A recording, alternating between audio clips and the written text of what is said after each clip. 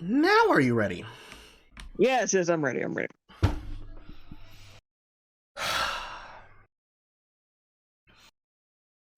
Pain.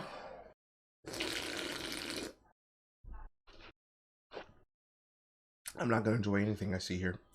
Everything is disgusting.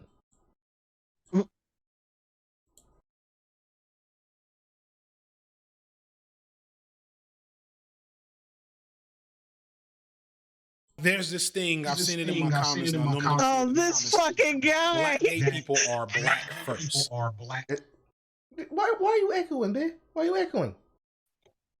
Because I had this thing on up high. Wait, above this fucking dude. He's back. Again? Guess who's back? Back again. Nappy's back. Tell a friend. Guess who's Guess who's blacked? Guess who's blacked? Guess who's blacked? Guess who's black? Guess who's blacked? Guess who's blacked? Guess who's black? You put a moisturizer there. Which is a His skin looks way too fucking soft for him to have time to talk about shit on the internet. Like, deadass, my hands are still fucking hard from the labor I did this morning. I had to go outside and sweep in the fucking cold. Also, I see the rest of you in there, watching on the watch together. I see you! I know the fucking link was on the screen for a bit.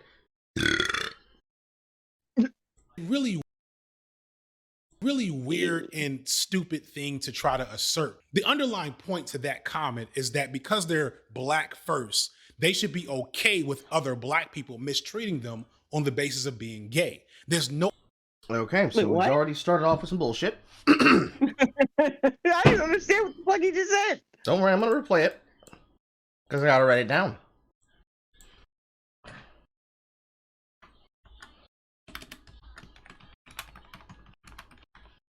There's this thing, I've seen it in my comments, and I know I'm gonna see it. Font's too big. Gay people are black. The font's too big. There. And put it in regular.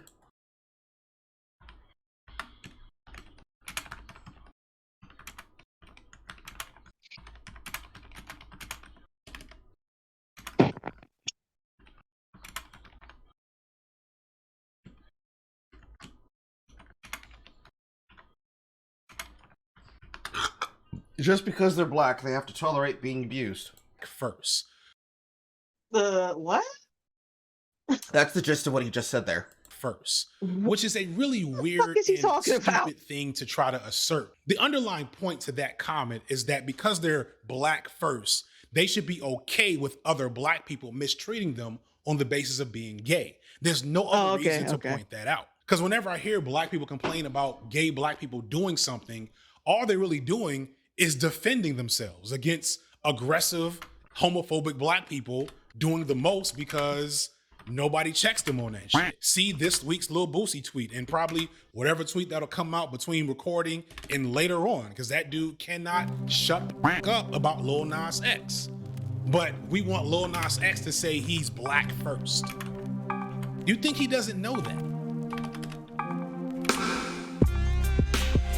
So basically, the point of that drama is that Lil Boosie, fucking rapper from the mid 2000s, probably more recognizable people saying Lil Boosie's badass, making some dumbass shit like Bussy Baby.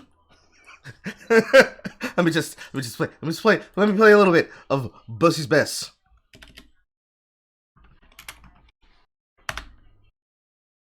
So, actually no, I'm wrong. That's Plies.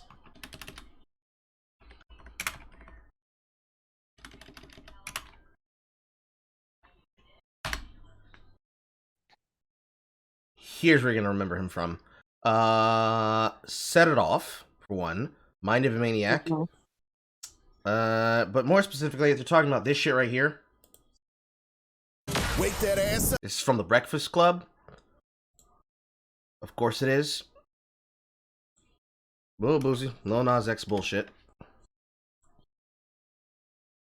Lil Boosie gets confronted by Lil Nas X uncle right in front of his son, clarifying his comments about the gay community.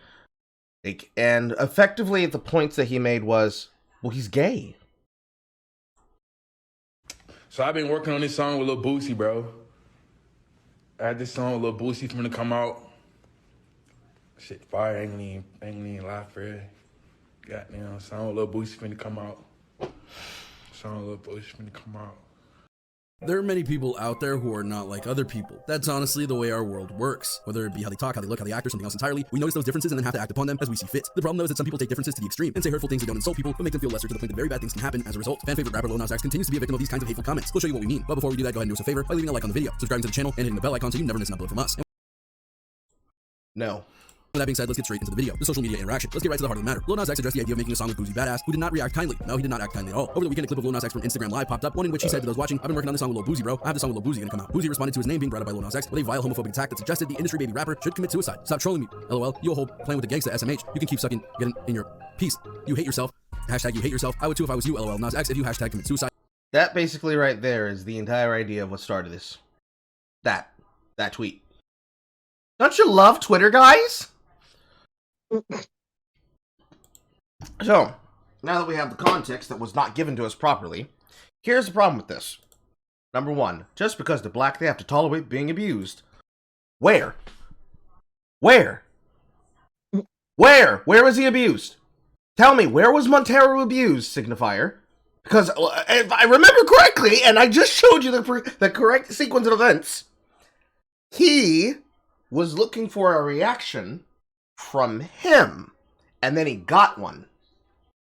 And then I'm defending myself from homophobia. That's why it's okay that I act like a fucking attention-capping faggot.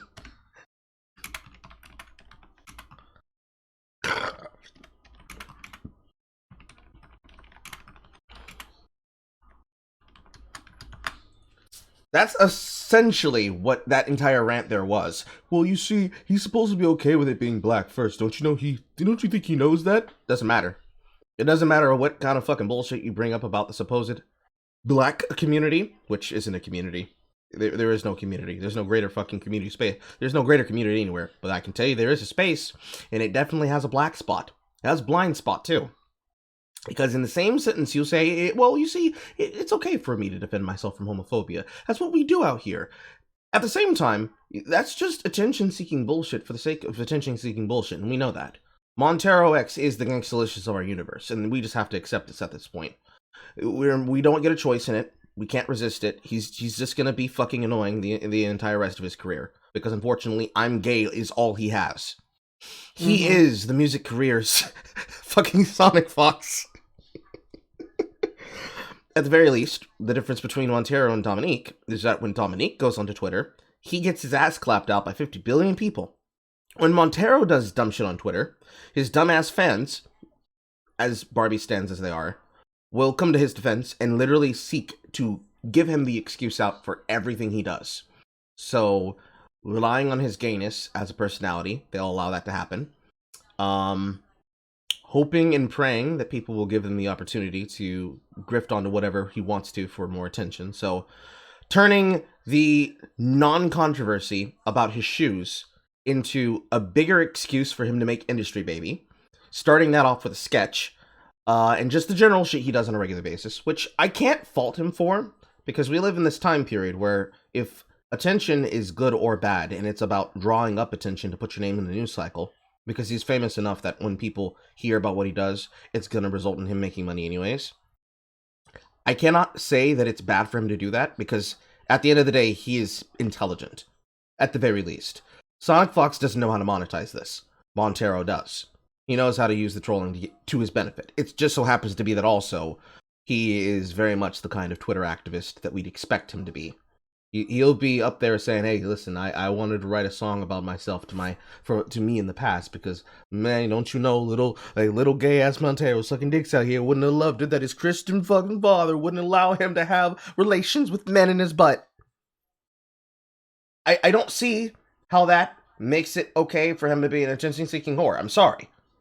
It'd be just as wrong as if I did it, just as wrong as if anyone else did it, because it's the annoyance there. It's the annoying that's the problem, not the homophobia. Because y'all motherfuckers, well, do I really have to say it? I think it's Dave Chappelle's joke at that point.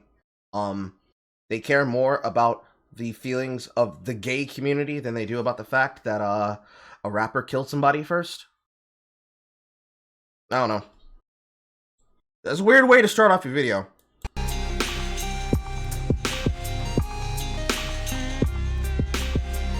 He's made 17 of these.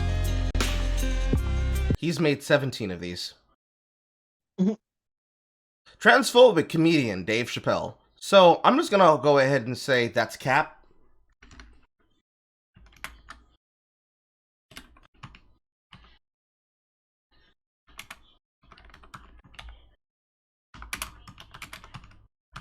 Dave Chappelle. Dave Chappelle. See, I'm surprised that Dave Chappelle never had a sponsorship from Snapple.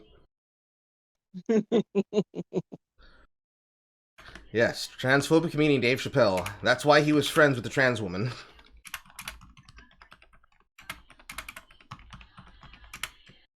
And set up a fund in her daughter's honor.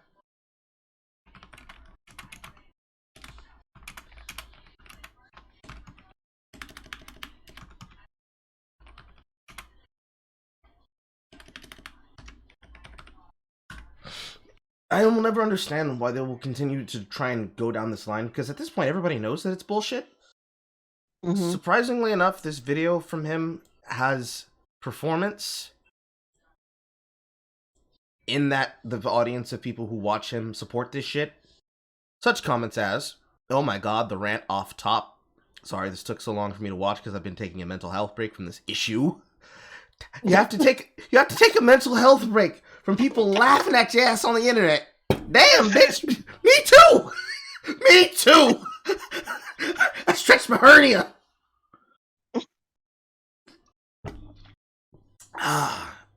I'm trans, and I hope you know this advocacy means so much to us.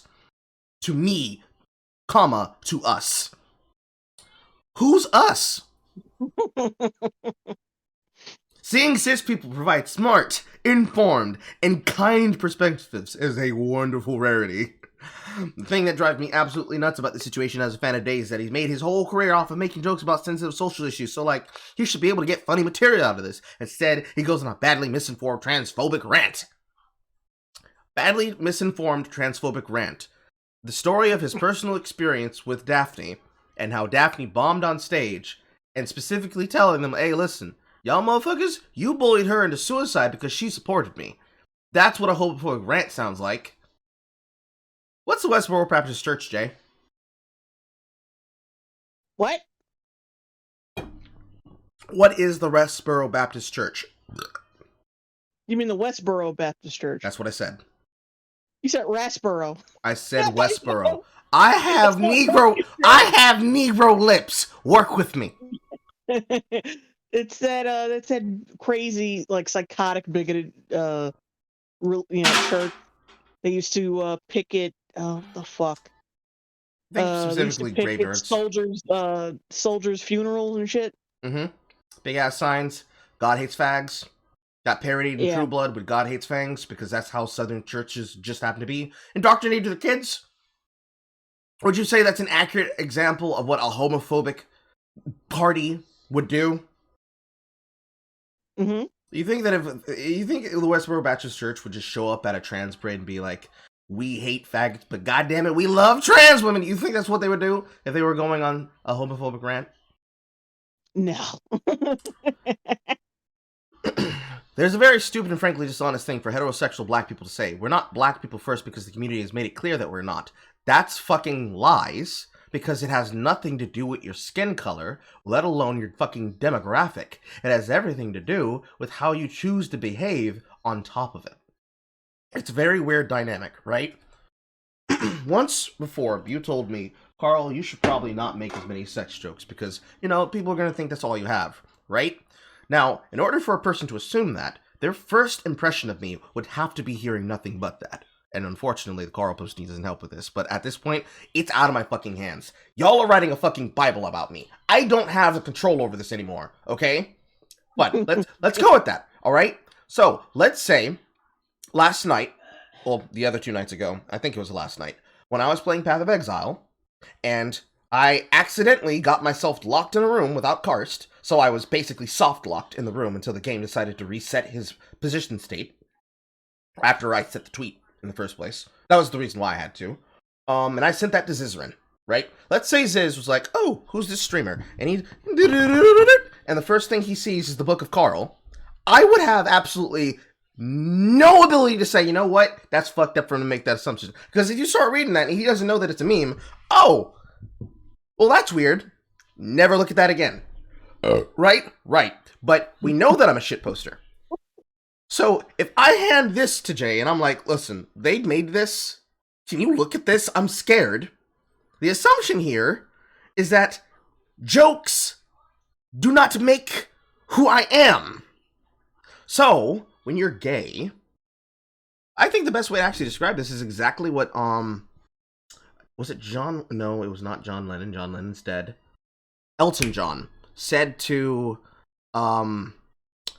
crazy gay white lady. Ellen DeGeneres, telling her, we all know that you're gay, be funny. The problem is that gay people say, I'm gay 50 billion times, the same way that trans people say, I'm trans 50 billion times. Because it's not about your demographic, it's about how you chose to identify with your identity. All you people say is, I'm gay, but then, when it comes time for you to do something that has nothing to do with you being gay, the jokes still center about you being gay. It centers about you being gay, other people being gay, someone in this situation potentially being gay, how people feel about your gayness, how they hate your gayness, how you're persecuted because of said gayness. But you can't provide any examples of your gayness. That's the problem. You could say in the black community, inside of the big, like, blue states, and maybe a couple purple states, if you come out to your family, for example, and your family has the upbringing of, well, you can't be this, we don't allow this here. I had a future with grandchildren. You could say that's possible. I'm not discounting that. But if you're about to sit to me and say, oh, listen, on the internet, the problem that we have is that people don't respect us because they don't see us as black, get the fuck out of here. Because what was the closer? It was a performance piece that demonstrated the point. You care more about the feelings of gays than you do about the feelings of, well, unfortunately, black people. Or, to phrase it a better way, you care about the power privilege of identity than you care about the power privilege of minorities. It's not about you being black first, then gay. It's about you being selectively and altruistically outwardly gay, and then being every other fucking piece of privilege possible. Because the way that people like this see their race and see themselves is that every single piece of identity is a piece of armor. So think of it like armor stacking. I am a trans, gay, black, I know, stay with it, trans, gay, black, disabled, dyslexic, minor, neurodivergent person of color. That is 8 pieces of armor between them and the bullshit that's about to come out their mouth. And every single time they say some sus shit, like, hey, we should allow ourselves to cut off the fucking penises and sew up the vaginas of children and allow them to do bottom and top surgery before their parents have the ability to say whether or not they agree with this lifestyle for them. At the age of 7, tink, there goes off a chink of armor. And it goes like that for a bit. Every time they say some stupid shit, oh, well, you see, it's not that bad. They were just saying that you should take it off children. Oh, what you talking about? My son wearing a skirt's not the problem. You girls should have been able to defend yourselves. Why did you let yourselves get raped by my son, Chink, chink, chink, chink, chink. A bunch of sus shit comes out. And then you see it happen on Twitter and you're like, how the fuck did we get here? That's how. Comments like this. That's how we got here. By the way, did you see that story? What? About the mother who tried to defend her son by saying, you shouldn't have been raped. Oh, yeah. Oh, that's scuffed. Remember in the early, like, new 10s when people said we'd never get there? Mm-hmm. Man, 10 years goes by really fast.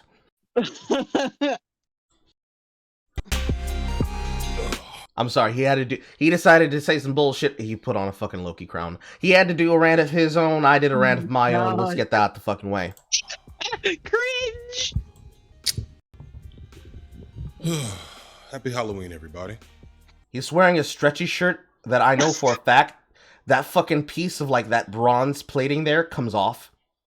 I know I had an armband like that protected my arm from getting scuffed up when I took a spill when I was still riding to work. Yeah, that shit comes off in the wash, and he's fat. And he's fat. So that shit's coming off real quick. I can already see it. I can already see it peeling right here. So this is a different intro than you might have seen on the Patreon version if you're returning. You made 2 versions of this shit? Oh no. The doo-doo version and the piss version. Pokemon cringe piss.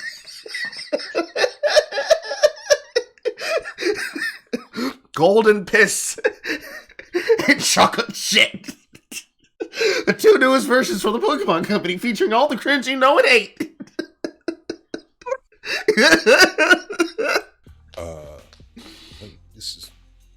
But yeah, so this is a different intro than you will see on the Patreon version or another version of this video that you might have access to. Talk about that a little later. And I'm re-recording the intro because the initial intro of the video was really just a lot of raw thought and emotion. It would have been good if you were giving something better than that, because I can work with, well, he's just giving his raw emotion. He just reacted poorly. He just reacted, and here's the thing.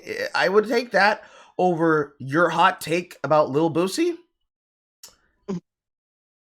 Just saying. It's his camera angle because of me, because I roasted him on that. Just noticed. He actually he's actually centered now. That's great. I'm proud of him. Progress, Jay. With every roast and improvement.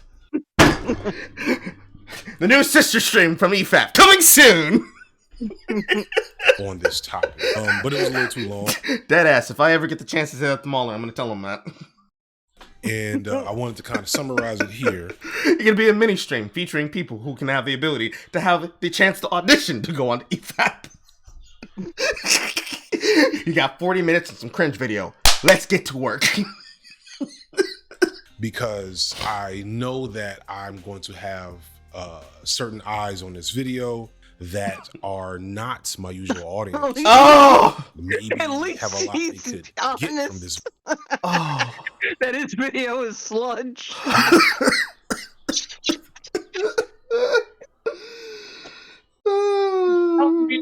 Sludge. Give it to us.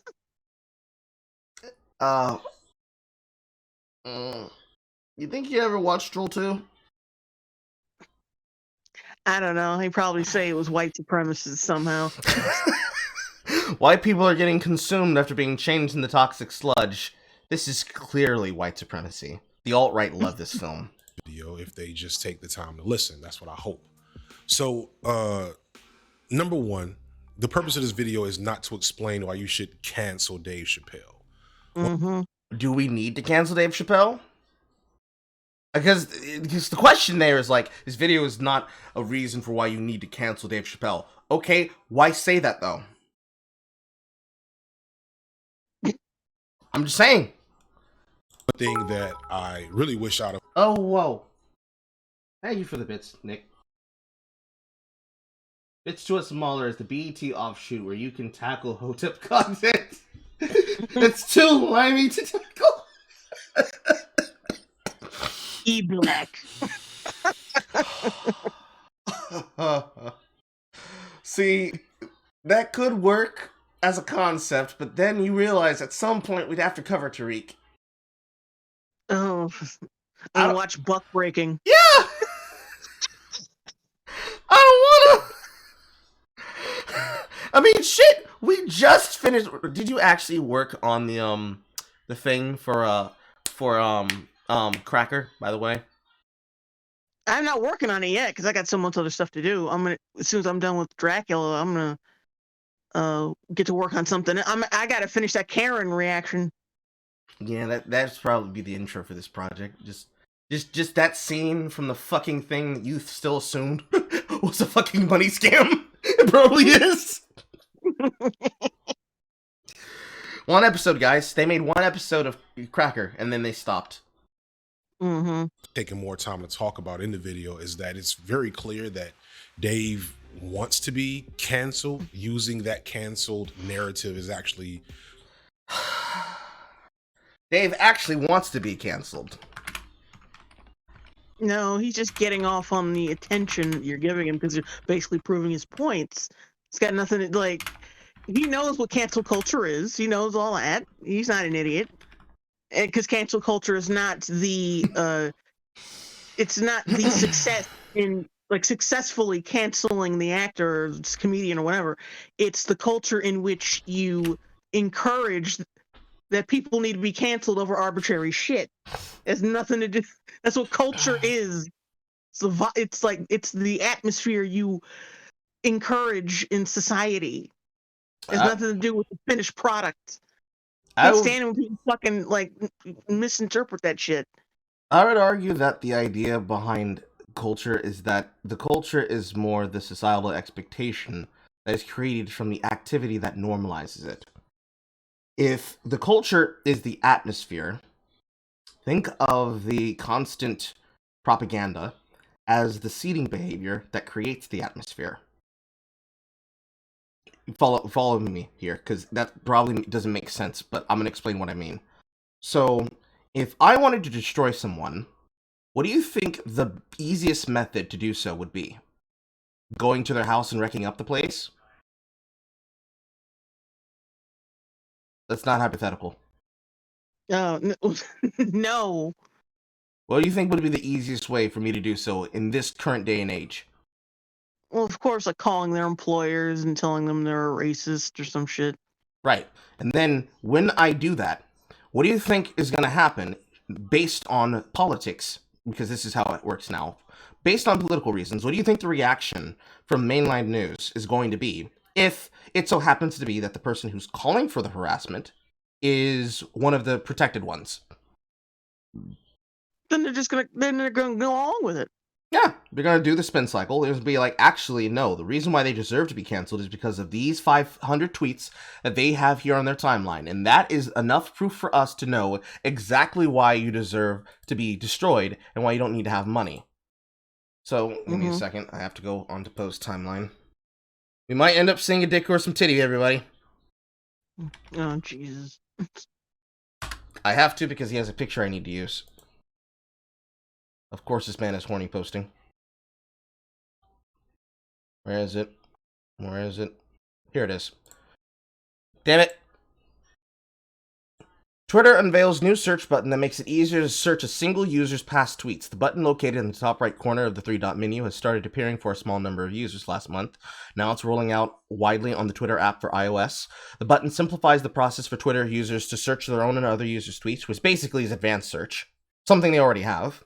It is the latest in a flurry of new upgrades, including a subscription service, superfollow, and the Facebook-like groups communities. This is basically them saying, hey, you want to fuck up a person's life? Here you go. This is an activism button. This is an activism button. That's what that is. I heard about that, them coming out with that recently. So, when you say, actually, he wants to be canceled, no. We already know that Dave knows what it's like to be canceled because he literally walked away from how much fucking money? You know that. We don't even have to go into it. So, when you say, well, he wants to be canceled, no. He wants to demonstrate a point. You don't have power because you're not a real person. You yourself, if he ever listens to this, you Signify, you are a person, but the persona that you're presenting here is not a person. Because this persona that you're standing in for is a mob. It's an angry mob that wants to have a reason to go after someone's neck. So, instead of looking like the big-ass fucking bully mongrels that they are, mongrels, not Mongols, mongrels, going after the big-ass burly mongrels that they are, as the social activistic bullies that they are, they need to have someone to hide behind. Because, no, it's not actually that we hate him, we just don't like the way that he said it. Bro, he said there was a fucking fire and get the goddamn fuck out of the way, you dumbass fuck. He didn't have to say so many fucks! You're not upset about the person, and you're certainly not upset about what the person's saying. What you're actually upset about is the messaging that comes with it. What does it look like when a black comedian gets on stage and says, listen, here's the problem that comes with your attitude. Did you address any of that? No. You said he's homophobic. Why? Because he said, hey, women are real. Every single person on this planet came out through the legs of a woman. No, sir! I was born in a man! And so you're going in circles so that you can come behind somebody and stab them in the neck. That's the entire idea about the activism that creates the standardization and normalization. And after years of that, where you did it to normal people, you did it to celebrities, you did it to random people on the internet, you did it to literal anonymous shitposters because they had a tweet that went viral because Trump retweeted them. After years of doing this, that became, thank you. That became the entire standard for the atmosphere that created the culture. So basically, it went from cult to religion and then into dogma. The dogma is the culture. The religion is the insanity, and the cult is the standardization. There's steps here, and we got to step 4, which is now fully encapsulating and inescapable, suffocating even, because that's by design. We're not supposed to have a chance to have a day off. We're not supposed to have breaks. You can't not address this when you're playing video games. You can't not address this when you're out in public. When you're in a Starbucks queue, you need to talk about the ethics of communism and the fucking conquest of bread. That's not real. That's not life. This isn't real, and it's not life. Twitter, it should not be real life, but too many people take it like it is. And unfortunately, a lot of this came from Twitter. So, no, that's not real. Y'all gotta have to go outside and touch humans. Not touching grass, touch humans. Connect to other human beings and realize how crazy this is. Clearly a big part of his brand at the moment. He wants to create this, cult of personality around. He doesn't need to create a cult of personality because everybody already knows who he is. Cults of personality exist not to protect the person, but to actually protect the behavior. Kind of like when a whole bunch of people say, hey, cancel this person, they're a bigot, and then everybody realizes they were just an accomplice to murder. The fact that he's the comedian saying the things that people want him to say and still going. We be. That sadly is a strong draw for certain audiences, and it seems like his audience has changed a little bit. Dave's audience didn't change, it grew. What? That's not how popularity works, Signifier. If a comedian has an audience that knows he jokes about everyone, and he goes on television, he works in the business and industry, and he grows that brand as, everybody's getting chopped, and then he continues to do exactly that, while still growing said audience from the niche he had to people who could recognize him on the street,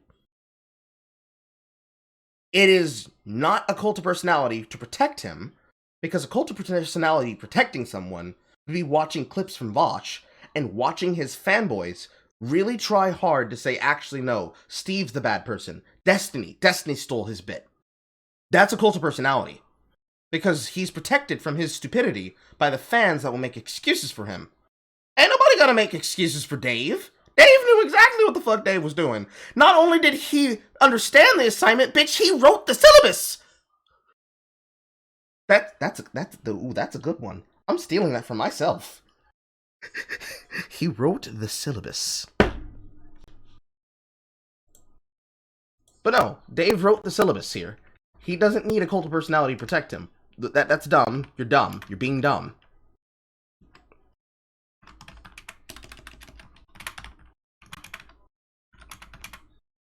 Okay.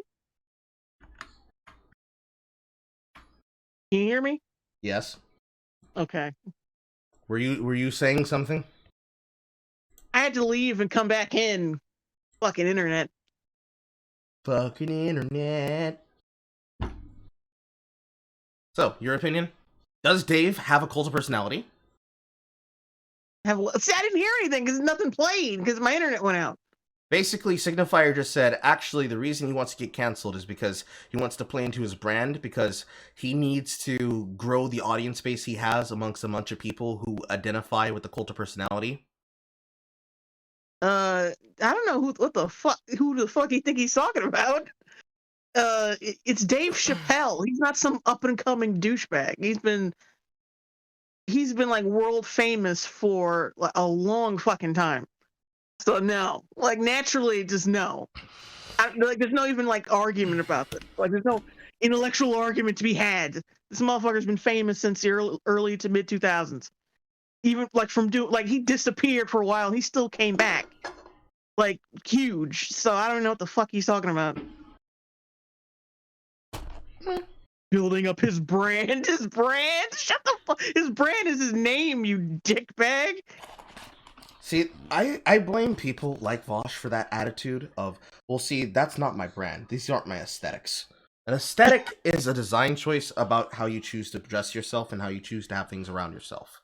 Like, clearly, my aesthetic here is lives at home with his family. So, if we look at my clothes, you could say, well, clearly that's his aesthetic. He chooses to dress like a person who games way too much. However, if you say his brand is stay-at-home reactionary, no. Because I spent a majority of time after I graduated high school not being on the internet. Because this place is a fucking Wild West. Full of, well, people like Jay Signifier. You got good things here. You got Jay. You got Michelle. You've got a bunch of our other mutuals. But for every single J, there's a JD Signifier. And if I had to choose between that or that, I'm going to have to say, bro, she is funny and has tits. You lose.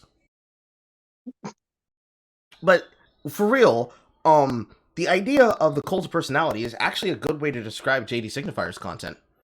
He's pandering to an audience full of black people, and also gays, and apparently also trans users, and he delivers pointed... I can't say what it's my face!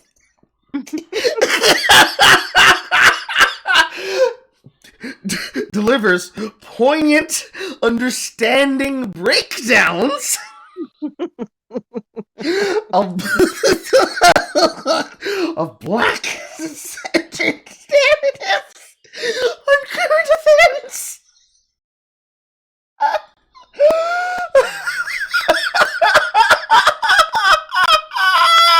Funny.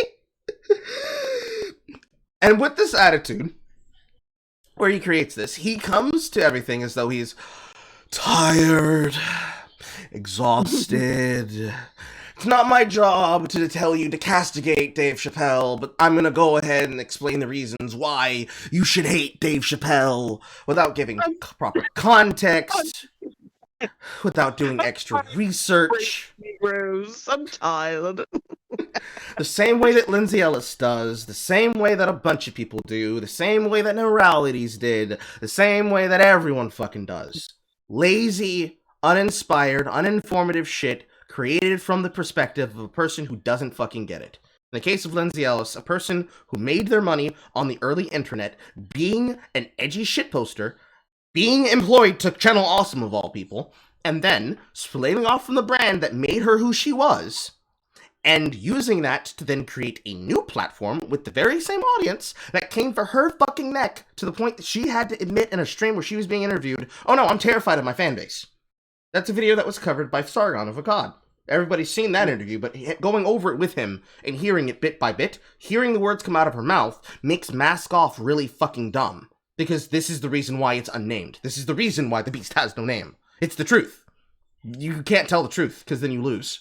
The reality is, this shit doesn't make sense when you do this shit. It certainly doesn't make sense when Vosh claims he has the opinions he has, and then he goes on a camera and says, no, I will lie to win, because principled victory means everything, and I am not here to lose because I play the political game smart. His words, not mine. You have to be smart enough to play the political game wisely, not just be a bunch of fucking edgy shitposters on the internet, because I am trying to be a principled socialist. And being a principled socialist means winning, not losing. Directly from the mouth of Irish Laddie 342. So, at the end of the day, no. Just know, the cults of personalities are the people who are constantly being defended from their retarded takes. And unfortunately, the idea I just said there about the chinks of armor, that's the reason why they're still here. No, we can't get rid of Lindsay Ellis. We know she's good. No, we can't get rid of Vosh. He makes us look good on the internet when he's not being retarded. When he's beating down somebody that never gets the ability to react. Him, people like Shark30, topical cockroaches. They only exist whenever there's something to talk about that just happens, and then they disappear back to the fucking cave that they came from until the next time they want to come out and say, listen, you need to know the real take. You know how many videos I've seen with titles like that? Here's the real opinions. Here's what they really think. You don't even know what you think until you're told what you were supposed to learn from the headline. Shut up.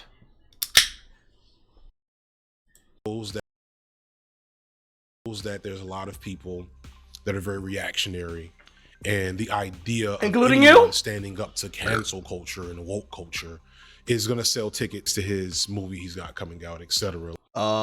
Documentary. I guess you could call it a movie. It was an untitled documentary. I think he said etc. and it pissed me off. Oh yeah. It's etc. nigga. Ain't no C. Ain't no C.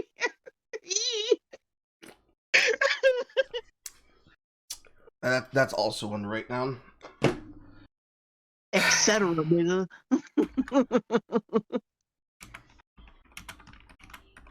He just wants to sell tickets by standing against my tribe. That's basically what he just said there. He just wants to do this so he can sell tickets to his shit because he wants to stand against woke culture. He wants to stand against propaganda and shit. Who does he fucking think he is? A comedian? Like he's trying to position this movie about George Floyd and last summer as the movie they don't want you to see, which is like, no, I would love to see that. That has nothing to do with the closer because that all happened it's just disappointing. Yeah, to be fair, like there's no one in Hollywood is gonna say, we don't want to see that George Floyd movie. You think they're not gonna milk that shit? So it's kind of disingenuous unless it goes against the media and Hollywood's narrative. Yeah. Maybe. Yeah. I don't know. We'll see. We'll have to see whether or not people react the way that we expect them to react. Because what usually happens is that this is exactly like the situation with Cassie J and the Red Pill. I'm not sure if you know about Cassie J, but let's explain it for the audience. Like I know all these motherfuckers. The Red Pill. Okay, it's actually important though. So Cassie J was a feminist. He's part of that sentence. Cassie J was a feminist who created a film called The Red Pill, where she spoke to men's rights activist groups like the Honey Badgers to actually hear from the mouth of people like Paul Elam and a bunch of others what actually happens when you try to document what the men's right movement is. Because you see, you have too many people who will say, actually, MRAs are a bunch of fucking weirdo fascists on the internet. They hate women, and they just want to be able to try and be meninists. You know, something that actively got joked about. Ironically enough, on places like Nostalgia Critic, right?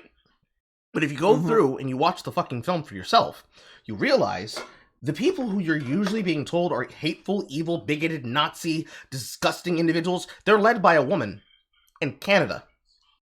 Dr. Ramarikam, one of my idols, at least. He's one of them, the Honey Badgers. It's a group of a bunch of women, one dude who also happens to have his wife informed there, one e-girl from the internet, and Dr. Ramarikam.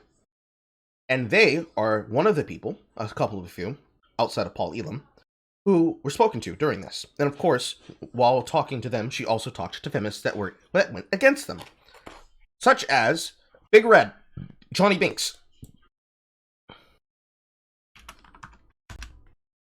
And one of the things that came out from the raw files from what she did when she talked about and talked to people like Big Red is that the worldview is completely fucking skewed. So, here's the raw interview that she had with her.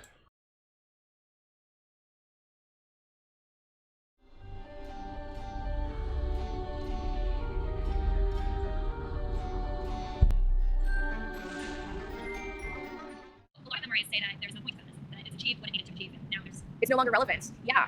Tell that to all the victims of rape culture. Tell that to all the people who are still suffering like a wage inequality. When you look at the CEOs, the top earning CEOs, they're making like hundreds of millions of dollars per year when they're male. But then when you look at the top earning female CEOs, they're making maybe 50 million. So I mean, really, yeah, okay, fine. Their companies are going to be different. There's going to be different dynamics in each position. I get that, but they're still. You still there? They're still running the joint. There shouldn't be that. Okay, damn. I got worried for a second. I'm playing the video on the stream. It's not playing here. What the fuck? Because it's not in watch together. Oh, you're playing another video. God damn it. Yes. You wanting privileges. Oh my god. Hold on. Let me see if screen share works again now. You gotta watch live, Jay. You gotta watch live. I'm there now.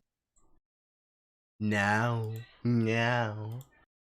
It's not necessary to play all this, but you pretty much get the gist from shit like this, right?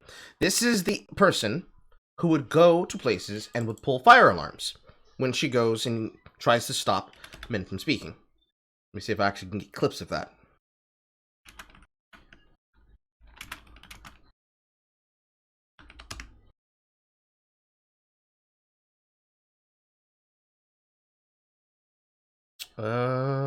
Unfortunately, that's I think we all know this bitch though. Like pretty much everybody. But let's see here. I don't think we need to see any clips of this hoe. I like to be a full asshole so that when people say, well, that's not true, I put it on screen. I like videos of people demonstrating their behavior. That's why I love Dr. Ramaricam. But yeah, just like there, if the Hollywood narrative about feminism was not just the constant bullshit that it was, if we could be able to listen to people and hear them speak when they did, explain exactly why. Oh, for example, why was it that when the creator of Time's Up and her co-conspirator, Rose McGowan, had to confront the fact that her partner in this abused a boy herself? Why do you think that shit fell apart? It's because it doesn't look good. Having a person who founds your movement be guilty of the very same thing they're saying is a problem. It doesn't help. It's the same reason why with the Black Lives Matter movement, one of the central key organizers and leaders, not Patrice Cullors, the other one, the one who firebombed a government building in the 60s or 70s, and now she's one of the main leaders. I don't recall the woman's name. I just know she's black and she's old. Do you recall her name? Oh, no. Probably find it if you look it up. But, people like that. Or, examples around people who commit acts of violence and get killed for it. Like Willem Van Spronsen.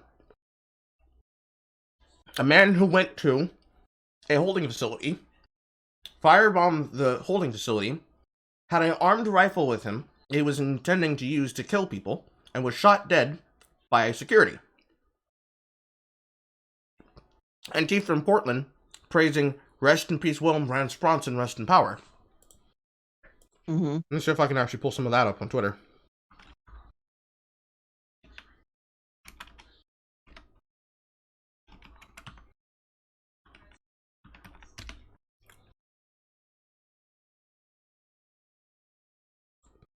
So, this is from July of, I think, 2020.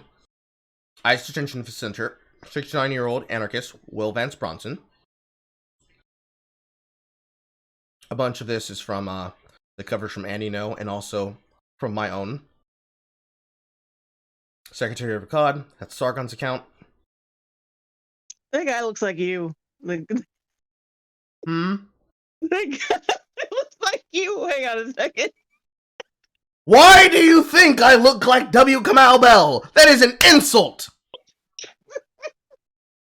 No get! No get!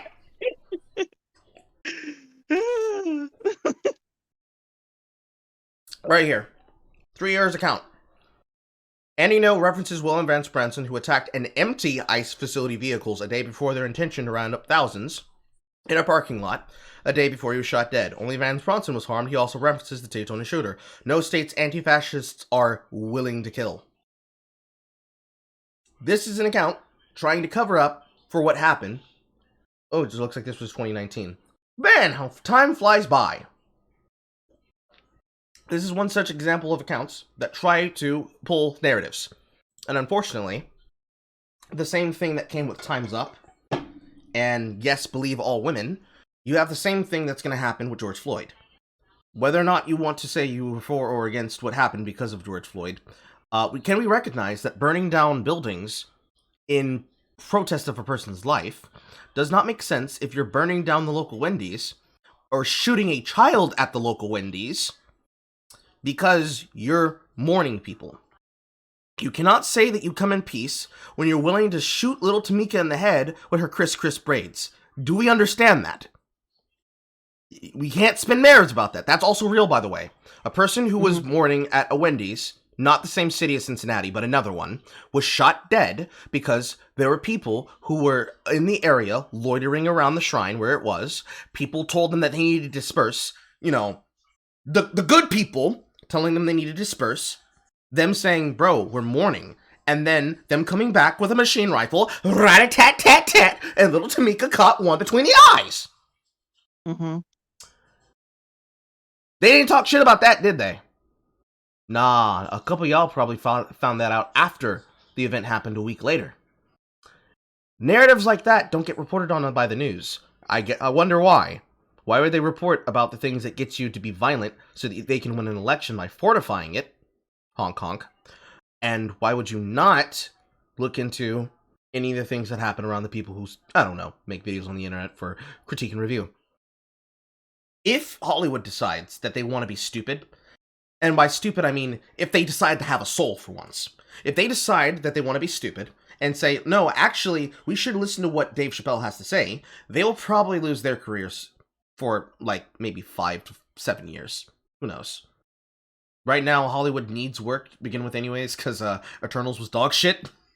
Kumail Nanjiani shaved 15 years off his life with steroids to star in a film, to be in Marvel, and it was still shit! It's kind of like all the people who are attacking my account right now on TikTok that are trying to delete a lot of my videos by reporting them and flagging them. So they can stop me from saying what I said. People are still doing that? Yes, they're doing it because of White Vember. Oh, right. You did the White Vember saga. Mm-hmm.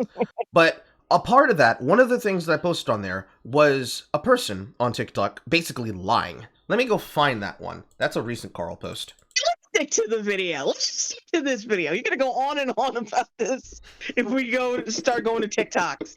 But no, it's the same thing, right? So he's like, well, see, we're not going to stop you from that, but literally people are stopping me. And that's when it started. This man was going on a rant about, actually, I used to be on a forum to talk about Marvel films, and yes, the Marvel incels are the reasons why Eternals lost. And then there's the Entertainment Weekly article that's like, all of these reviews are specifically from critics. Yeah, you kind of can't blame the homophobes for that one. You can't blame the sexists for this one. Mm-hmm. But they're trying to, though. We're moving on. We're just moving on. I just wanted to put my Carl on screen, to be honest. It's because, like, I feel like Dave is better than that. He doesn't have to go a reactionary route and do the Donald Trump thing where he doesn't have to do a Donald Trump thing. He's doing a Dave Chappelle thing. You know, for a person who likes to talk about brands, Signifier, you don't understand what a brand is. Does town halls and complains about how the mainstream media and corporations. That's not a town hall. That's the reaction to people creating a protest about him at the Netflix offices and harassing and attacking people, which also happened to include one Vito Gestalt. I've already said my piece about Vito. I don't have to say it here. Don't want to see him win.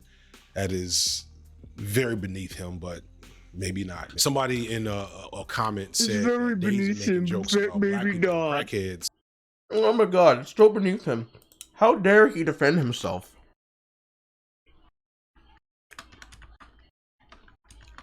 Like people are just not or refusing to air his movie anywhere or anything. That's nothing, man. That's nothing.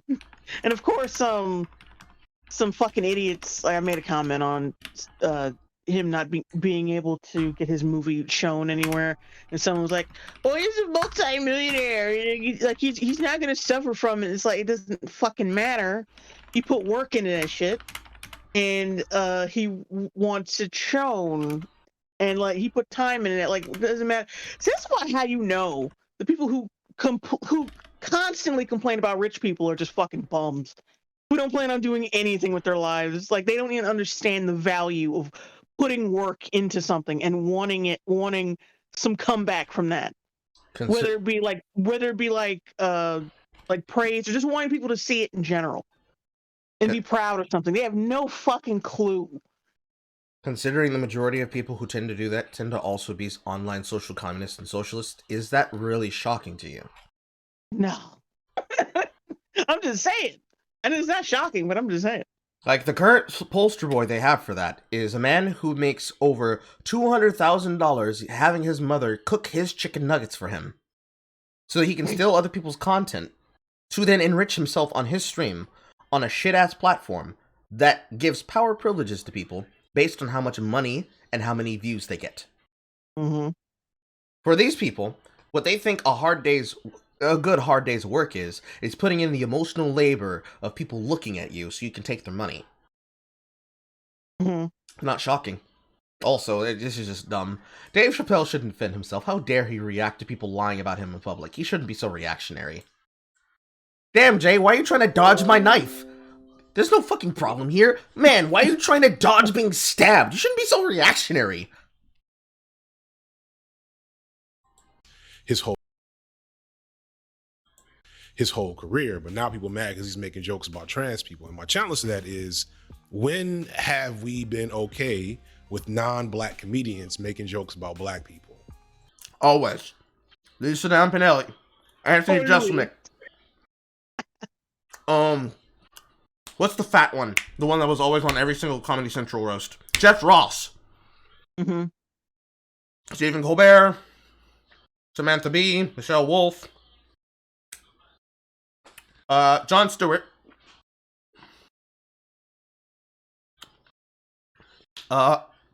Iglesias. Gabriel Iglesias. When he was stealing his jokes from other people. Ned. Carlos Mencia. Joe Rogan. Joe Rogan stole jokes. There's a bunch of people who've been okay with telling non-black jokes by non-black creators, and also black jokes about non-black creators. It is actually a faster, informative research goal to go onto Twitter and type in black jokes than it is to type in any other search bar and find just people doing nothing but bits about it. It's actually easier to also find black comedians telling non-stop white jokes than it is black jokes. And it just happens to be because they play better. It's weird how Simpsons was right about that. But hey, black people be talking. You kind of see the imbalance there. Dave making jokes about his own people, which is still a problem on some levels, but you know.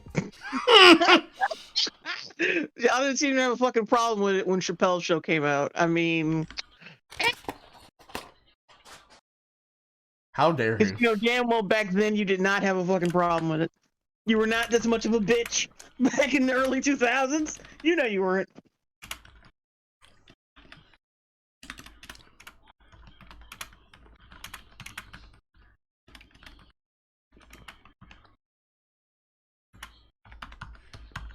Dave making black jokes, making jokes about black people is pretty sus. I'm not gonna lie. Get there. Him making jokes about his own people is very making jokes about a whole different community that he doesn't belong to, that he doesn't understand. And you can tell he doesn't understand because his jokes are all based on stereotype. Generally, no, they're not. You could say, well, he doesn't really understand gays and he doesn't understand queers because, oh, look, he doesn't. How could he not? He doesn't live here. Bitch, he's right down the street from you. You live in Chinatown. All we ever hear is your fucking club all the way down the street in your pride parades. There's never not a time where we don't hear you. And unfortunately, if what you're upset about is, well, you couldn't know us. You just know stereotypes, bitch. You made the stereotype your personality. That's good enough point on its own.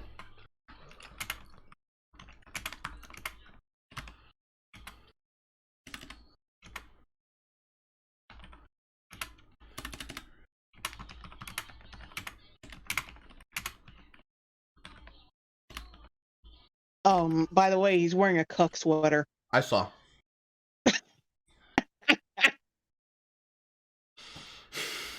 Fucking cashmere fit.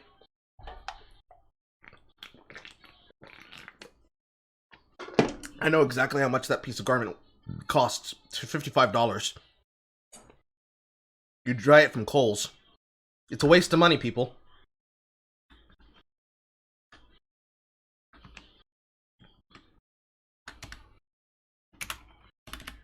He doesn't get us. He makes jokes about stereotypes. It's because you are one. speaking, you don't joke across certain cultural lines unless you really have a good joke or really understand that community. And Dave has neither. Dave's trans jokes are the equivalent. Dave has neither. Wait, the equivalent to what? Well, I want him to finish that. I don't know. Should we EFAP this? What do you think he's going to say next? The equivalent to... Hold on. Trans jokes are the equivalent to something Trump-related. I don't know. Damn. The equivalent to a white comedian talking about... Shit. I don't know. I think you might say something Trump-related. I'm going to go with the equivalent to something that would come from the mouth of a Southern alt-writer. Yeah, something like black jokes that white kids tell in the suburbs. Oh! Carl is mentalist. Carl is mentalist. You said an alt-writer, not white kids. That's a little different. White kids in southern states in the suburbs is exactly what I was saying. Remember, alt-right is anyone I don't like. Technicality. You know, your feet weren't across the line from the free throw, so it's not quite a 3, it's a 2, but we'll give you the points anyways. Fuck you, Carl. Oh, I forgot what I was gonna write down. Fucking swallow your food. I didn't have anything in my mouth. Based solely. What am I supposed to swallow, Jay? Ghost dick? Stereotypes. There's chicken and watermelon jokes. Let's hear that whole thing in context so everybody's on the same page. With non-black comedians making jokes about black people, you kind of see the imbalance there.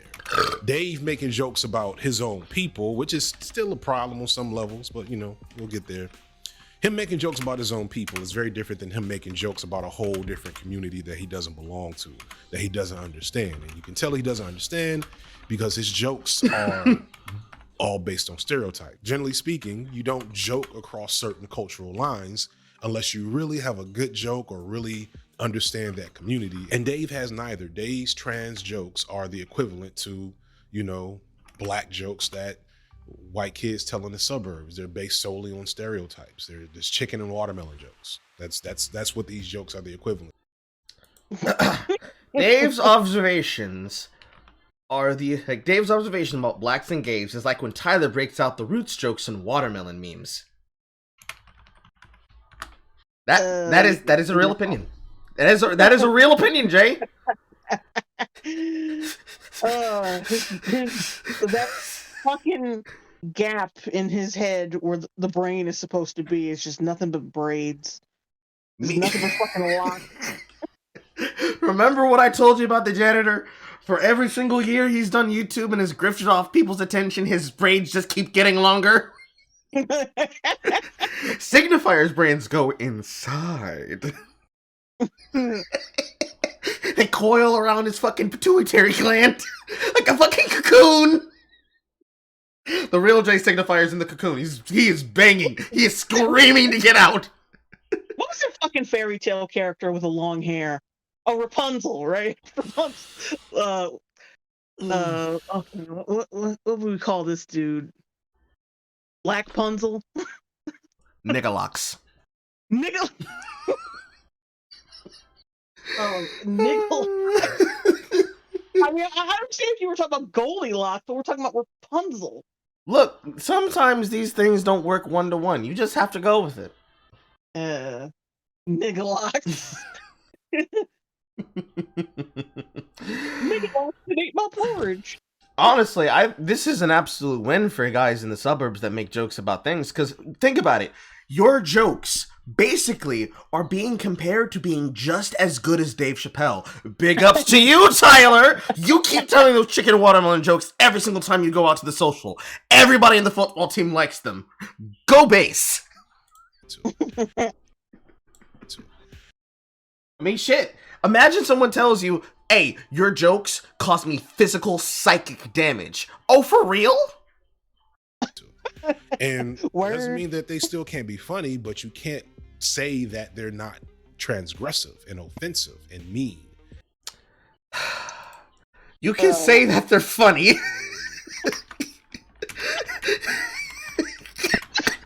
But his jokes are... How is he real?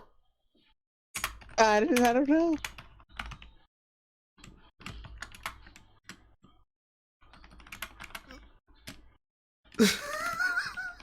It's like that movie Good Hair where they got his hair from a fucking from the witch tree. What's that slave tree? And warrior cock out of it. It was the bitch tree. The bitch tree was right next to the witch tree. They cut a little bit of it off and they put it in there, and the nectar of the tree is what they use for Jerry Cherry Juice activator. Right? So they get the locks so they can sell them to dumbasses like him, but then they sell the Jerry Cherry Juice and the activator to dumbasses that will put on fucking full body, like encapsulating and sweat inducing turtlenecks so that we can keep D'Angelo Wallace in business. That's what that is. You gotta get both sides. You gotta get the warriors and you gotta get the betas. So both of them are full bitch. I'm still stuck on you can say they're funny, but his jokes are offensive. That's the point, you stupid fuck! Like, yeah.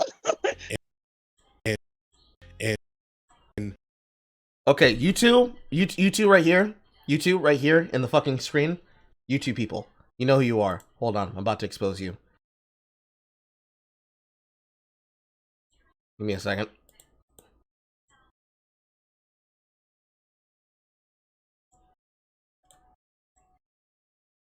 God damn it. Wait, who are you talking about? Hold on, I'm gonna show you. Because I had the screen open for a bit. So unfortunately, we have travelers and guests, unless I can't see it here. Hold on, I'll show you inside of Discord.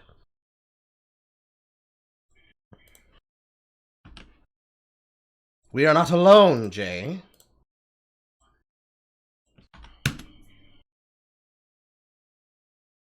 They keep causing it to fucking stop and start. Punching down.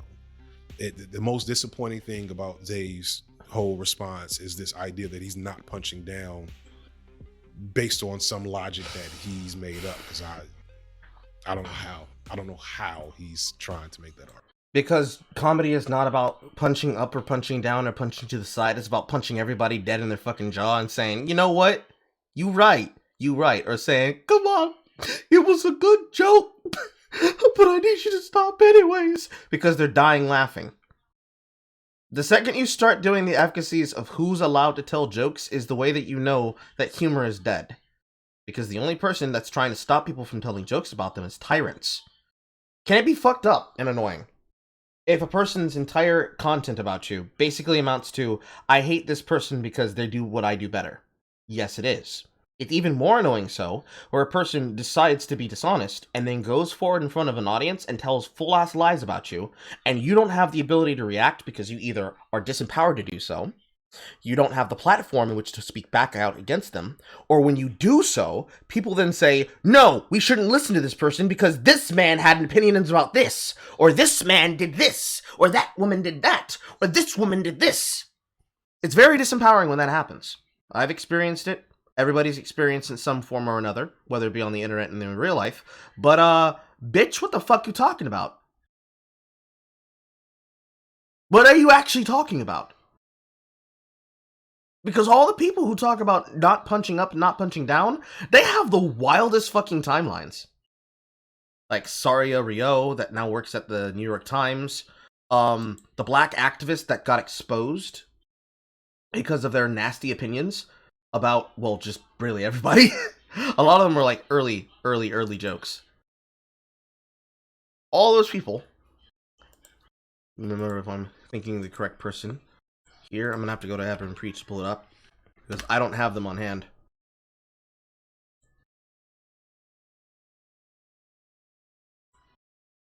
Where is it? This person, right here. It's been said in the press. These tweets from Ashley Marie Preston. Got the 9 in these motherfuckers. Cocksuckers. Leave 'em shook like jelly and jams. Smuckers. Artist. Me.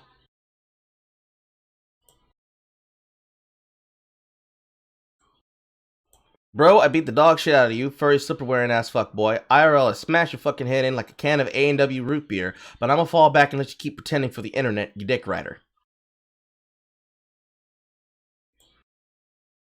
Anyway, got a fat ass. He almost looking like bitch from, I forgot what this one was. Looks like a bitch from behind. Hashtag. Got him. That's right, looking like a bitch from behind. All this shit came from the same people that say, listen, you cannot punch down against us. We need to stand together as a community. Also, I lost Jay. Jay's back. No, I did not mute you. You fell out of the call. Hello? Hello? Hello? Yeah, what the fuck? Where did you go? I didn't go anywhere! You went somewhere! Then I came back several times. I didn't mute you! I don't know what's happening! The fuck? I said Carl several times. Like I closed Discord and came back, and then I called for you like, Carl, like, do you have me muted or what the fuck? No. You didn't answer. I didn't do anything. It's Discord, not me. See, Discord trying to fuck a black man up. Even right now, a hard-working black man getting fucked over by the white establishment machine of technological voice over the internet IP services. Well, your point before. It says, oh, I don't know how he doesn't think this is punching down. Like, because you can't fucking dismantle an entire community with jokes, motherfucker. If you can, it's a weak ass fucking community. It's not even a community at all. It's just a bunch of people who have been standing around behind a banner. You know, that paper thin banner that they make for sports rallies for Spirit. All the cheerleaders design it. They make the shit to look all nice and good. Do the paint on and shit, and it's only there so that the fucking football team can run through it. That's effectively what the gay community, I call them the big gay mafia.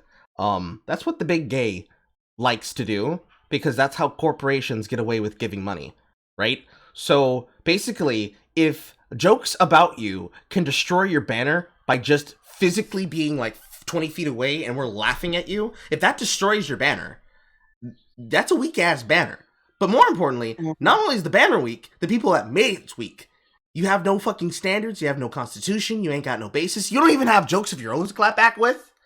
Because I was just showing this from the trans activist Ashley Marie Preston, who was there at the Netflix offices saying how Dave Chappelle didn't need to be spoken on. This woman's this woman's timeline is fucking wild. We got tweets that go back from fucking 2011, and I'm just clicking through here to put them on screen. It's just ooh wee. Like this face, these words, just I love strippers, not in a gay way, but I think they're beautiful, and I think it's art in its own way. So quit hating it if you could, if you would. Let's see here. We have another one here. Where is it? Another damn Asian almost hit me while crossing. What the fuck is with y'all in damn vehicles? I have an idea. Continued.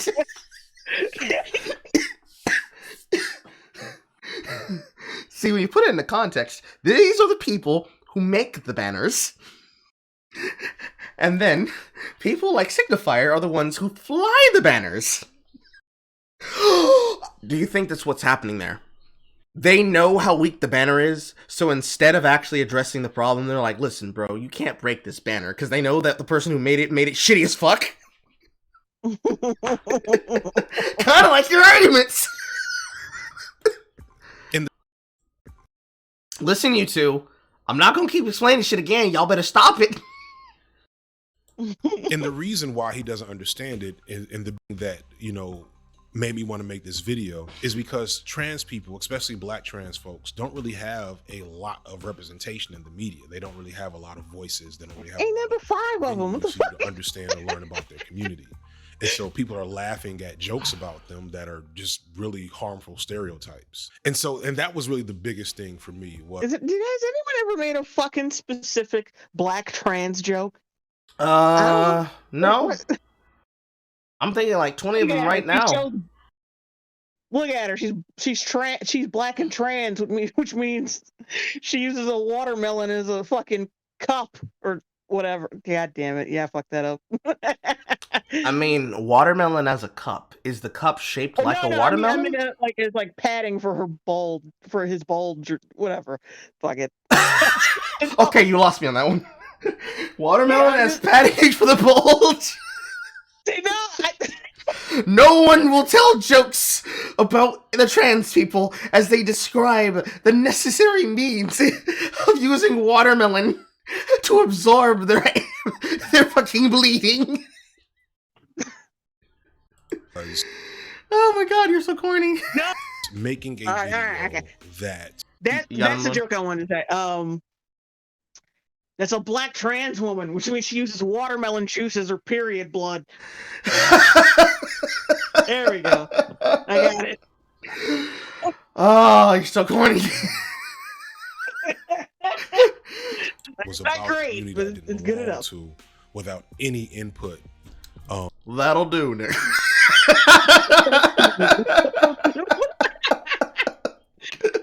I can't say the full sentence. It's not because I don't want to, it's because of Twitch.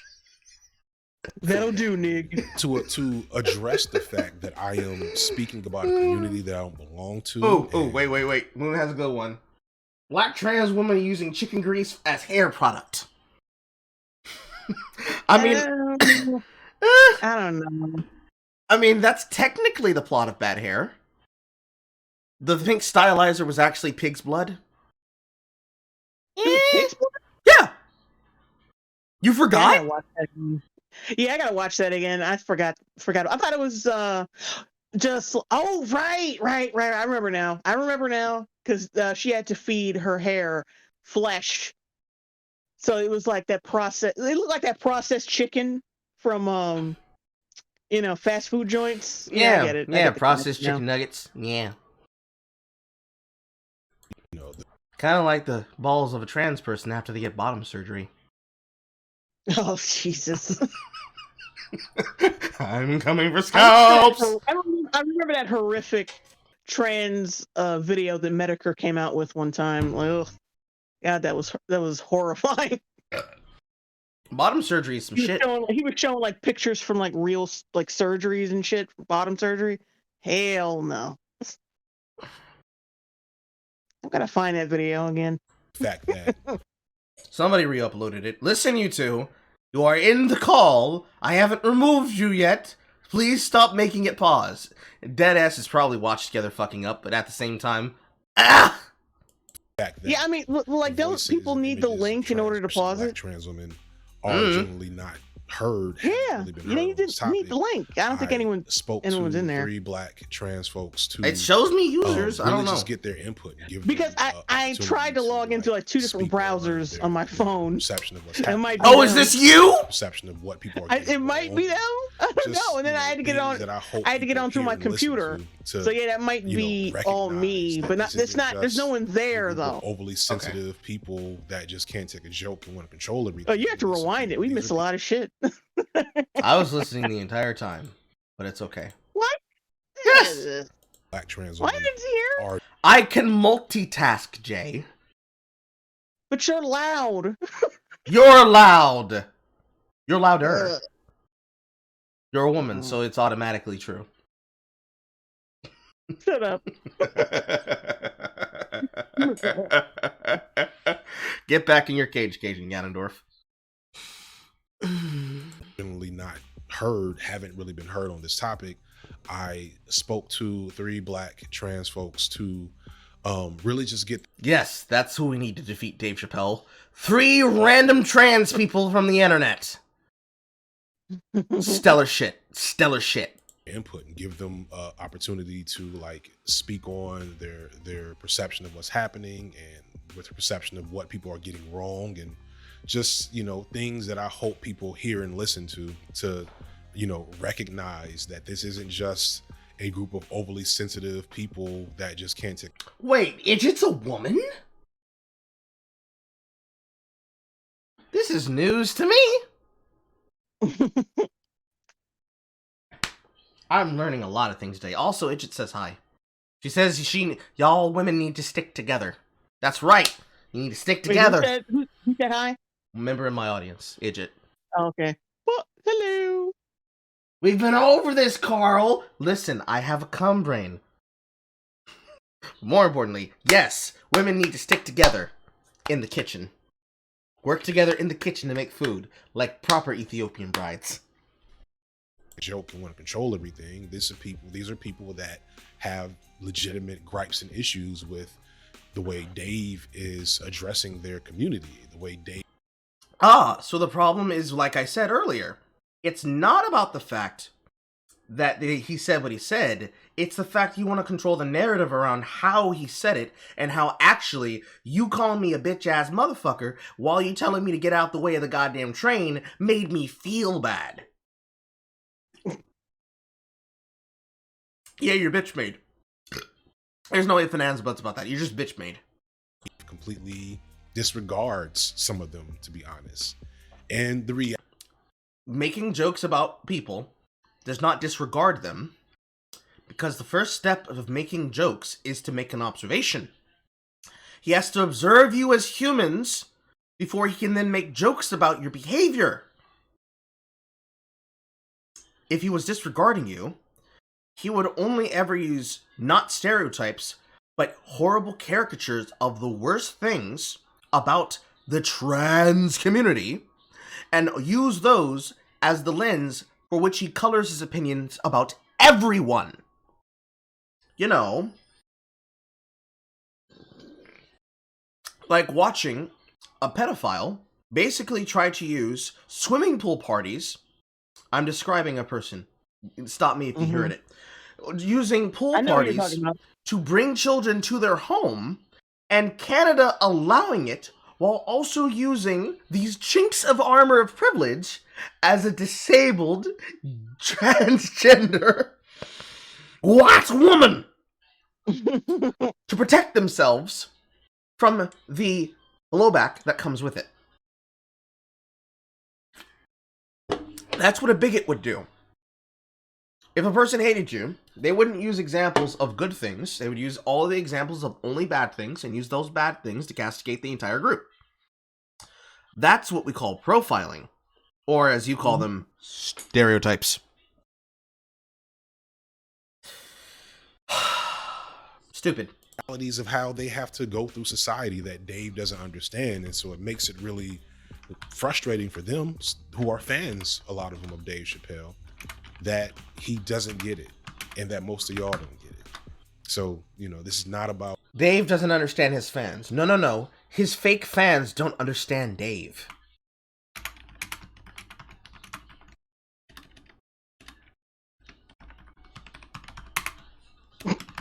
That's the reality there. His fake fans, who are people who got onto him because, oh my god, Dave Chappelle's popular, that means I should like Dave Chappelle too, saw it, and then they got mad about it, and they're like, listen bro, this is unfair, this is just very sus. No, you don't understand him. And you can stand under him if you don't understand him. Bars.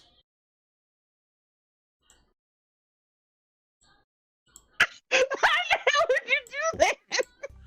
What? trans folks. Just left the call. No! Discord restarted randomly. I don't know why it's funny. Oh god. Overly sensitive, or overreacting. This is about a community that, be honest, the most of you don't know anything about. No, everybody knows everything about it because you never shut the fuck up. Wanting you to understand. And it's not that we don't understand you. We tell you that we understand you, and then you get mad because, no, you're not saying all the other bits that need to go before it, too. You didn't say my fucking line.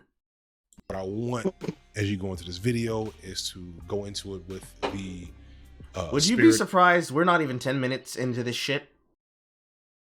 Oh, Jesus. No, I mean, it's an hour-long video, so... Yeah, this man and everybody like him has a good way to turn like 5 minutes into 50 and then an hour into 12. Yeah, well, I mean, you're not really one to talk. You do the same thing. You just don't make videos. You just kind of talk. I mean, you don't make videos yet, but you know. Give me a second. Putting things in the kitchen.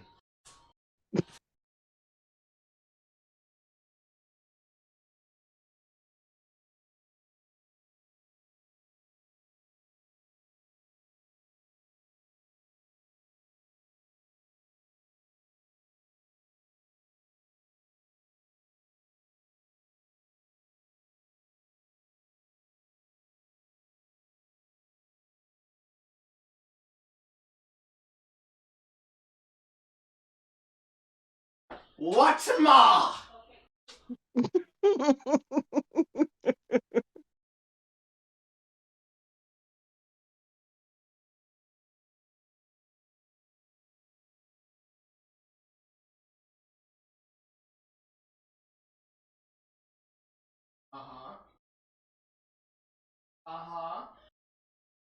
I know. What?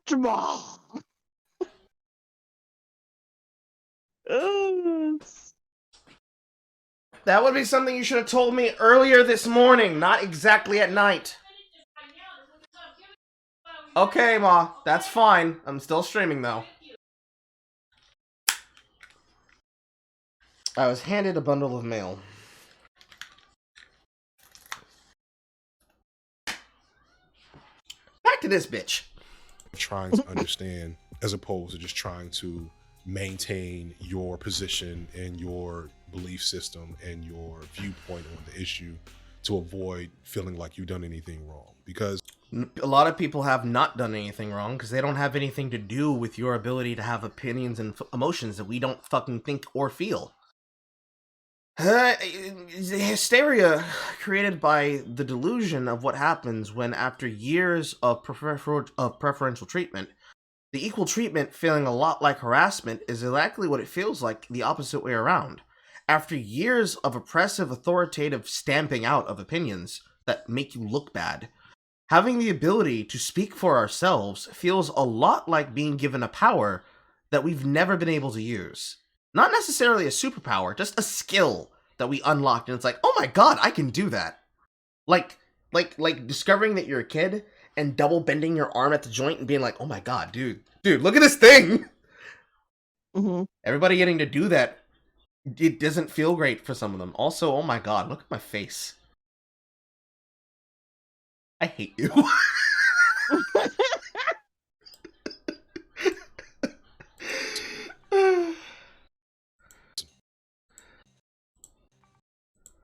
Oh, the video's chugging. It doesn't want to keep watching, but I'm gonna make you. You don't have to do that. This does not have to be a situation where it's a us or them thing, especially when the us is also us, if you get my point. No, the us is not us, because you're not me. There is no us, bitch. Qu'est-ce que c'est? Parlez-vous François? No, we are not speaking French. There is no we. There's you and them, myself, Jay, and a bunch of other people who have the decision to go off on our own into the wilderness at any point in time. And a lot of people are just walking the fuck away from you. Because you people are the wilderness. More like wildebeests. That's not a dig about your appearance. It's a dig about your personalities.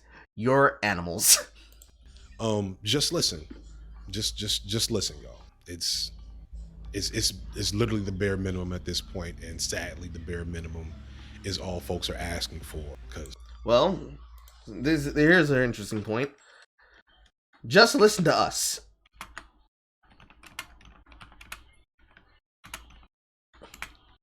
Okay, now listen to everybody else make jokes at your expense.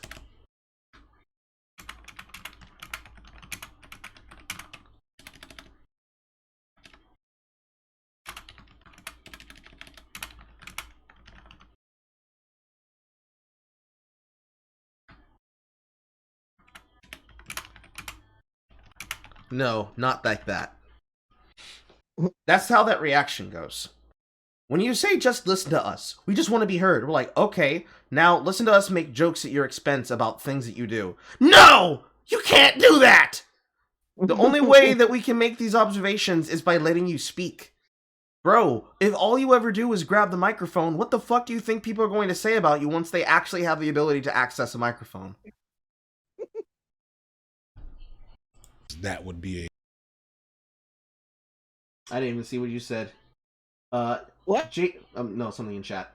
JC Tao, Jay and Carl going their own. Oh my god, no Jake Tao, no Jake Tao. Jay and Carl going their own way. Acronym.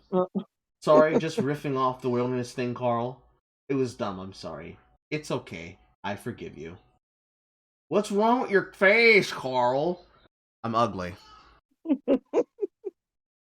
It has a delusional, mesmerizing effect that tricks people who stare at it. That's how I got Jay. She just looked at my face and was like, oh my god, he's fucking disgusting! But he's actually funny. She laughed at my jokes and now she's mine. You're mine now, Dora. That's a lie. Yeah, I wouldn't say that. It's a lie. That would be a huge difference than what a lot of trans folks are getting from everybody else. The last thing I want to point out here that is different from the last video is that there's a special announcement for all of my viewers and subscribers at the very end of the video. And so I want to make sure you stay there for that announcement. Why not just make the announcement at the end instead of putting it here? I was going to say, I'm going to drown myself live on camera. I'm sick. Don't listen to me. You may have noticed that this video sponsored thing at the top is kind of a big deal, and I'm pretty proud of it. So please make sure that humble brag, humble brag, humble brag, humble brag, humble brag, humble brag. Yep. At the end, you sit and you pay attention. I think by the end of this video, we're all gonna wish he drowned himself at the end of this. By the end of the video. So that's it. Can't say that to the video. You have to say he drowned himself in Terraria, because unfortunately, if you say drowned in Minecraft, the FBI will come arrest you. Right about here. And again, this isn't saying he can't make them or that Netflix should pull his show, but y'all need to understand that cancel culture is not when a large number of people don't like what you make. Yes, It is. yes, it is. It is what it is. Also, can we just take a look at Mr. fucking Captain Moonlight here?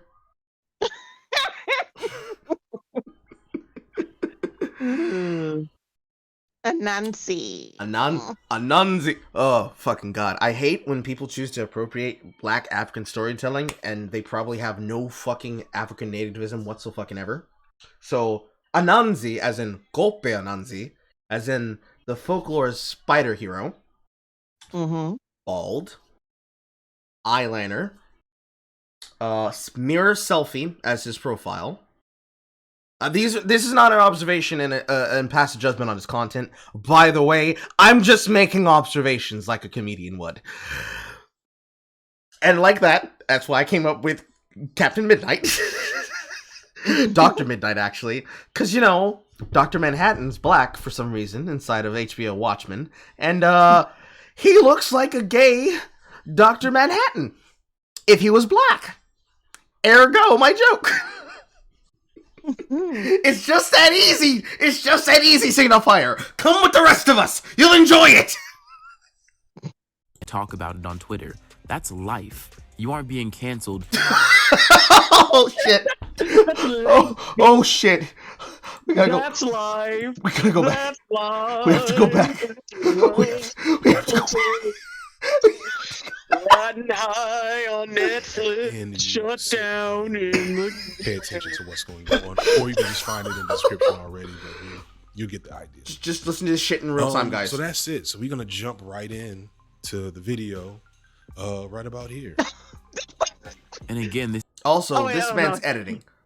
Before I even say that shit, what the fuck was that? How many people do you have in your channel? 186K. Why are you putting white text on white, on like a white, oh my god, on What? a white picture? Why? We can Can't see that shit.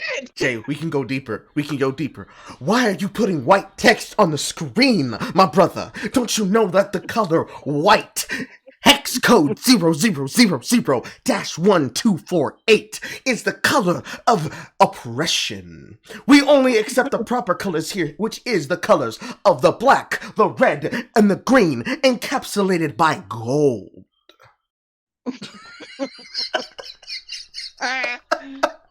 Now this bullshit isn't saying he can't make them or that Netflix should pull his show, but y'all need to understand that cancel culture is not when a large number of people don't like what you make and talk about it on Twitter. That's life.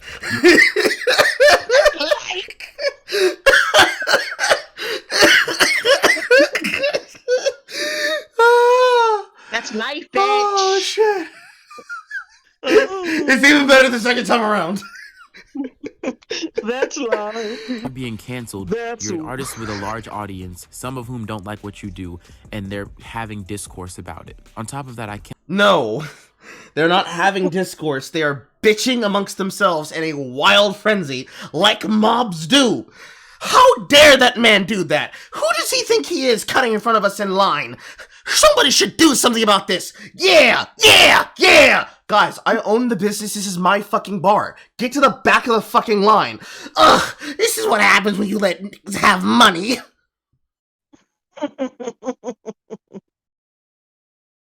Same shit.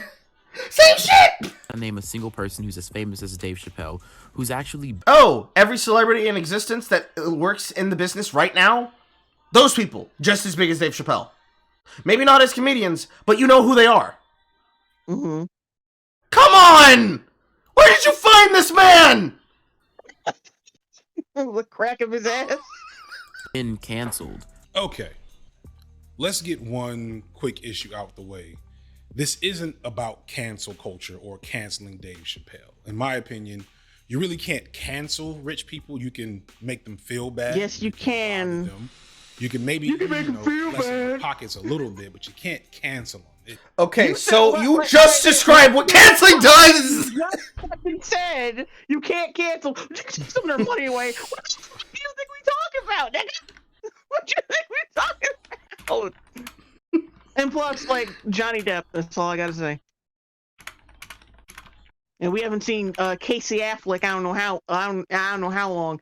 He got accused of some shit, and like it hasn't even been proven, and we haven't even seen his ass. He disappeared, along with Emilio Estevez. I thought he was in Mighty Duck Show. He is, but before that, Emilio wasn't doing anything at all. Yeah, I don't think he was canceled. I think he just wasn't doing shit. No, he just wasn't doing shit. But it's kind of the same idea. See, it's the effect of having Charlie Sheen as your brother. Mm-hmm. How do you think his dad feels? That man is ganging it up on fucking Frankie and Grace, and this man is just over here just fucking everybody's name up just because he happens to be there. Where do you go after a coke binge leaves you with AIDS? If it didn't happen live, we wouldn't believe it.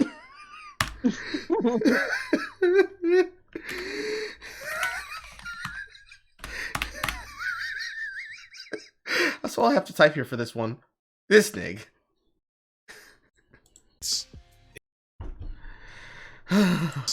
It's highly unlikely that Netflix will take this special down, but even if they do, that won't even hit Dave's pockets. Dave already got paid for this.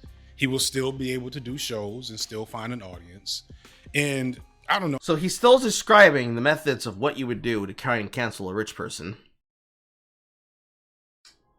Mm-hmm. At this point, I have to ask, is he going somewhere with this, or is he trying to do the signal boosting that people like to do coercively? Like, well, you see, he's not canceled because if you wanted to cancel him, you'd have to do this and this and this, and everybody who's watching is just like, write that down, write that down, write that down. Remove his ability to have shows, take away his money in sources, cancel him from the business, and smear him in the press. Got it. Because that's what he's doing right now. But yeah, he's outlining what he wants to happen to Dave Chappelle, but unfortunately it won't. Frustrated Namby ass bitch, it better not. That the cancel culture boogeyman has become such an easy response to whenever people get criticism, because that's what this is. So what do you call it when Lindsay Ellis got criticism from the very same followers that she followed? And when she didn't put a name on it, she just chose to talk about it like an affable thing, like a wet fart. But you just called it the cancel culture boogeyman. Because if it's cancel culture boogeymen that are scaring people with the specter of, ooh, you're gonna get attacked because you had bad takes, what do you think it looks like when a bunch of people do that? Do you think it looks like people smearing him in the press and calling him something that he's not? And then when he reacts to that on stage at a concert venue that he did because he decided to, he decides to use that as an opportunity to crack even more jokes at your expense by giving you a set of demands. One of which is that you can't talk shit about anything until you physically sit down and watch the closer. Because, I mean, the Hannah Gadsby fucking shot is funny as hell. But I find that one more important. How many people are criticizing Dave Chappelle but didn't actually watch the specials? Not the closer, and not just the closer, but all the other ones too. Because remember, bitch, you clicked on his face! Just like anybody who came here to be bad at me clicked on my face. It's what I do every single time I choose to play League. And I bring people to the stream to make them sit down and listen to them getting roasted. I had to sit through this. My audience had to sit through this. Other people on the internet are going to see this in real time, and we're going to go through it. And if you can't tell me the reason why this doesn't make sense, you're only going to be able to say, shut up, you faggot. And that, I'm sorry, doesn't work. Because, remember, bitch, you clicked on my face. You came here to tell me, dance, monkey, dance. And then when I started dancing, you're like, no, stop it. I don't enjoy this song. This tune is out of sequence. That's not how this works. That's not how any of this works. You don't have power here. You wish you did. And that's more important. Dave Chappelle isn't getting canceled. He's just being criticized, and he deserves it. The first important thing to remember. Let's keep that in tone. He's not being canceled, he's being criticized. I feel like if this comes up on his feed, the same way that your video did, and you just retweet this, I want to see what happens next. Who knows? When you understand. Also, that's a good clip. What happens when, what happens when the ghost finally takes over your brain? You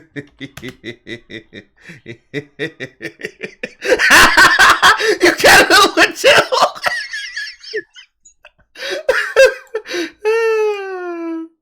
You understand that is you, not Dave Chappelle. You don't have to defend him. He can't even hear me in what I'm about to say. Actually, he can. I mean, shit. If Jay can get people from Batwoman to react to her tweets and tell her shit, I don't know what to tell you, bro. I just don't know what to tell you. When people, well, they're salty as hell about the crappy shows that they've created, and they're not like Dave Chappelle where they can just choose not to give a fuck. Like they have to, because they gotta at least drum up some kind of interest in their shitty show. I mean, well, one of the actors from the show contacted me, but he's cool. He's cool. He's fine. But I've had the producers, I think a producer blocked me, and then one of them tried to call me out. But they they're miserable on that show, and they got to take it out on somebody. Rather than take it out on themselves by drinking alcohol like the rest of us, they take it out on a hard-working black woman that's just trying to find entertainment from what she's offered on her television screen. Clearly, we are the victims in this situation. Doubt this will ever make his eyes. He doesn't believe Twitter's a real place. It's not! And YouTube is like a fantasy land that came out of Earthbound. It is Magicant. Except y'all magically can't come up with any good takes on any topic, ever! That's what happens when your brain becomes a blender. Recognize that people are just hurt and upset, and you don't have to fight those people to tell them that they're wrong for how they feel on Dave's behalf. Especially since he's clearly shown he doesn't care, which I don't know, maybe. It's not that he doesn't care about you as a person. He doesn't care about your opinion, especially if you're somebody who criticizes him without learning what he actually thinks, because you aren't actually saying what you feel. You're repeating someone else's words back to him about how you're supposed to feel. It's what I mean when I say you're not a real person. The persona of someone else or your own is stepping in where there needs to be a real human being. As funny as it is sometimes to react to the dumb statements that comes out of the mouth of people on Twitter, they're not real people. They don't speak this way in public. They would not say this shit in public. A lot of them would not. Because anonymity gives you the ability to run away from a lot of dumb shit you say. But when you're a person who has a actual platform presentation, the word that we would use in the Bureau would have been what we call the digital doorstep. The point at which your real life and your digital life interact with each other and create an intrinsical link, which is the necessary step to require what we would consider doxing. The amount of information that would be like, walk up in public, show somebody a private tweet. Is this you? That's what that is called. A person who has something like that, you go out into public and they say something on Twitter that is a throwaway joke that they don't delete from 5 years ago. You walk up to them and you're like, is this you? In this moment, when you have, is this you to me? And you pull up some tweet that I have, which I don't have many because I don't do dumb shit like this, but let's just say that I did. Let's say there's a tweet of mine that exists where I disparage gay people, white people, trans people, and gay, black, disabled lesbians all in the same sentence, and I perfectly encapsulated it in 140 characters. And it's not a joke. When you walk up to me in public and you say, is this you? And you have that, you know that grin that they always have in their face, the duper's delight, like that curled up smile at the edges of their fucking lips, with their fucking eyes staring daggers at you like, yeah, I got you now. You know, that face? In that moment, that is the exact moment that makes you want to slap a bitch. exactly that moment, because there is no proper reaction to that other than, okay, so you're a crazy person. Okay, hello, who are you? Because how do I have a conversation with this? I can't have a discussion because you don't want to talk. You want to try and put me on the spot. We can't have a debate because debates require you to now want to present this to the audience. And presenting this to the audience without context is the goal of something like that. It's to take you out of context and say, oh, you say that you love black people, but what's this about monkeys and mail chewers? It doesn't even matter. Because if the context is that it was a joke, you've now presented a joke outside of the context. I think Dave Chappelle's explanation for this was good. The idea that jokes are supposed to only live and stay inside of the theater, inside of the actual room where the comedian is. And once the joke leaves the room, because of the fact that everything's recorded now, so rather than comedy specials being recorded on vinyls or the special only being recorded on tapes, people will live stream them, live tweet them, and then they'll watch it, and then they will talk about it outside the context of that room, where the idea is that he's the performer on stage, everybody is there listening and paid to be here to listen to this level of offense, so they have consented to this interaction. The people ranting about it madly, like Signifier is, they are the people who did not consent, but then still told themselves they need to give an opinion anyways. At that point, if the idea is a joke, there's no reason for me to address it, because if I tell people the context, they will either say, wow, that's really funny, what are you fucking mad about? Or, wow, I don't care. Or, okay, but what does that have to do with what he thinks now? Because that's something from the past. That doesn't reflect my views today. And damn, if there's a better case example of that, homophobia as it exists with, like, the black community would be a real thing to go off of, because that is something that came from hip-hop culture. Ironically, nobody wants to address that, because that's where a lot of it comes from. A lot of the people that would have talked shit about Lil Nas X are also the same people that are kissing his ass right now. Not necessarily because he's gay, but because he's what's hot in what's hot in the industry. Same thing with Frank Ocean. If we still went by the standard of treating gayness like it is the same thing of AIDS, because really that's where it came from. People thought of gays being disgusting, nasty, and dirty because the majority of them got killed off in the 70s, 80s, and 90s because of the onset of AIDS. And unfortunately, we did not know enough about it then as we do now. And people treated them and castigated them like fucking lepers. And that stigma carried itself into hip-hop culture, because a lot of the black people, if they weren't bisexual, or they weren't androgynous, like Prince, didn't have the fame to protect them from the scrutinizing eyes of horrible assumptions and stereotypes being used against them. So, they treated them as dirty until it became fashionable to realize, oh wait, the funny haha gay man is actually useful for making money. So then, they'll be happy to use you as a tool, but they'll never really connect to you as a person. They connect to the identity that you create here. So, in all this shit, what I'm really saying here is, you could try to talk about that being something that holds people back, because that's still a serious thing to this day. I don't know why it is, but it is. But instead, you are somehow telling people that actually no, he doesn't see you as a real person, and if he had an opportunity to, he could never try to. But I can tell you right fucking now, with the amount of time somebody has come up to me, because it's happened in public at least twice now. It's weird that it's happened specifically twice.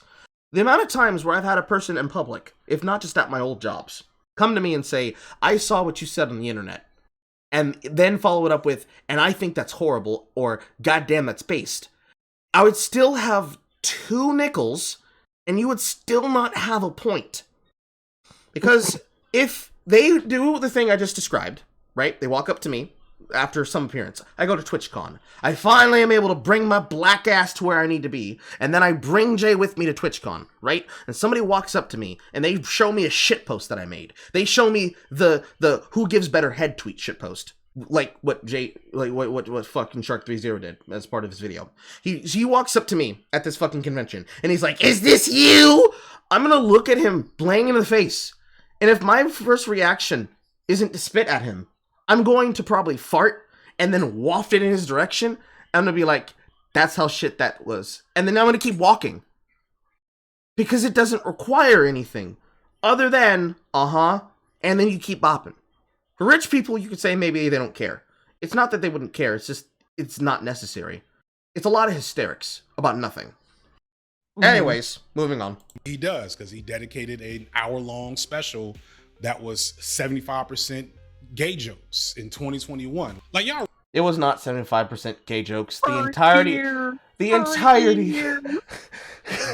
Oh my god, that is cap. That is hard cap. You can't be talking about the closer. You cannot be talking about the closure. I don't know. Do you think we should get the Supreme Court to rule the way that they did on the Disney trilogies as being schlocky mess? Rule on that the fact that the closure is not 75% gay jokes? I feel like we need to put that into legal precedent. Because people keep saying this lie, and it's not true. Realize a woman put glue in her hair this year. A bunch of idiots tried to take over the government.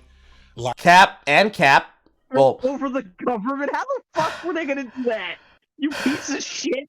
How would they do that? You dumbass. Really? A guy in fucking bullhorns, in horns, was gonna take over the whole ass government? Oh, the empty ass capital. Okay, whatever. Oh, I still have the video, but I don't care to look up the tweet because I don't even remember what I said in it. But I have the video of them going into the building and being met by the security guard and the dude who's sitting there after he got shot, and him walking up to him being like, "Oh my god, dude, this is like a great place. Damn, you took a bullet, sir. God bless you." Those guys, those were the guys, the very respectful people who came into the Capitol after being led in by the Capitol Police. Those are the insurrectionists you're worried about? So, yeah, kind of like what I just said. Like, is this you? And we just keep moving. Cap! Dave didn't do one QAnon joke. Like, fam. Because QAnon is not a thing. It's literally a useless thing that was made up by people that were hoping that there was going to be some secret undercover opposition to keep Trump in power. Do we need to mock it? It mocks itself. Mm-hmm. How do we miss? That's what I was looking forward to. But no.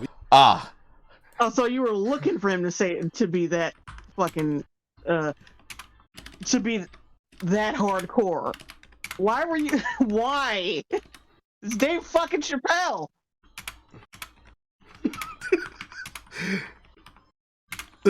Oh, you lethargic garden snail. I was looking for the Q jokes, Dave. I was looking for the Q jokes. What are you at? Where the anonymous at? You got 45 minutes of gay jokes. Those last 20 minutes. If there's one thing that's clear about Dave Chappelle in 2021 is that he has really built up his fuck it gene over the years. Dave Chappelle has been a comedian since he was 16 and was making waves since the early 90s. I don't know how being a comedian works, but it's clear that in that time frame early on, Dave Chappelle was pretty good and pretty successful and had a lot of opportunities from the jump. 2 years ago, he was in high school, working crowds like this for pocket change. Today, he has apartments in Los Angeles and New York, an agent, manager, a publicist, and no free time. And this next part isn't a dig at Dave Chappelle, but a curious thing about that. This next part is a dig at Dave Chappelle. About that success early on is that Dave's original comedic comfort zone was appealing to very white audiences. Most black comedians that make it to Dave's level, I feel like they usually make it big in our circles before breaking out or crossing over. But Dave somehow skipped that part. And Dave didn't skip the part, he accelerated the part. Oh my god. If you're appealing to white people, you're catering to them. Shut the fuck up. You know, for once, I wish one of these people would actually have some level of understanding the concepts of just basic business. Mm-hmm. It hurts because having to have gone to school for something like understanding syndication and the actual steps of the business, it hurts to hear somebody who does not understand it, even on a basic inductory level, say, "Oh no, he just skipped this thing that just never existed. He just, he just wafted on air. He walked into the room and all the white people started laughing, and there's like, yes, he will be the new black messiah for us to be able to undercover brother the entire black population, and yeah, then later on in 15 years, he's gonna start saying some homophobic shit. It's gonna be great. It's gonna be great. It's gonna be great." I bet you he will show no examples of how he was palatable for white people, like no footage. He will not use any footage to back up his claim. It's like saying, for a hardest cap, hey, nobody liked Lisa Lampanelli. Why would we like an insult comedian who likes fucking black men? But I can tell you right now, there is a bunch of people that when they hear a Lisa Lampanelli special as a rerun come on Comedy Central, if it ever does at all. I don't even think they tell actual jokes anymore, or actual, like, primetime presents that aren't from, like, new people they want to blow up, but they're progressives. Like, Eliza Schrellinger. I can't say that woman's name to save my life. But women like her, completely unfunny, would not get a pass from Cumtown. When they see specials like that, they know they bring their asses to watch it, because you remember, at fucking 2 in the morning, you just finished through your own of Dave Chappelle show, and oh look, it's another Lisa Lampanelli special. Or shit, it's the other person that didn't rape their sister with candy and then make excuses about it, saying, listen, I just don't get a lot of play. Wait, what? I'm trying to remember the actress's name, but that came up first rather than the puppet guy man's name. They both have the same last name.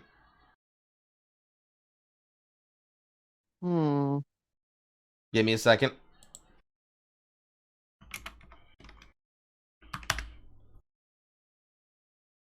So, the man named Dunham. Lena. I'm talking about Lena Dunham. Oh. You didn't know that? Wait, she what again? She gave her little sister candy so that she could play with her vagina. Oh, I thought it was, she gave her candy just for, like, kisses or whatever. No. Specifically to play doctor. Specifically to play doctor. Oh, shit. I was thinking of Jeff Dunham.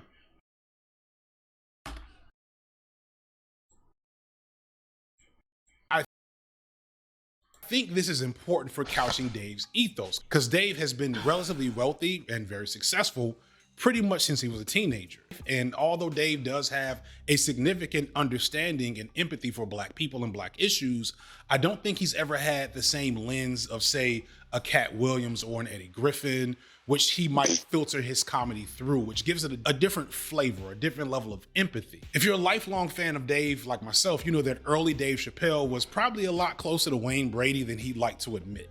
You guys know this Batman never fights. His wife is not white, she's Asian, so I don't know what the fuck you're talking about.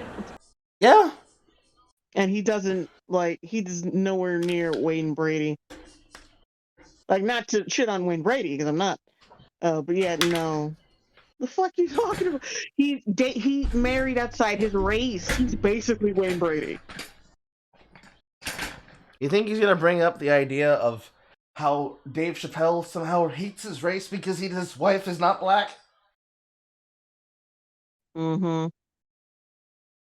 You could have got with his sister with all that money, but you didn't. I can bet you fucking $5 that he's gonna say it at some point in some roundabout way, rather than just coming out and saying it.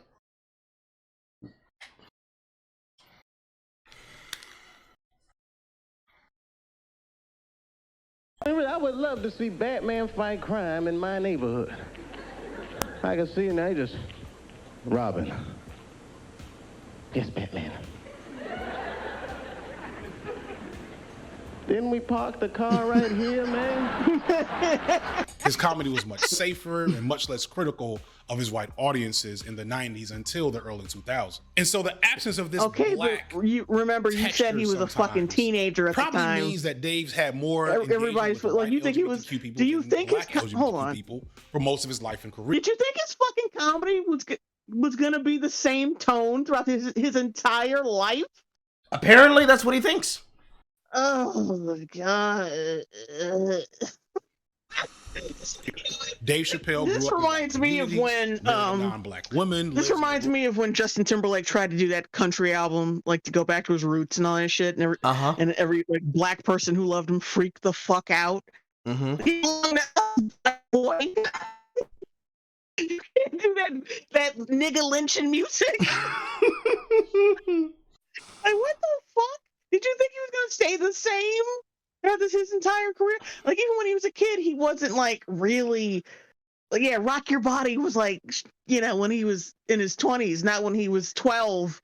You know what I'm saying? Well, yeah, I'm just saying. That's my point. Is he's an idiot. So.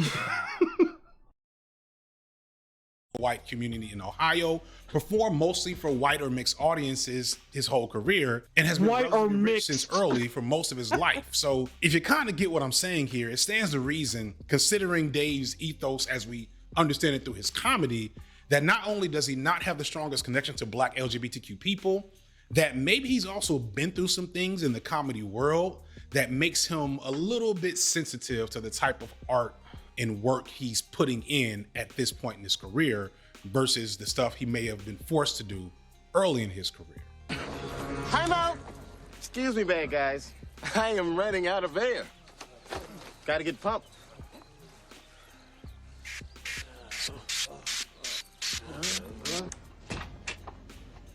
Oh, well, Dave, hi. Hello. Well, now, isn't this cozy? You two lounging in the bed while the help makes coffee. That's right, Miss Daisy. I won't call his early acting career buffoonery, right? But it's edge in there. No, it's what was part of the fucking entire idea of a vehicle? He understands what an actor vehicle is, right? I think I lost Jay. Jay? Jay. Jay. Jay. Jay. Jay. Jay. Jay. Where you at?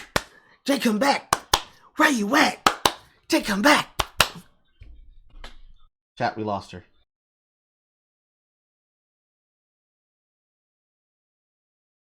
Her internet probably may have cut out at exactly that moment. I don't know. Yes, it did. Fuck. We gotta wait.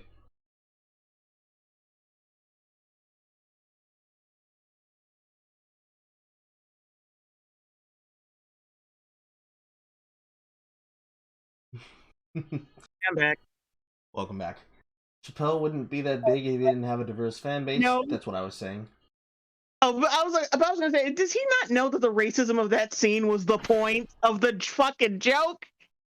I can't remember. Was that a skit from the Chappelle show, or was that a part of a sitcom that Dave was on? That was a sitcom that he was on, like, when he was young. Mm. Like, they're pointing out that a southern rich white woman might be racist? Oh, this comedy of yesteryear. Oh, no. Mm-hmm. But that was the point. The race. What the fuck? No. See, for me, what gets me is that he's like, oh, look at this. His early acting career, performing in the business. I'm not saying it was, but a little coonery. Come on, guys, a little coonery. Just a little bit of trash panda. And it's like, do you understand what actor vehicles are? Do you understand that most comedians become diversified when they are in more shit? Mm-hmm. And then when they get in more shit, those audiences will usually be looking for a certain kind of perspective that comes along with what that sitcom or that drama will show of them. Remember the Parkers on BET? Mm-hmm. Remember that one white woman in the cast that they put into every single one of those shows, even the animated ones, specifically so that there would be a person in the audience they could relate to? Mm-hmm. Remember Power Rangers? And how they, moving on from Mighty Morphin, they made it a clear point that every single time they casted, they needed to have a diverse cast and crew of people so that everyone was represented. Remember the stink people made about the first black leader of the Power Rangers and the first black red Power Ranger on their own? Mm-hmm. Yeah, that all that shit goes together. That's just how the business works. Like, Hollywood as a general point was going to do it for lots of reasons. A lot of it tends to be because it's an easy way to do activism. Just give the blackie a role. They'll shut up. They'll be so happy about them getting a role, but they won't even notice that their job pays peanuts. But then it's like, comedians are in things as vehicles to then make their other work more popular. I mean, shit, the plight of the Disney Channel star is a perfect case example of that. People who were young and had to be signed on contract to have a certain image decided they wanted to break out, and depending on how well their parents treated them in their lifetime, they either go the full way of Miley Cyrus, or they somehow plateau out and they become Jonas Brothers. It's really one of two ways. Not everybody is able to make it out clean. Some people get abused like Amanda Bynes, and some people come out kind of okay like Miranda Cosgrove. Or Liz Gillies. Or Avian Yoga, but then again, he's in that shitty-ass fucking remake for Netflix, so kinda can't accept that one. Resident Evil fans are gonna have to stay mad on that. Yeah, he just doesn't understand the business, I think. Which is weird. A person who's talking about things he doesn't know about tries to castigate people about things he doesn't know about. Was definitely cast as the sassy black guy more times before starring in Half Baked, and then eventually he got to have his big breakthrough with the Chappelle Show. With Chappelle Show, Dave would reach a level of stardom that comedians hadn't seen since like the 80s. For young millennials and slightly older Gen Xers, his comedy struck a perfect nerve of irreverence, absurdity, and insight for a time period that seemed to be getting increasingly insane. And I won't spend a lot of time on the unique impact of Chappelle Show. T1J has a few great videos. No! Two dreadlock niggas. I told you! It's Cordyceps Day! Oh no, better yet, Dreadiceps. Dreadiceps. Dreadiceps? Like Cordyceps. The parasite fungus that takes over your brain? Oh, yeah. It's kind of vague. Look. We know what cordyceps are. Enough people played The Last of Us Part 1. It's fine. This is not fine. This image is raping me. This image is undressing me with its retardation. And that checkmark is caressing my thigh.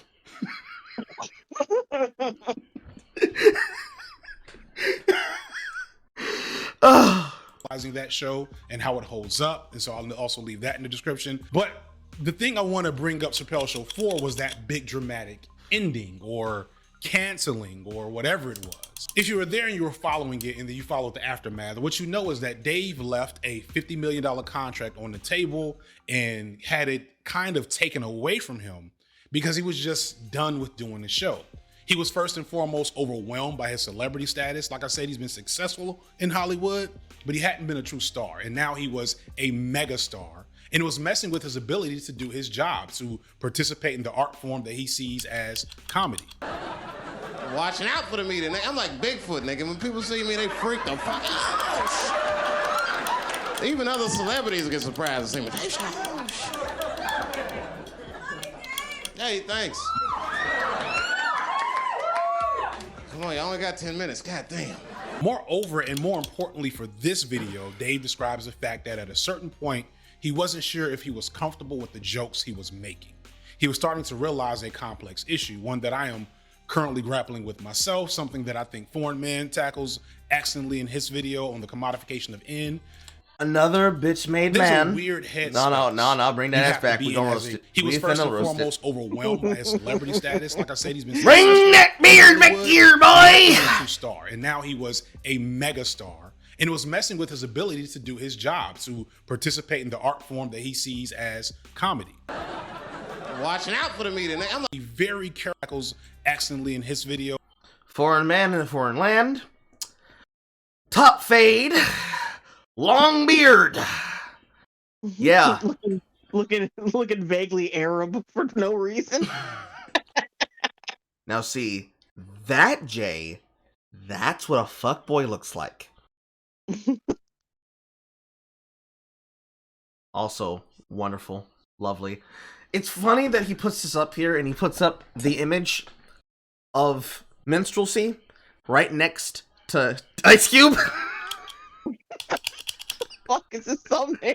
And the commodification of Oh, there's a lot I could say here about this thumbnail. I could extrapolate about this for just a bit. So, you put O'Shea Jackson up here, right? Which means you're not just taking a shot at Ice Cube, you're also taking a shot at his son, Snowflake, O'Shea Jackson Jr., right? So, because of O'Shea Jackson's fame from NWA, he is able to then have a career where he then goes on and does the exact same shit that every single person who had a career at that point in time does, which is effectively picking what side of the mob they want to be on. Like Snoop Dogg. Snoop's Dogg and O'Shea Jackson and his son O.J. Jackson Jr. decided they wanted to be on the side of the mob where they get to placate to those audiences and act as the actual definition of a minstrel, but backwards. So rather than, oh, look, it's that one relatable guy that we all know, it's, oh, guys, come on. How much harm is he really? It's Snoop Dogg. Snoop Dogg, he just smokes weed and he hangs out with Martha Stewart and throws potlucks. He sells drugs. They sold drugs. They dealt drugs to their local community. A lot of rappers did, and a lot of fucking stars did. Especially if they were black. If they were male and they were black and they came from the hood and that was their entire persona, yeah. Yeah, they did. Dead ass. Snoop Dogg did. A lot of people in NWA did. Not even discussing fucking Public Enemy. We gotta shoot shots at Ice Cube if we're gonna shoot shots at fucking Ice-T.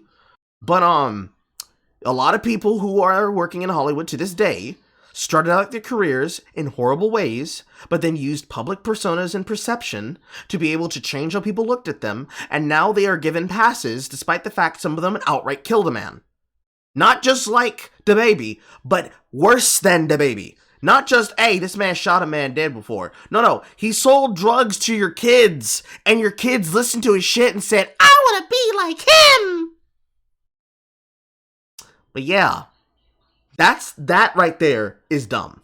The commodification, yeah, I'd say it's maybe a commodification of working stupid people, but I would not say it's a commodification of that. Because if you want to see a commodification of that, look no further than reality shows. Especially Love and Hip Hop. That's the commodification of it. Because that actually is worse than what O'Shea Jackson's doing. Or what Ice-T's doing. And they're not necessarily doing anything bad at this point, because that's just business. As much as I'd hate it, and I do hate it, as much as I hate it to have to explain that in detail, that's business. Using an agent to control your public perception in order to control what people think about you so that you can be able to continue taking money from them is business. They are businessmen. They're making good business decisions that help them do things and have fun and be themselves so they don't have to feel bad about anything else that they do in their lives. It's just how it is. That is normal. What is not normal is to broadcast a fake reality to the world and tell them, this is what's hot, this is what's happening, this is how you have to be. And then getting shocked that what happens after you make that popular is stupid people begin having the stupidest takes and getting famous for it because you thought putting Danielle Bregoli, putting Victoria, whoa Vicky, in front of the camera was just as smart as putting Lil Tay in front of the camera. That's what that is. It's the idea of putting people who want to be famous by any means necessary, even to the point that they'll lie about themselves, thinking that that would result in good, positive things for the black community. The same black community that thinks it's smart to have children out of wedlock because, he's fine. In that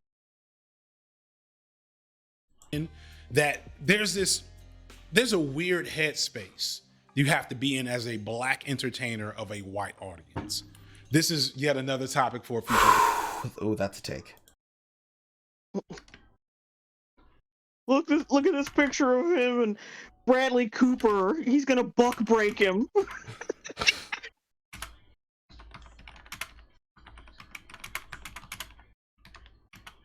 Bradley buck breaking Cooper. Bradley V. Cooper. He was the best in the business. Could nobody break a buck like him.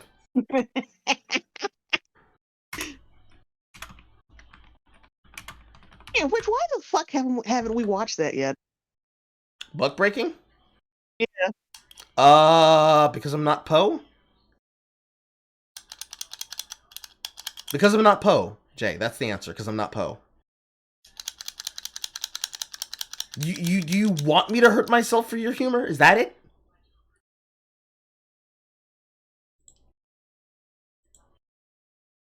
Your silence is not only deafening, but very telling. Or did you disconnect? I think Jay disconnected again. We'll give her a second. Let's go, Carl.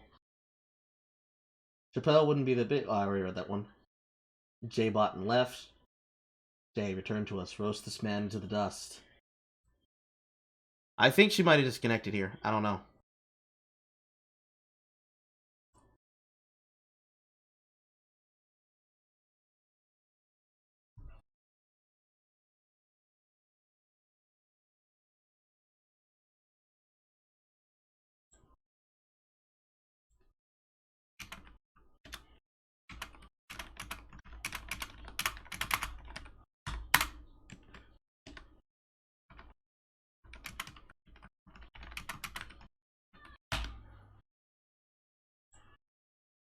Jay. Damn, this was a long internet drop.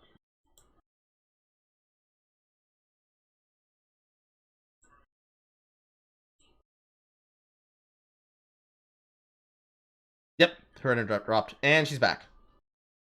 Okay. Now, anyway, buck breaking. Yes, as I was saying, because I'm not Poe. Like I said, we can get the other two on it, Burst and Jack, and then that'll soften the blow. Please. It's gonna cost you. You and your fucking gremlin laugh.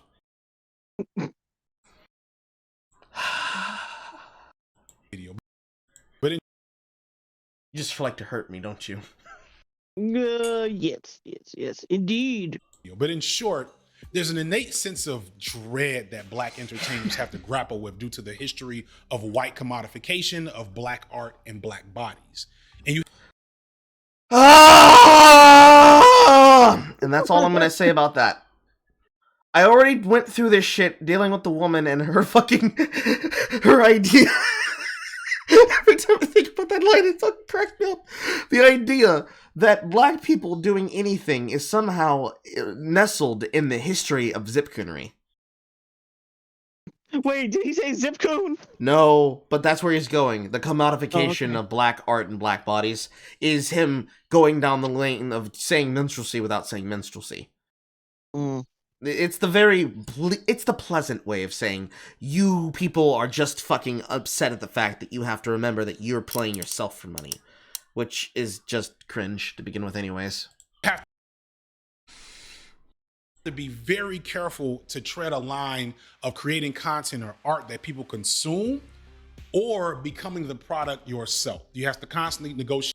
No, Jay Signifier. That is stupid. The reason why it's stupid, I hate the fact that his name is Jay Signifier. The reason that is stupid, I'm gonna deadass start calling you Gia now. So, no, because we are creators. I am both the seller of the booth and also the product being sold at the booth. The same way you are the thing we are monetizing. While we are selling things at the booth. Come one, come all. Come to the circus, come to the show. We got some great cringe for you tonight. We have a man lying about another man. And that man was born in a man. We make shit that brings people to us. What is the belle du jour of the business today is what will be something completely different tomorrow, if not the same thing. But what's happening at the time and what's hip and what's happening and what's now is what brings people. So we capitalize on it and we try to make shit. You make shit, I make shit, Jay makes shit. People who are creators who do this make shit. Whether they're comedians or they're selling shit on Etsy. Or let's even go as far as to say they're pornographers and they're making porn in their house with their husband or their boyfriend or their many live-in partners or their roommate, what have you. Bringing people to the product is the first step. It's then growing the base of that product so it's not just your weird cousin Larry or your next door neighbor who jacked into your Wi-Fi and unfortunately saw you on your cam stream. When enough people build up that base goes from a cult following to a widespread following. That's when we start making Reddits for them. And then subreddits then grow into entire bustling communities. We should probably make a subreddit. That's an idea for later. All of those things encapsulate together and bring people to do shit around them. You know, people become idol fans, become Discord members, become regular viewers of streams, become longtime supporters. These things don't happen in a fucking echo chamber. For your audience, it does. Because y'all motherfuckers do nothing but share each other. Which is used to be something everybody did. You would not go back into 2013, 2014 YouTube and see people saying, no, how dare you have friendships with people like fucking Sargon making friends with people like Shoe on Head, because that's not what they did back then. Everybody talked to everybody, because you can't have a conversation with people even if you disagree, if you're not even willing to listen to them. They met up in real life even. They met each other, and they had discussions. They shitposted, they drank. They probably fucked at some point. And yet, you're telling me you think that actually, not only is their art representative of how much they're willing to sell themselves, but there's a constant dread where they have to tie the line between no, it's very simple. I wake up, I go into the camera, I look at myself and I say, who's a good looking boy?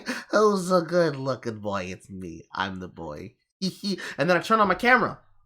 And then whatever the fuck happens on that camera happens on the camera. And then I turn the camera off and then I start recording a video.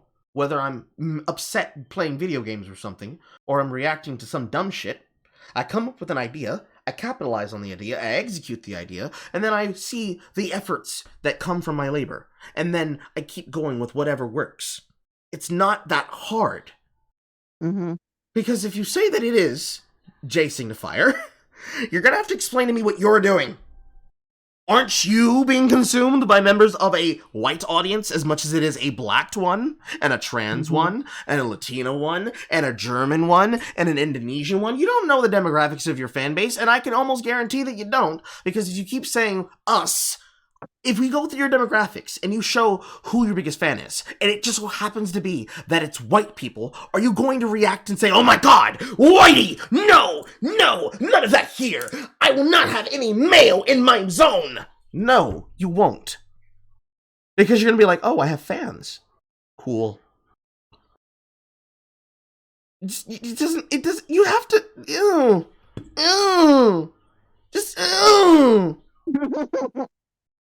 You can't be this stupid. And I know he's not this stupid. Some people are this stupid, but he can't be that stupid. Whether or not the audience sees you as an entertainer or the entertainment, if they get your jokes or if they think you're a joke. So at a certain point during the filming of the third season of Chappelle's show, Dave had a moment where it became clear to him that his white audience wasn't getting the joke. And his work no longer felt funny, it felt exploitative. Like there's this one sketch we did that was about this pixie that would appear whenever racist things happen. Whenever someone make you feel like they calling you that N-word. It was a good spirit or intention behind it. But what I didn't consider is how many people watch the show and how the way people use television is subjective. Then when I'm on the set and we're finally taping the sketch, somebody on the set that was white laughed in such a way. I know the difference of people laughing with me and people laughing at me. And it was the first time I'd ever gotten a laugh that I was uncomfortable with. These people be watching TV. That there's a lot of people who will understand exactly what I'm doing. Then there's another group of people who are just fans, like the kind of people that scream, I'm Rick James, be at my concerts. Yeah.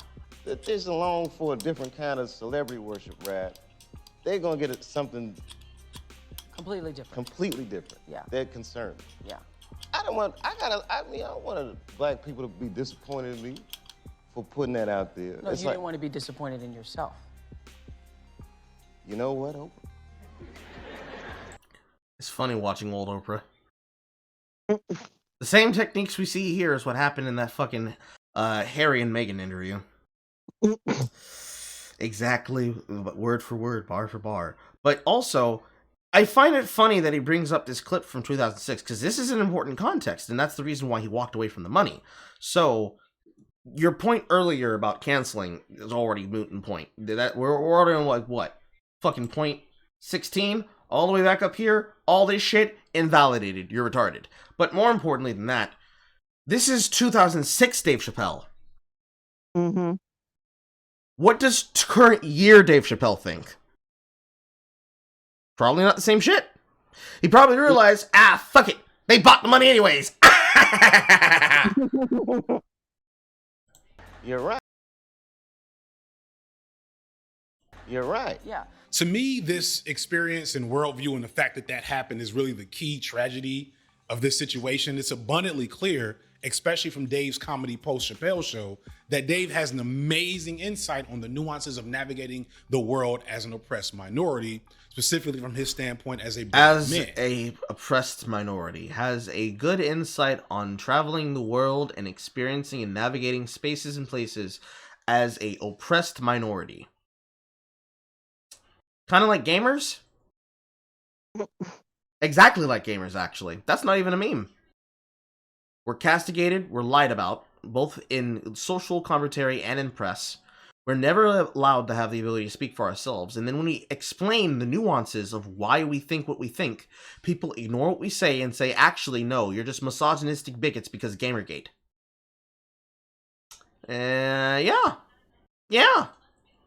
They're going to address that shit. They're still going to look for white supremacy in solitaire. He understands the nature of how one's oppressed identity can be comedic, but also exploited for comedy. And when he felt it happening to him, he refused to stand for it. Do you see where this is going?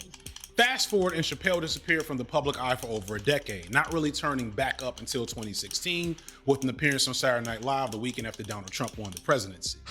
And then right after that, he signed a deal with Netflix to do however many comedy specials, and The Closer was the last one. But from the very beginning, we start getting into trouble. See, when he came back after this, I think more than a decade-long hiatus, Chappelle was different. He looked different. He had clearly gotten into fitness and health and had put on a kind of surprising amount of muscle in the intervening years. He was also a bit slower and more serious in his delivery. Something about the experience of not just leaving Chappelle's show, but $50 million had solidified something within Dave that was like, fuck it, I'm not doing anything I don't want to do. If I had to make an assumption, it's that Chappelle decided that if he was going to come back, it would only to be exactly who he wants to be as an entertainer. It would be to do jokes that did not make him uncomfortable and left no room for him to feel like he was the joke. So that's not at all what I would take away from that. That is a lie that he has put together for his commentary here. It was very clear that when Dave left, he's like, let me go do some fitness and shit. Let me take care of my life. He put on some healthy amount of muscle, and he came back and he opened up his first special with the jokes that he did. I don't know how you can get the remember bitch you clicked on my face put in your face, and you come away with that with, he's only making jokes that make him not the butt of the joke.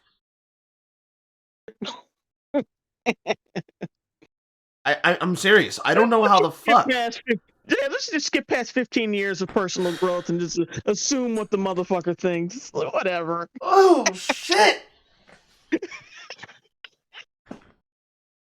So, like, imagine the scenario, okay?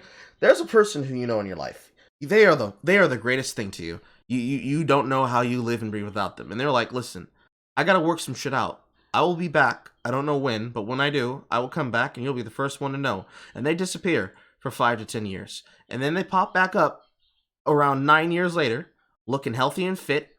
They may, let's say they were fat, This motherfucker is now a tall-ass brick house, tall, dark, Henry VIII, and you're looking at them and you're like, God damn, bro, what happened? And you're like, bro, I worked my shit out. Let's go do some shit.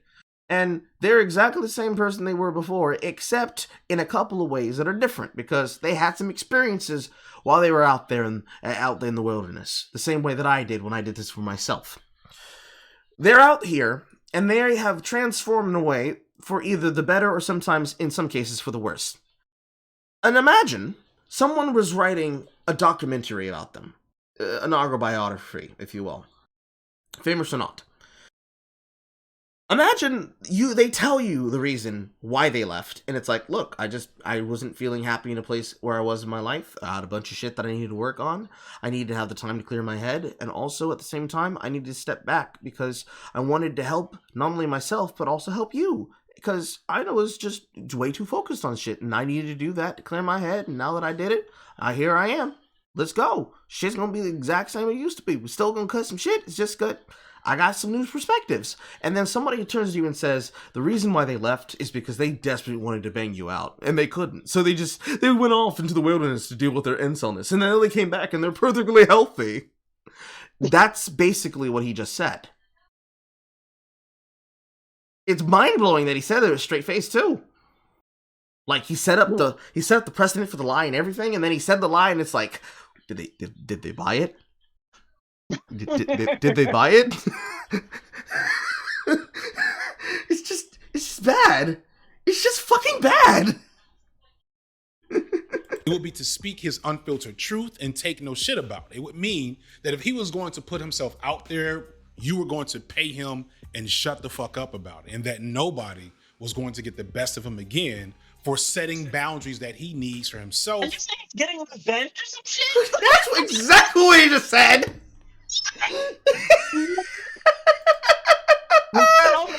Revenge, my nigga. Damn, can't It's gonna be a reverse buck break of all the transgenders.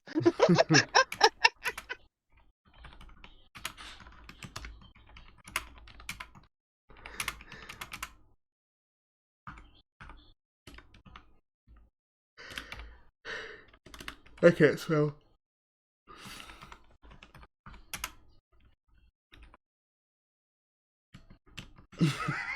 Dave came back for revenge. Nobody in business will ever abuse him again as a disenfranchised minority.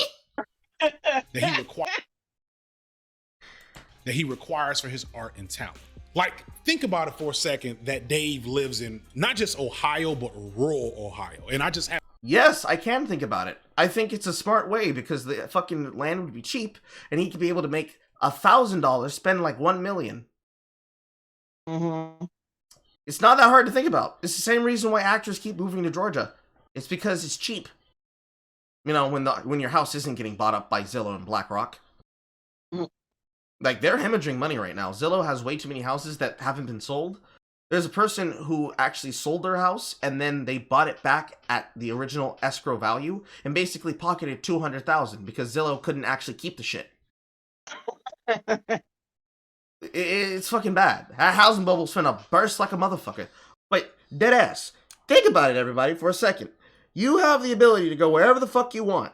You can live where you want and eat what you want. What would you choose? Would you rather live in a coastal city where everything's expensive, the cost of living is very, very high, and you have to pay millions of dollars for a fucking mansion around other rich fucking snooty people and YouTubers that you fucking know and hate?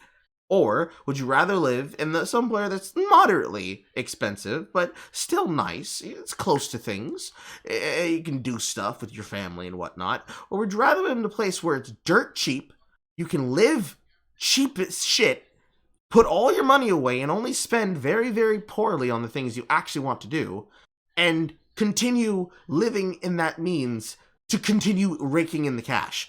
What would you prefer if you only had, say, $1,000 to your name? Would you live in the expensive place, the not expensive place, or the dirt cheap place? Keep in mind, I'm not saying you have to live as a bum. I'm saying if you had this amount and you wanted to try and make something work, based on that amount, with all the amenities that you still have, but all you have is 1,000 to your name, where you're gonna go?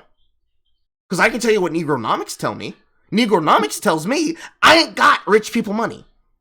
I barely have middle living money. So I'm gonna take my ass where it's cheap, and I'm gonna work some shit out, and we're gonna make something happen. That's why all the people who are rich live in places that are cheap as hell, and all the people who are fake rich live in places that are expensive. Like California. I have a homeboy from Ohio, and I've been to this. It is the sticks. There's a dairy farm that sells awesome ice cream and cheese curds down the street from Dave Chappelle's house. Meanwhile, every other comedian is either in New York or LA, because that's where the money and work is. That's where like the activity is. But because Dave values his autonomy and his privacy, he's in a place where nobody can get to him. Also very far from other black people. Also, there are black people in Ohio. This maybe not in the upper crust place that Dave Chappelle is in. Ohio, 13%. Actually, no. Black alone, 13. Black and interracial, 14. So take these two numbers and add them together.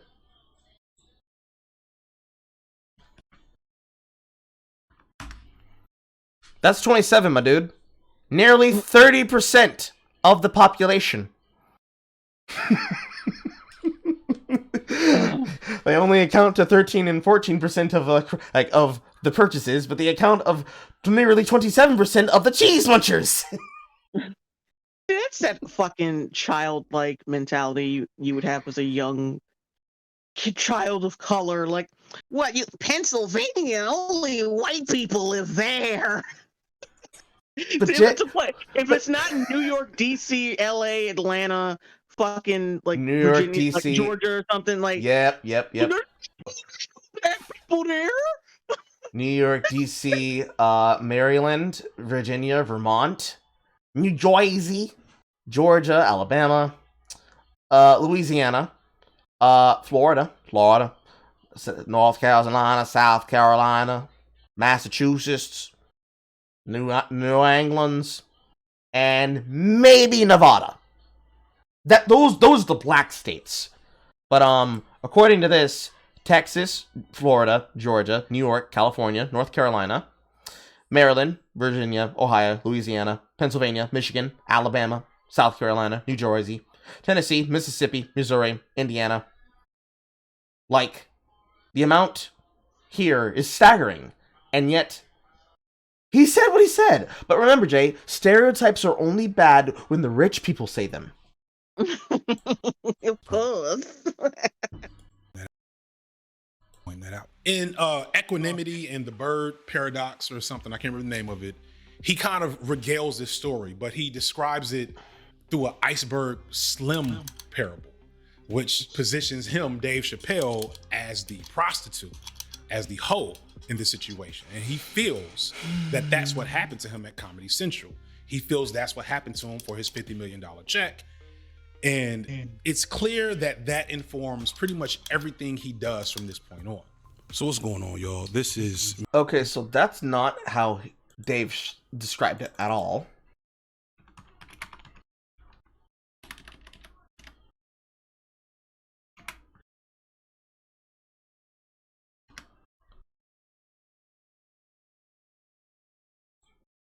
So what happened to Dave Chappelle? He's here today to talk about it in his first television. No, not that one. At 3 o'clock in the morning, I didn't know he was taking me to the ghetto first. The side for this is that his limo driver says he's got to stop somewhere. So he stops in the ghetto. And it's Dave in the ghetto in a limo. Huh? He gets it.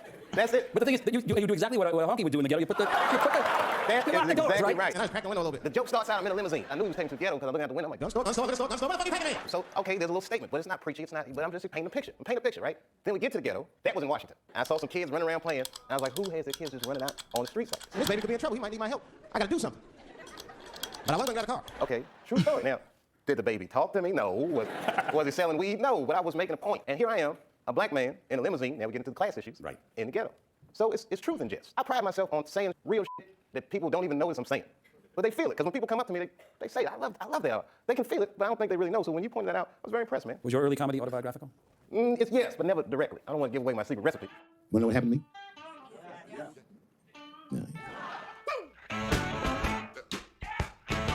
He's breaking it down the new season of the Chappelle Show, the Dave Chappelle Show. Of course, Dave Chappelle has received $55 million. I ain't like shit on TV, don't Dave Chappelle supposedly had it all. A $50 million contract from Comedy Central, a hit TV show, best-selling DVDs. What's this guy's name again? Abruptly walked away, not only from the set of the show, but from The person who owns this account.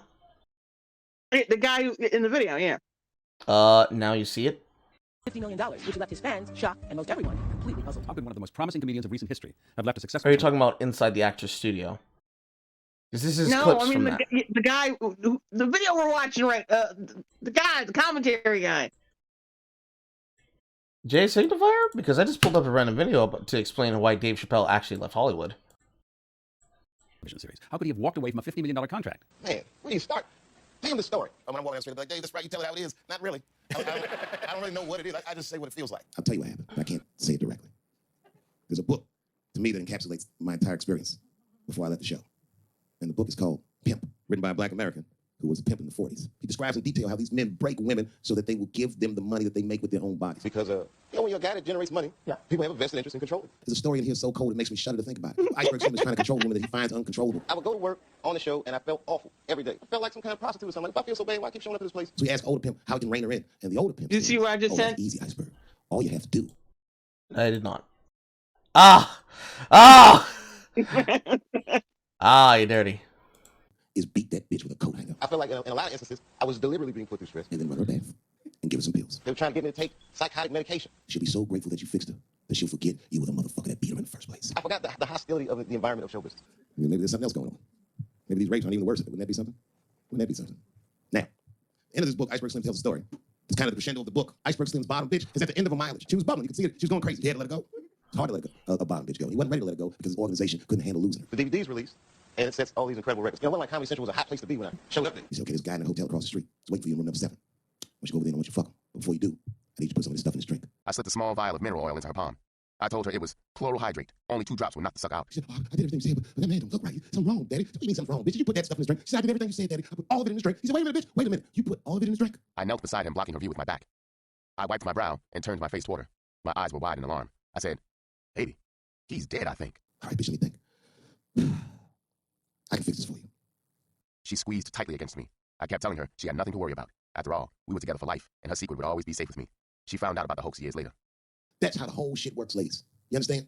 This bitch was at the end of a mileage. She was at 498. She ended up tricking for Iceberg for another 6 months. She must have turned another 200 tricks for him. Do you understand? You know, like the horror that they turned us into. I jumped on that plane and left my father's bedside, which I regret to this day. I went out and I sat with these people in this room.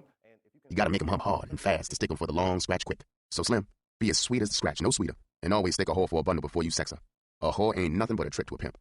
I don't know how this whole Dave Chappelle thing is going to end, but I feel like I'm going to be some kind of terrible. Like either what you're supposed to do or what you're not supposed to. I'm going to be something. I'm either going to be a legend or just that tragic story, but I'm going full throttle. I'm going all the way. I'm eager to find out how this will resolve itself. The idea of being courageous is that even though you're scared, you just do the right thing anyway. So in 2004, I walked away from $50 million, and in November, I made a deal for $60 million. Are you having fun this time around? I am making a point to have fun this time. You are? Yes. That's actually what happened. I was trying to find the story where he compared the idea of him trying to hold on to the money in the show as what was it? He was a monkey in a tree trying to reach for what was in the tree, and if he tried to hold on to the money that was in the tree, he would have been gotten by a hunter. I forget where I saw that from, but that was the words he used back at that point in time to describe it today. Mm-hmm. And the problem that I have with this and him comparing it on that level is that ignoring the fact that he says, well, yes, they're exploiting you for your business. Yes, that's how business works. It's an unfortunate thing. It's the reason why I ended up leaving my job. And it's something that we're aware of, because we're in a system right now where we need work. But unfortunately, that work comes at the detriment of not just our mental health, but also our physical health. For some people, it's just physical. For me, it's mental and physical, because private sector work in something like finances is not something fun or funny. You are always drained, nothing ever is finished, and you always end up having to clean up somebody else's fucking mess. On top of that, with bad leadership, you eventually have people who get sick and tired of it. And show business is a little bit different. The reason why you have to remember that you are the product being sold is that the dance monkey dance thing is a regular thing, right? A lot of people don't want to be told shut up and dribble, but at the end of the day, your job is to shut up and get in the pigeonhole. You have to put yourself in business and work, and being against that puts yourself out of business. But the way that comedians work is that you become prosperous not because of what you do, but because of other people enjoying what you do. Going to a club and shitposting with a bunch of other comedians and chopping the fuck out of each other then solidifies your position. You can't trick people into finding you funny. You actually have to be funny first. And then you go to a room of other people being funny, and it's like, oh shit, big man on campus, here you come. Oh, what the fuck you got to say now, Carl? And everybody's gonna chop everybody. But the fact is that at the end of the day, you know you're not gonna die. And everybody doing that is then like, God damn, he's based. I called this man a big chocolate fucking dinosaur honky, and he looked in my face and he said, bag him. It's what is, it is everything when it comes to that. In the same way that for journalism, what makes you popular there is that you have to put in work that you get out right and you get first. Because you have to tell the proper story. If you don't tell the story correctly, and you decide to lie, that fucks your credibility. In this case, that is what fucks the credibility of comedians. It's also what fucks the credibility of businessmen. Because at the end of the day, his name is his brand, but also he's still a human being at the end of the day. I have to recognize that, and we all have to recognize that. Jay Signifier does not want to recognize that. He sees them as a parable that he takes select snippets to then fit the narrative he's telling here. While doing like this half-in, half-out comedy bit, where it's like, oh man, I can't be bothered to do proper editing. You know, hey guys, it's editing me. I said some shit that was fucked up. Who cares? You know, I said a black man was a fucking honky. It's very lazy. It's not just lazy in the sense that lazy usually is. It is a level beyond lazy. You can't say shit like this. Like, he just wants to be canceled. He needs to have a cult of personality. And then you turn around and say, look, he came back for revenge. Nobody in the business will ever abuse him as a disenfranchised minority. And then also say shit like you can't cancel the rich people, but you can also take their money. So, what you're saying here is that Dave came back to business because he wants to take other rich people's money, but fuck the lower people, but you still stand for it. But not when he attacks your precious fucking minorities. Am I hearing that in the correct order? I hope so, because it still doesn't make sense. Speaking to you once again from the editing bay for what may possibly be several addendum sections to this video, because this video is very complex. This video is very complex. I have to do extra editing because I said some shit that was wrong, and now I have to explain why the thing I said that was wrong is actually right. You know, just standard bread tube shit. Nothing to be concerned here. Pay no attention to the spackle on the wall. To make sure that trying to put my foot up. Make sure that I drove home from this particular section that the goal of this video, and I think the overall criticism of Dave Chappelle, isn't to cancel him. And that Didn't you say this twice now? Oh, fuck. Yeah. Please don't hate me, please. Please. I'm not trying to get him canceled. I'm not woke or anything, even though I am. an extent, Dave Chappelle cannot be canceled. His career trajectory that I just described. Oh my god, he's doing it again. He's a broken record, Jay. Oh, imagine being this insecure about your video that you proudly put out there. Why not just scrap it if you're this fucking worried about being seen as an uncool person who just wants Dave Chappelle canceled? I mean, you basically called him a fucking coon. Basically did. Same thing. I was pinged on my server. Oh, something that Ben showed me. I'll look at that later. Up until this point, up until this point has positioned him both in the culture and in his head as a person who is just not going to abide by the expectations and parameters that comedians or actors or whatever are supposed to be set by. Chappelle has already... Oh, Dave draws outside the lines. That's why he's evil. Or put that in a much better way. Dave zigs when we zag. He's being different. And that's why he's a homophobic bigot.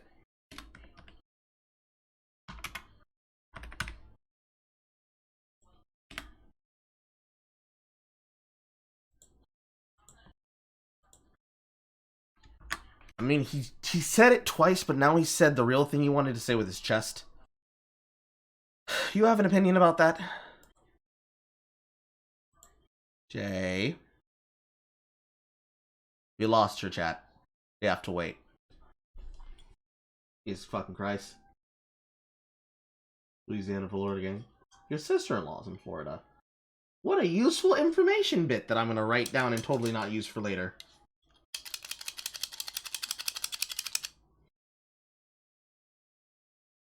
White women specifically. That's crazy. Carl, I made a video for you, but it's too big for Discord. Any chance I could email it? Just post it in sections on Twitter. I posted in sections on Twitter and tag my name in it so I see it.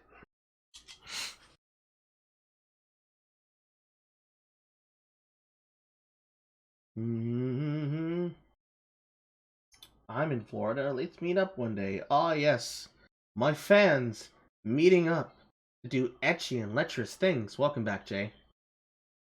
Welcome back. Yeah, so this opinion that he just gave, Dave is different than the rest of us, and he zigs and we zag, and that's why we hate him, and he's a homophobic bigot. You have an opinion about that?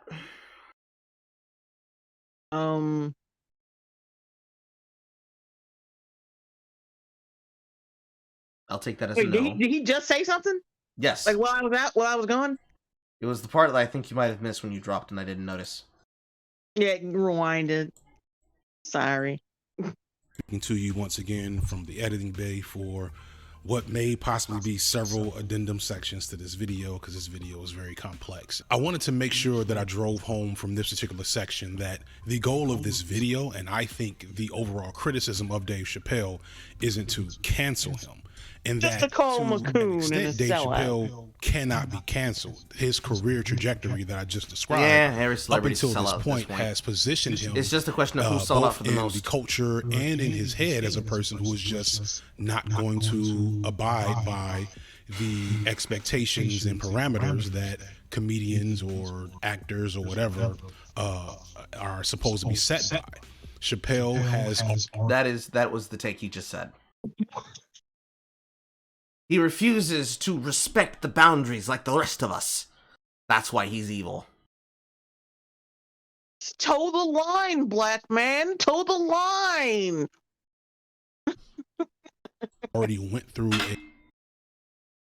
Be like all the boring Marvel people.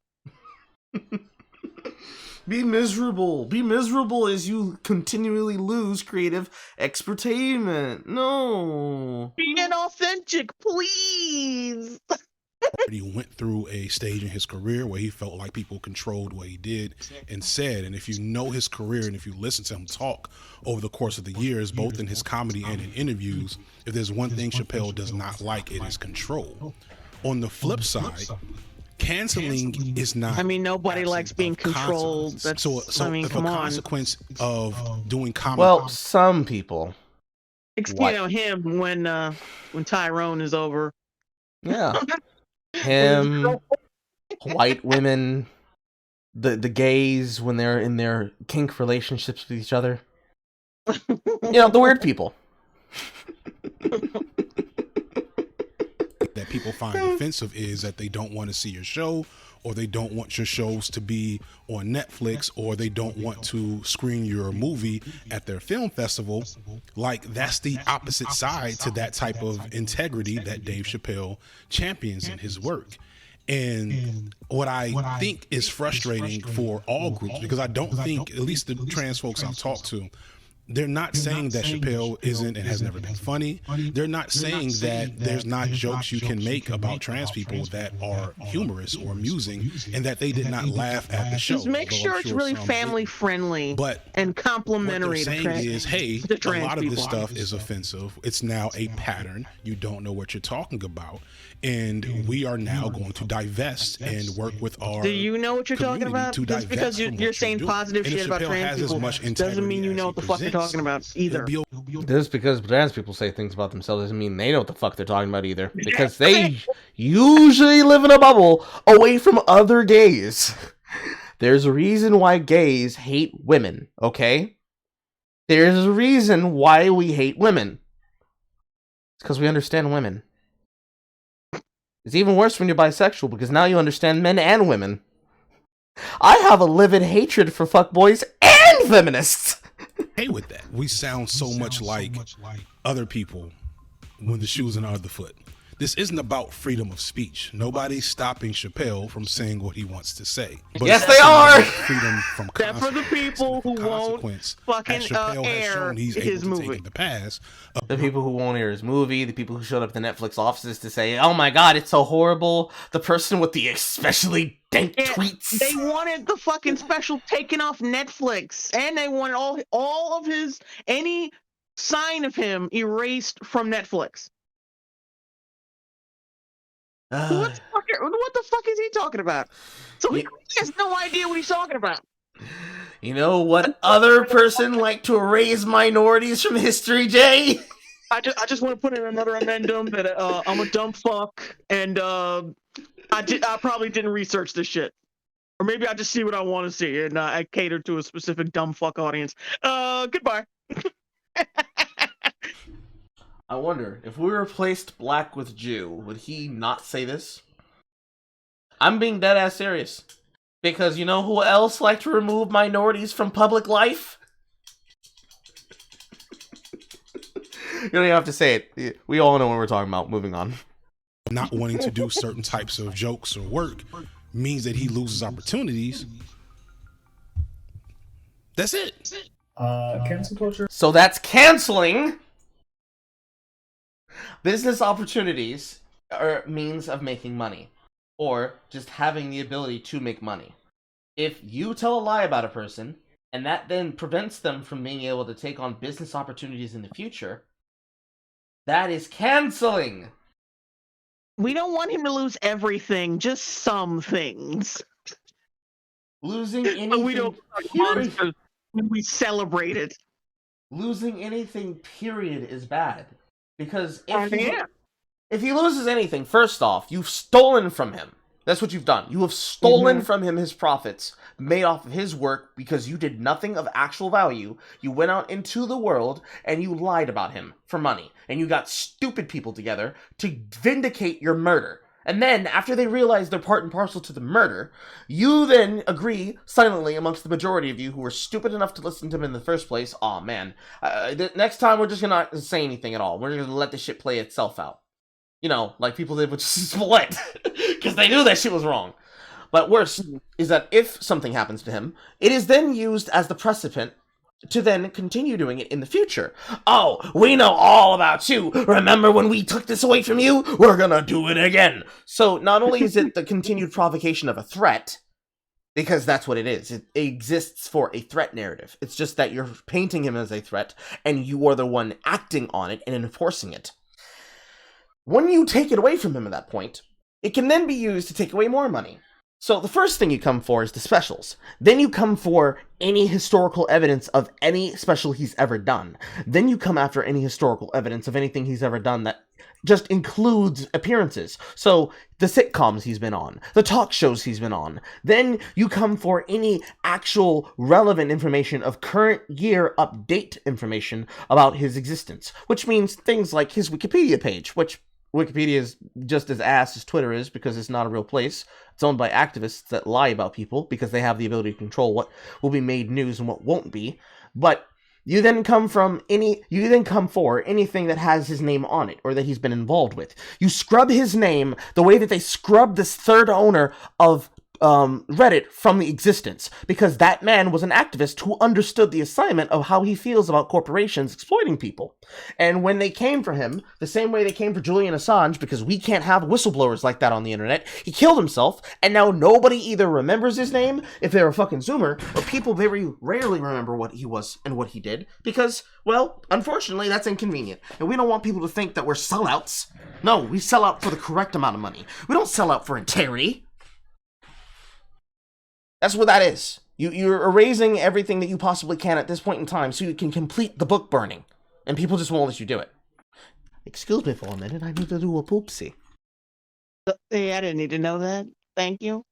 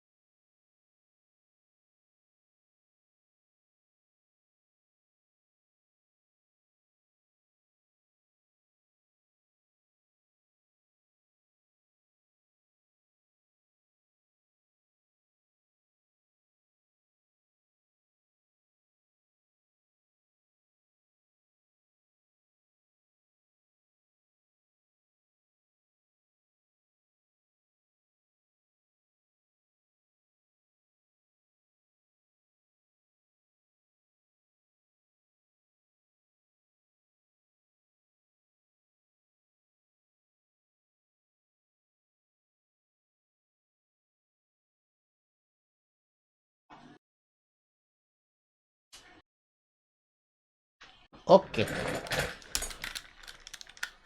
My body's clean. Is not. Also, who the fuck is this? Plum. We're playing, we'll find out. It says Plum. So, Jerry Curl, fishnet halter top, gold chain, uwu soft girl glasses, earrings. This is a soft boy. Is not real. It is. I know that you like to pretend it's some type of organized boycott of a person or a company or something. He was literally fucking boycotted, you dumb ass. It's just random people who don't like this thing. He was live streamed on Twitter. Want to support the thing. What the fuck? Loud about it on I know people think it's an organized thing, but it's not, even though it was. That's just criticism. I don't think it's anything. And you think you could cut this motherfucker's commentary up so, you know, he doesn't sound so goddamn slow? Maybe. Thing because. But if he cuts... now people have... Oh, I'm going to go to hell for this one. If he cuts up the transgenders' opinions, it'll remind them of the time that they were almost under the knife. Just... The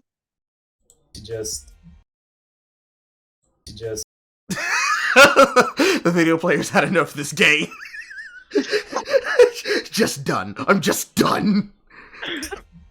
Pretend that any criticism or any public shaming is cancel culture. I'm about to speed this up by 1.5, Jay. I'm about to speed this up by 1.5. I can't take it. He talks too fucking slow. He took a handful of sleeping pills before doing this. Put a pin in that for a second. Let's get into the actual joke. Also, what is this fucking editing?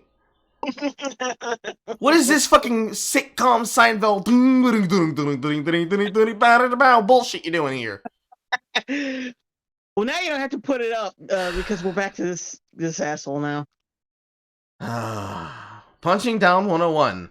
Get in front of a man's face and use the bottom of your fist His first special for Netflix, he has a section. Why is he not centered again? General What the kind of fuck? class, edgy LGBTQ jokes, and then eventually to Caitlyn Jenner. And to be You fair, were it's centered, standard and then you offensive humor. Dave is a weren't, consistent user of a technique called crossing the line twice. Crossing the line twice is where a joke's humor is based in the fact that the comedian or whomever is saying or doing something so far over the line that it becomes funny. For example, there's a long history of comedians making gay jokes. And for the most part, the punchlines for these jokes is the simple fact that a man is acting gay. Being gay, that's the joke.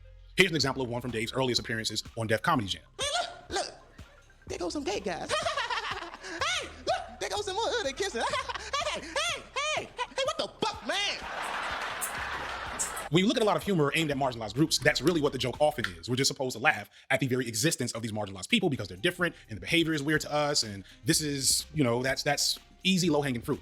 And this is what people often refer to as punching down. When you from a place of privilege. That is not called privilege. They are entertainers. The entire point is that you watch the joke and that if it doesn't land, it doesn't land. And if it does, you laugh. I'm so tired of this talking down discourse. Not discourse, he's just fucking wrong. Make a joke about a marginalized group where the joke is mostly just to make fun of something about that group's experience. But David... I'm gonna posit to you a concept. What are jokes, Jay? Oh no, we lost Jay again. No!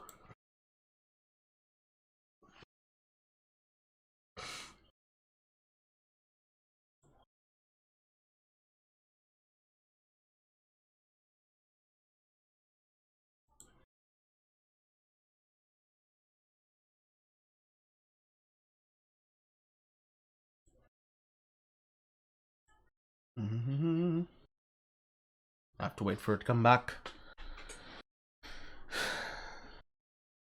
Why do we keep losing this woman? Because Comcast. Because Comcast. Because Comcast.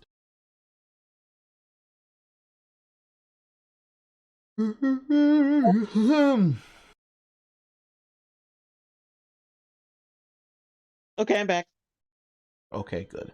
So, I'm gonna posit a question here because I'm about to demonstrate this dumbass shit this man just said. I'm gonna replay it because I think you might have missed it. When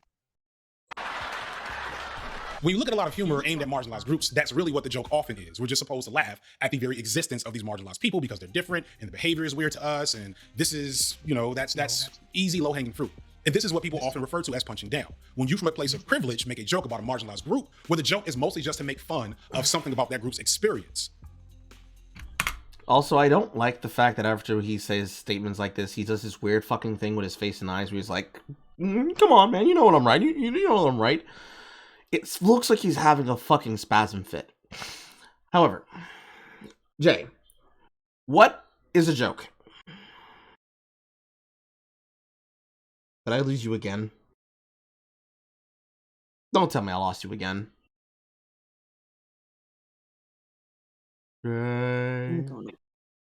Yo. Okay. Did I lose you again? Yeah, you did. I had to go to my fucking mobile, my mobile memory or whatever the fuck. Okay. I'll just tell you what he said then. Punching down is when a person makes a joke that people are expected to laugh at because the person themselves is being used as a joke because people are laughing and making fun of a person because they're punching down at that person's experiences. So, Jay, what is a joke? Oh my god, I have to do fucking homework? No, just bitch, what is a joke? What is a joke? What is a joke to you? It is oh god.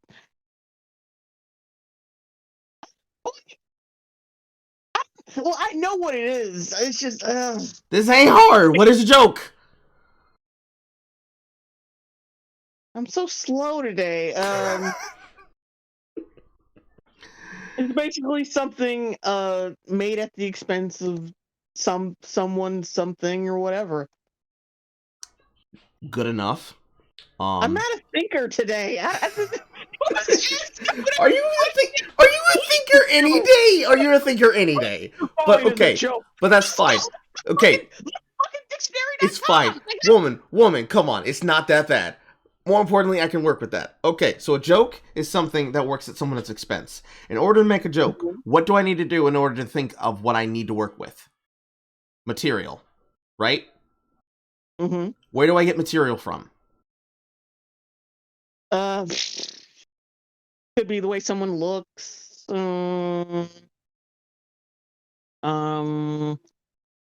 Just an observation, like there's observational humor, or just pointing out the absurdity of a situation. Mm-hmm. And if I'm making observations about something that's happening in the world around me, what would you call that observation? Don't think too hard. Wait, ask that again? And if material for a joke comes from observations about a situation, or about the appearance, or about a characteristic of a person, what would you call that observation when you're using it as material? A roast? Yes, but what else? Don't think too hard about this. We just said what the word is. No, I don't know. An experience, Jay. Okay. Because if I was gonna go on stage and tell some stand-up at an improv night, I would tell an experience, but I would stretch the truth a bit, and I'd find ways to make it humorous to an audience who's never heard what I have to say. Mm-hmm. So, in the mind of a person like Jay Signifier, Gia, this man thinks that the very simple experience that is necessary to tell a joke is also punching down at the people because that joke is being told. Do I have to begin to elaborate on why that's retarded? To say that the very experiences that a person have being the basis of their jokes, being how they have to make them possible, cannot possibly be punching down if that experience is the personal experience they had in the situation they're describing. Mm-hmm.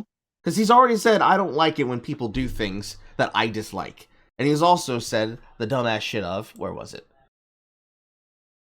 You have to be mental to tell jokes as a black comedian to a white audience. And also, he doesn't understand his fans. And that you say that they're funny, but his jokes are offensive. And also, his observation about blacks and gays are like when Tyler breaks out the Roots jokes and watermelon memes. And he can't get us because he makes jokes about stereotypes. If the observation that's being made about a joke is that you have no real personality, so in order to invent one for the purposes of a joke, we take some human qualities and mix in the actual shit we've seen, and then you get mad about it by saying, well, you're not actually making jokes about us, you're punching down at us, that's not what we're really like, and then you see Nanette. Mm-hmm. Can you actually say that they have to be based in some hatred of a person if the very same experiences you're showing me are superficial and the things you say are actual humor are not funny? No. It cannot be. Because that's a catch-22. If anything that I say that could be used as a joke is punching down, then it means it's not about me saying the joke, it's that you don't want the material that's being used to be joked about. And that's the first sign of a tyrant. Someone who doesn't allow jokes, under any circumstances except the accepted ones. So he's for tyranny, and he just doesn't understand how funny works. Mm-hmm. See? That wasn't so fucking hard. Basic extrapolation. But Dave didn't do that. But Dave didn't do that, of course. He hates punching down. So what Chappelle does is really punching down. He crosses the line twice. So he makes the joke about a particular group, but it's so egregious or absurd or silly that it paradoxically becomes funny. It crosses the line you're not supposed to cross, and it just keeps going until it circles back around again into being funny, where you're not really thinking about negative opinions or attitudes about the group that's being targeted about the joke. You're probably just... That's not how crossing the line twice works, by the way. The way that a joke works when you cross the line twice is that you tell a joke that's fucked up, and then you get even worse with it. So, the aristocrats, a group of family of people who are fucking each other. The joke there is incest, but the ridiculousness of how detailed the incest becomes the basis of the joke. Perfect example, the Wayne Brady skit. What if Wayne Brady was a fucking sociopath? Put Wayne Brady in situations and let Wayne Brady act. That requires you to first know who Wayne Brady is, so it's like, oh, Wayne Brady. But then you see the affable personality of Wayne Brady outside of the skit, but inside the skit, it's like seeing Don Cheadle as Captain Planet, which was the basis of that Funny or Die skit. The joke wasn't, damn, what if we had Don Cheadle do the skit? The joke was, what if Captain Planet was an omnicidal maniac that would turn everybody into a fucking tree? Whereas the point of the Wayne Brady skit is, what if Wayne Brady was a schizophrenic motherfucker who wanted to make people suffer because he hates human life? And he just happened to be rolling out one night with Dave Chappelle. The same way the basis of the skit on Prince and the basketball game was that Charlie Murphy lost the fucking game to Prince. And he couldn't elaborate it in any other way than telling it the way that he did. Or the situation with Rick James. And the fact that Rick James himself was there to confirm the story not only was happened and that it was true, but cocaine is a motherfucker. Cocaine is a hell of a drug. The point of crossing the line twice is that you allow the absurdity and the audacity of the joke to get so overwhelming that it's just a refuge that you stay in. That's where the idea and the phrase and the trope of taking a refuge in audacity comes from. It's what we have for a lot of villain characters in stories. It's what we have as the basis for a lot of understandings about situations, about people who are the anti-hero in situations. It's not that hard to get. This made-up version that you call crossing the line twice is what the woke audience thinks jokes should be. That's why all of their jokes are, I'm gay, I'm gay, I'm gay. But I'm also gay and trans. Also, white men suck. And they should be sucking my penis. Just thinking about how silly it is that somebody might believe what's being said. And if the comedian is skilled enough, we might even learn something about the target of the joke that we didn't before. And this joke is super popular with Chappelle and many of his contemporary comedians who use edgy humor. And your mileage may vary, but as a child of the 90s, that technique is right up my alley. And for an example of this, before he gets to Caitlyn Jenner, Dave sets his sight on his wife's male gay friends, and he starts with the usual LOL being gay is funny stuff, but then he takes it to absurdity. He compares his wife's gay friends to a cat that can talk. She has a lot of gay friends, and I don't like them. Not because they're gay, I'm just judging them on the merits of their character. They're just not nice dudes. They're fucking rude house guests. They're sitting on my couch, getting with my wife, eating my motherfucking macaroons. And I come in, they act like the party's over. Hey, Stuart, what's going on? This guy talks to me the way a cat would speak if a cat could talk. Hi, David. So here the punchline stops being explicitly about a man being gay and him being different and that being funny, and becomes the absurdity of what a cat might sound like if he can talk. No, the absurdity is the idea of hearing that the affable, soft, relaxed tone of a gay person just talking would sound the way that we'd expect them to sound. Because the first question then becomes, okay, so in order for you to get this joke, J signifier, since you're stupid, what does a gay person usually sound like?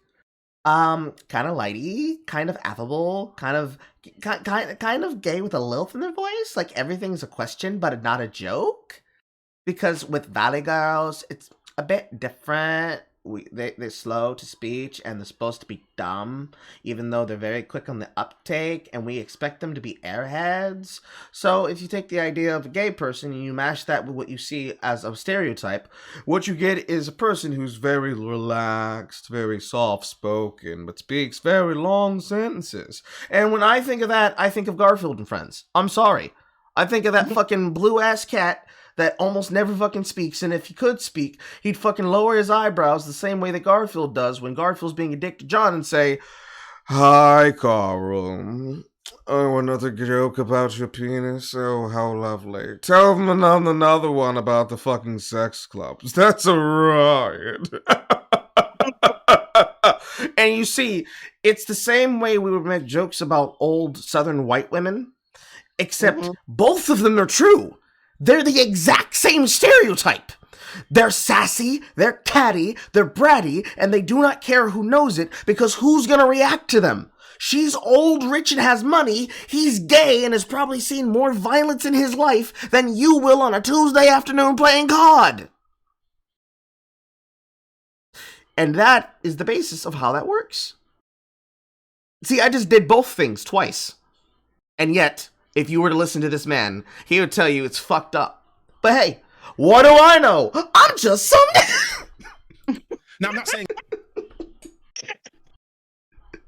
Now, I'm not saying no one should feel offended or targeted by these types of jokes. The nature of these types of jokes is a core part of them. But I want to point out that the technique, when done right, usually disarms those people from feeling like they're being truly made fun of. No, what it does is remind them like, damn, you right, bro. You right. You right. That's the entire idea of what jokes are supposed to be. A person can start out being on edge and you're like, you know what? You right. Literally, like a joke about gay people. You know what? You right. We do be like that. A joke about black people. You know what? We do be like that. A joke about black people in the suburbs. You know what? We do be like that. Or to be more accurate, damn man, that shit's clapping. Made uncomfortable, but not targeted. And because he's been so good at this, Dave is a master practitioner, a master storyteller. He's never really been criticized for this type of humor because people are willing to give it a pass. He has been criticized for the humor before, but continue with the lie. And I'm pointing this out because this is kind of the first bullshit that people make to excuse the problem with this special, is that why are people mad at Dave for saying this, but not that? And it's because when he says something about that, like for instance, the joke he made about being raped by a Catholic priest, it's so ridiculous and extreme that it's just funny. No, it's fucked up because it's true. And people laugh because the shit's true, and they're in the situation where it's made funny because of the fact that we can laugh at this knowing that this thing is true. That's another piece of humor. The humor doesn't work if it's not based in a grain of salt. A lot of the jokes and humor that's made by the woke audience is not based in truth. It's based in shared personal experience, which is just generally anecdotes without evidence. So they make an assumption, they say something, and it's like, well, you can't really criticize it. It's my lived experience, which is the cop-out of the century.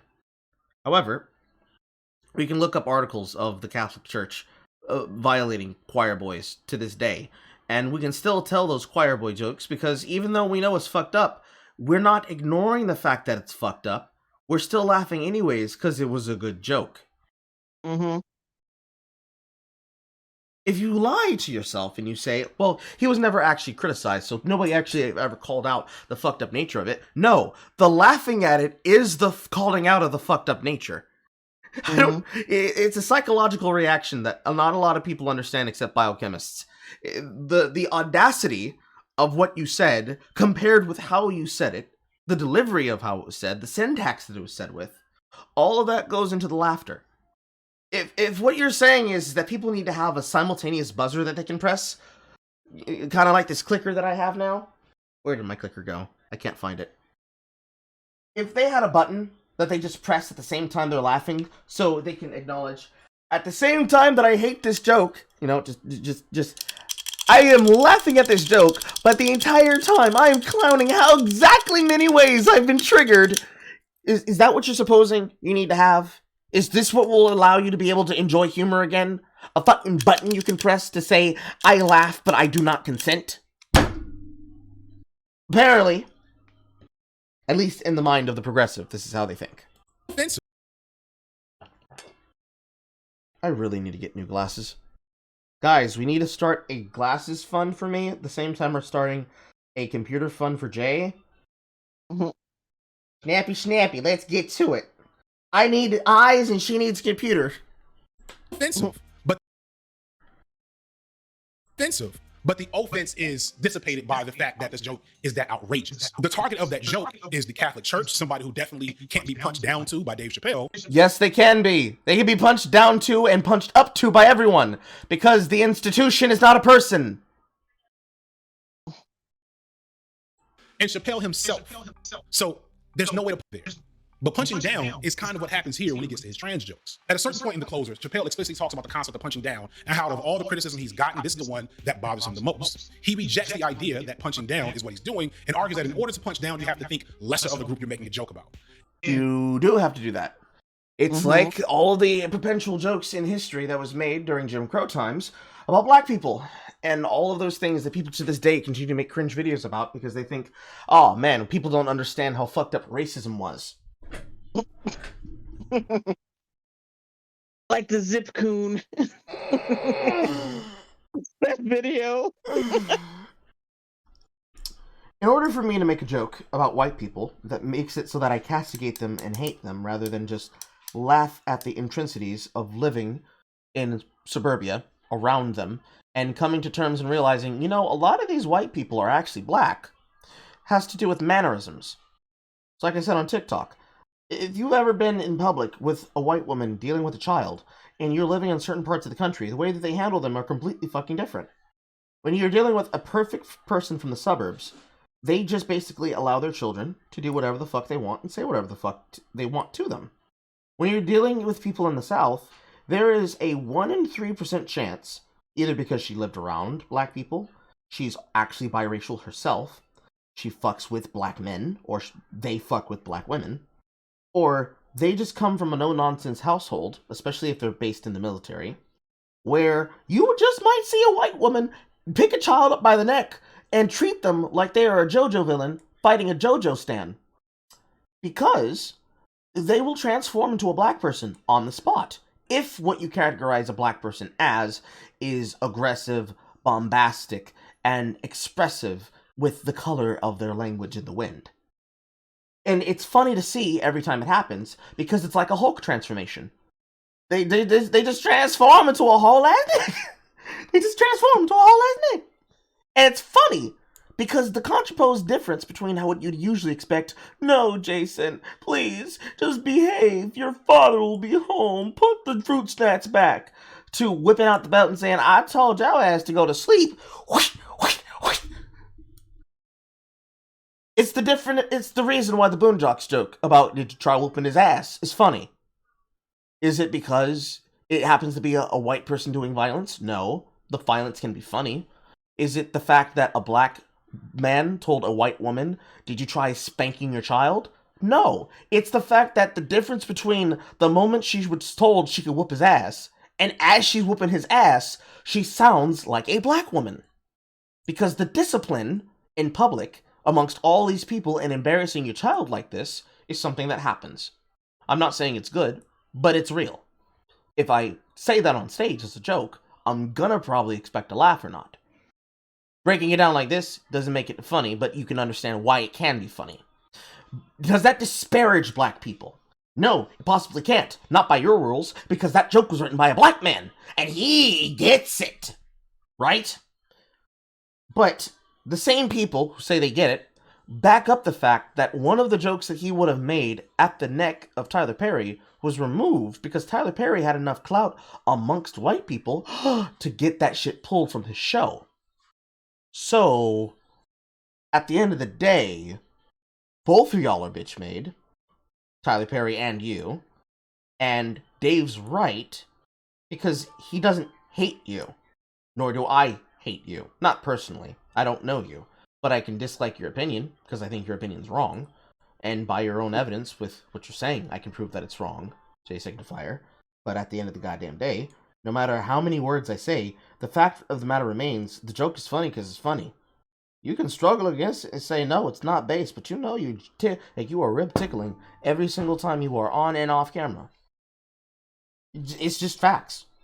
Some things in life are ubiquitous like that. One of those things is watching a white parent whoop the shit out of their fucking child. I'm sorry. That was a mouthful. Jay, did I lose you again? No. Okay. And this is the most dishonest and disingenuous I've seen Dave until he gets to the last 20 minutes of this show. George Carlin has a great quote about punching down in his criticism of Andrew Dice Clay from probably the early 90s at this point. Carlin is See, he mentions this, and I'm going to go ahead and mention Dr. Ramberkam's videos about his opinions of both men and women. You should watch it if you ever have, free time to kill. Because, man, the opinions that came out of George Carlin's mouth are contradictory. Just to say the least. long-standing long-standing star at the time in the comedy world, with the core of his humor being aimed up at oppressive global systems, conservative systems, etc. But on the flip side, Clay had risen to megastardom with an act that was almost completely dependent on jokes about minorities, women, immigrants, and gay people. I would defend to the death his right to do everything he does. The thing that I find unusual, and it's not a criticism so much, but his targets are underdogs. And comedy traditionally has picked on people in power, people who abuse their power. Women and gays and immigrants are kind of, to my way of thinking, underdogs. Actually, he should do what he wants. And why does he get away with it, do you think, then? Well, We have never laughed at jokes about the Well, he's appealing. I think he's appealing largely. I think his core audience are young white males who are threatened by these groups. I think a lot of these guys aren't sure of their manhood because that's... And that right there is actually a perfect case example of what I was talking about. It's sad to see one of your heroes like this. He's not my hero, goddammit, but he was someone's hero. It's sad to see somebody who's touted as a comedic genius be outed as basically the comedic version of William Vance Bronson, firebombing us with the jokes and opinions that he gave, and it working because popularity beat out common sense. How many people do you think saw this interview in question and saw this man basically say the comparison of, well, I think the reason he's popular is because he panders to the alt-right? Problem when you're going through adolescence. Problem when you're going through adolescence. You know, could I be? I hope I'm not one of them. And the women who assert themselves and are competent are a threat to these men, and so are immigrants in terms of jobs. So that's why we as an audience then will laugh. You say we, I don't think you're I think you're collectively. I think that's what was at the core of that experience that takes place in these arenas. And what Clay did work because, as Carlin said, and this is an important point, he spoke to the insecurities of a society that was indifferent or fearful of change that was happening at the time. A group of people that maybe felt like their place or their level of power was being reduced by the emergence of these new social forces and factors that they didn't agree upon and didn't have any power over. Okay, now describe what white people feel like when you tell them about CRT, and then you explain that you're teaching it to their children in school. Is it like that? Is it like when you tell them that it's not happening, but then we find tapes of it actively happening? Is it like when you say it's not happening, and then they find you using the very same curriculum, the very same words, the very same tactics in the work to try and brainwash their children into hating themselves with inescapable guilt? Because they're white? Is it like that? I mean, as much as I care for Dice's, both his current and his past, I'm not a person from the generation that watched Andrew Dice Clay. I watched the revival piece that he did. Fucking laughed my ass off. I couldn't stop fucking laughing. Mainly because he's doing that refuge and audacity bit I just talked about. It just happens to be, for me, I didn't watch him when he was big. It's like seeing Jim Carrey back in the past and then seeing Jim Carrey now.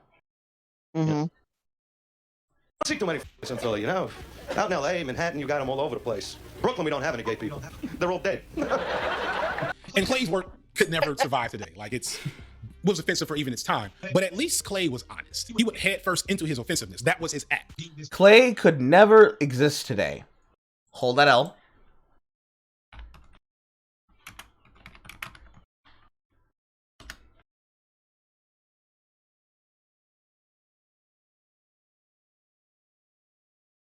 Where's the fucking goddamn thing?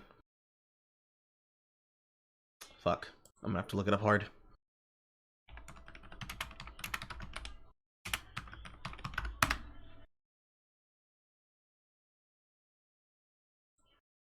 There it is. Indestructible.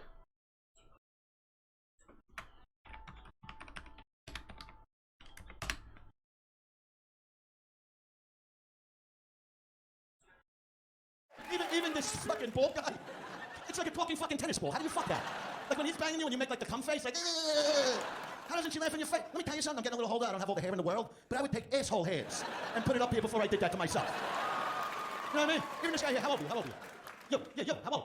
53. I'm about the same age as you, right? See, I know what he's going through. This guy's starting to go through it. You get older, shit goes wrong, you know. The minute you wake up in the morning, you open your eyes, you're like, what the fuck is that? You know how your wife slays you and goes, what happened? And you're looking at her like, nothing fucking happened. I opened my eyes, that's what the fuck happened. And she's looking at you like, did you sleep good? And you're like, how good can I sleep? You're still fucking here. This is what fucking does. And then, it's not like when you're 18 that you just jump out of bed, you gotta feel every ache and fucking pain, and then you go for it, and then you realize when you're on your feet. You know why? Because you're stepping on your stretched out fucking ball bed. It's unbelievable how the ball is just stretched like a bungee cord, but when you go into the bedroom, it's like you're playing kick the fucking can with your fucking sack right into the bedroom. And you know how you look at your body, you look in the mirror like, what the fuck? What are you laughing at? What is the back of my... Just the fucking thing I'm putting on screen. Bits from the Andrew Dice Clay Indestructible bit. Oh, okay. This was filmed in 2013, to be accurate. But this was put on Showtime. Remember, couldn't work today. Here's another bit from Psycho Vegas in 2018. Bunch of people. That's even closer to current year. But couldn't work today. This man does not know what he's fucking talking about. Being this offensive douchebag. But Dave, very simply, tries to maintain the high ground. And worse yet, he's trying to pretend that he knows, understands, and empathizes with trans people over and over again in this special and other specials. But at the same time, in like a joke later, he'll say he doesn't understand and he doesn't know. And his jokes prove that. They prove that he doesn't really know what trans people have to deal with. And the fact that he's so comfortable and really condescending with these treatises and arguments he's putting in between his comedy. Comedy. I think offensive comedy, so to speak, is fine, but offensive comedy and bigoted comedy are two different things. And I think that they're... Bellamy Rhea. Isn't bigoted comedy offensive, though? By definition, isn't it offensive? Yeah. The fuck? Okay, so Bellamy Rhea. I'm seeing a bunch of artist motifs here about nature. The skin is tan, but I'm hearing a particular caucasity in the voice. were ways that Dave could have made jokes as it relates to being trans that would have been funny because being trans is, like, it's funny. Like, it is. Not I like think the maybe the whole theme is that they're all trans. Genuine. All the guests. I just find it strange that not a single one of these people go on camera. Mm-hmm. Like, this is a very telling thing. You'll usually get those profile pictures on Twitter of people who call themselves trans, but really they're a transgender. But very rarely will you ever actually get the full-on, just full trans, right? Like, pink trans flag on one side, swastika on the other, Discord in the middle monitor. We were actually able to find the person who that picture originated from. It was a based moment. But it's like that. They never mention people like Rose of Dawn, you know? The person who goes on camera and is about it. I don't like using Blair White as an example because Blair White is an outlier, even though she is more popular and would be more known to people. Because, unfortunately, this is a killing the messenger problem, right? Rose of Dawn is somebody who covers shit the same way that, you know, someone like Short Fat Otaku would, or that you would, but, does so while also being on camera. And this is a very important detail, because you would say, well, what about ContraPoints? ContraPoint specifically likes to dress up as a woman, because that's what they like to do. In the case of this, it's that you need to actually see them in order to take them seriously.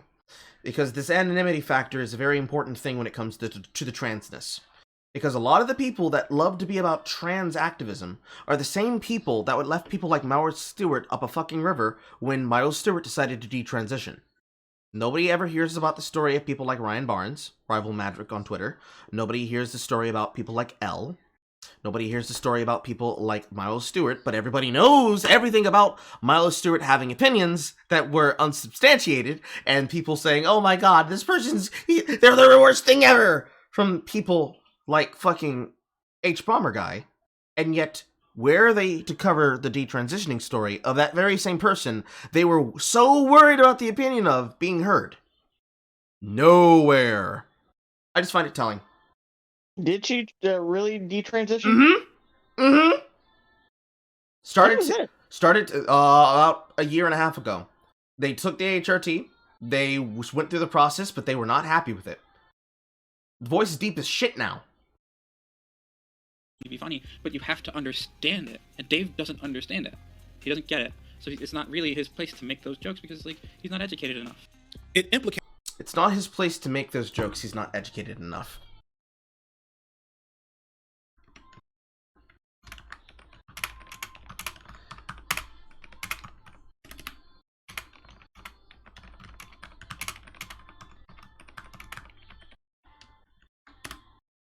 This is an interesting take in the fact that it demonstrates the point that I'm making. If he's not educated enough, where does he need to go to get the proper joke education? Is there a university we can apply to? Is it subscribing to your Twitter channels? Okay. It's like if the education doesn't come from life experience, and it doesn't come from listening and watching and observing and then repeating what we see, then it comes from dogma. And it's not allowed because it's not the right kind of information. So now his jokes need to be reviewed by a panel, and at that point, is he telling jokes anymore? It's a clear lack of knowledge and understanding for the audience he's targeting. And what that translates to, despite Dave's best intentions, which, you know, everybody's come out and said he didn't mean to do any harm, he just doesn't cross the line a second time. And the comedy is just, LOL, look at trans people. In the original set with the jokes about Caitlyn Jenner, Dave does a segment about a trans executive who walked into a meeting room and threw her severed penis on the table. And this joke almost crosses the line twice, but it relies not on a unique insight into the trans experience or trans people, but on a false stereotype of trans women that Dave and I imagine most cis people have. Yeah, and we back. So in this section right here, I kind of lost my way.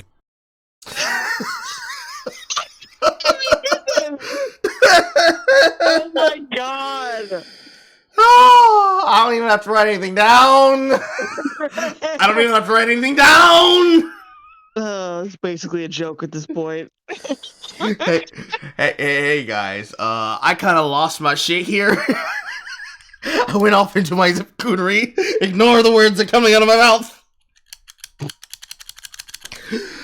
Just, you know, ranting off the cuff about issues that I know through books and through, you know, information, but not through experience and not through enough connectivity and conversation with trans people. So I was like, you know what, we're gonna cut this because I don't.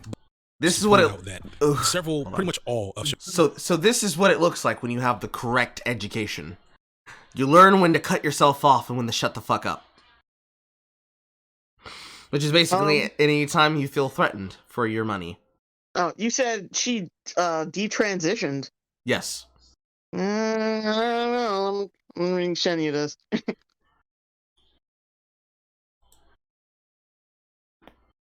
was the last thing I saw into it because I looked into this specifically so that I could talk about it in a post-podcast when we did the Pink Pill episode for the first time. They might have gone back on it. I don't know. I just sent something. I see it. So they might have just gone back on it, so. Oh god, she's all over the place. This was 4 weeks ago? Oh yeah, this would be new to me then. Oh well.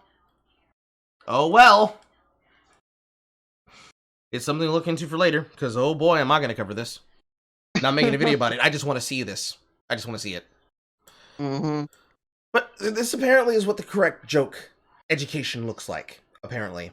You have to cut yourself off when you realize you're saying things that make you look bad, apologize for nothing, and then continue on with your current propaganda as though you did not just do the thing that kind of disproves what you just said. Those jokes about trans women depend on stereotypes about what he thinks trans women are. Stereotypes that most people believe about trans women. Specifically, the joke of... Okay, how do you know that people believe those things that he specifically thinks about trans women? What if he thinks that all trans women are actually undercover Decepticons?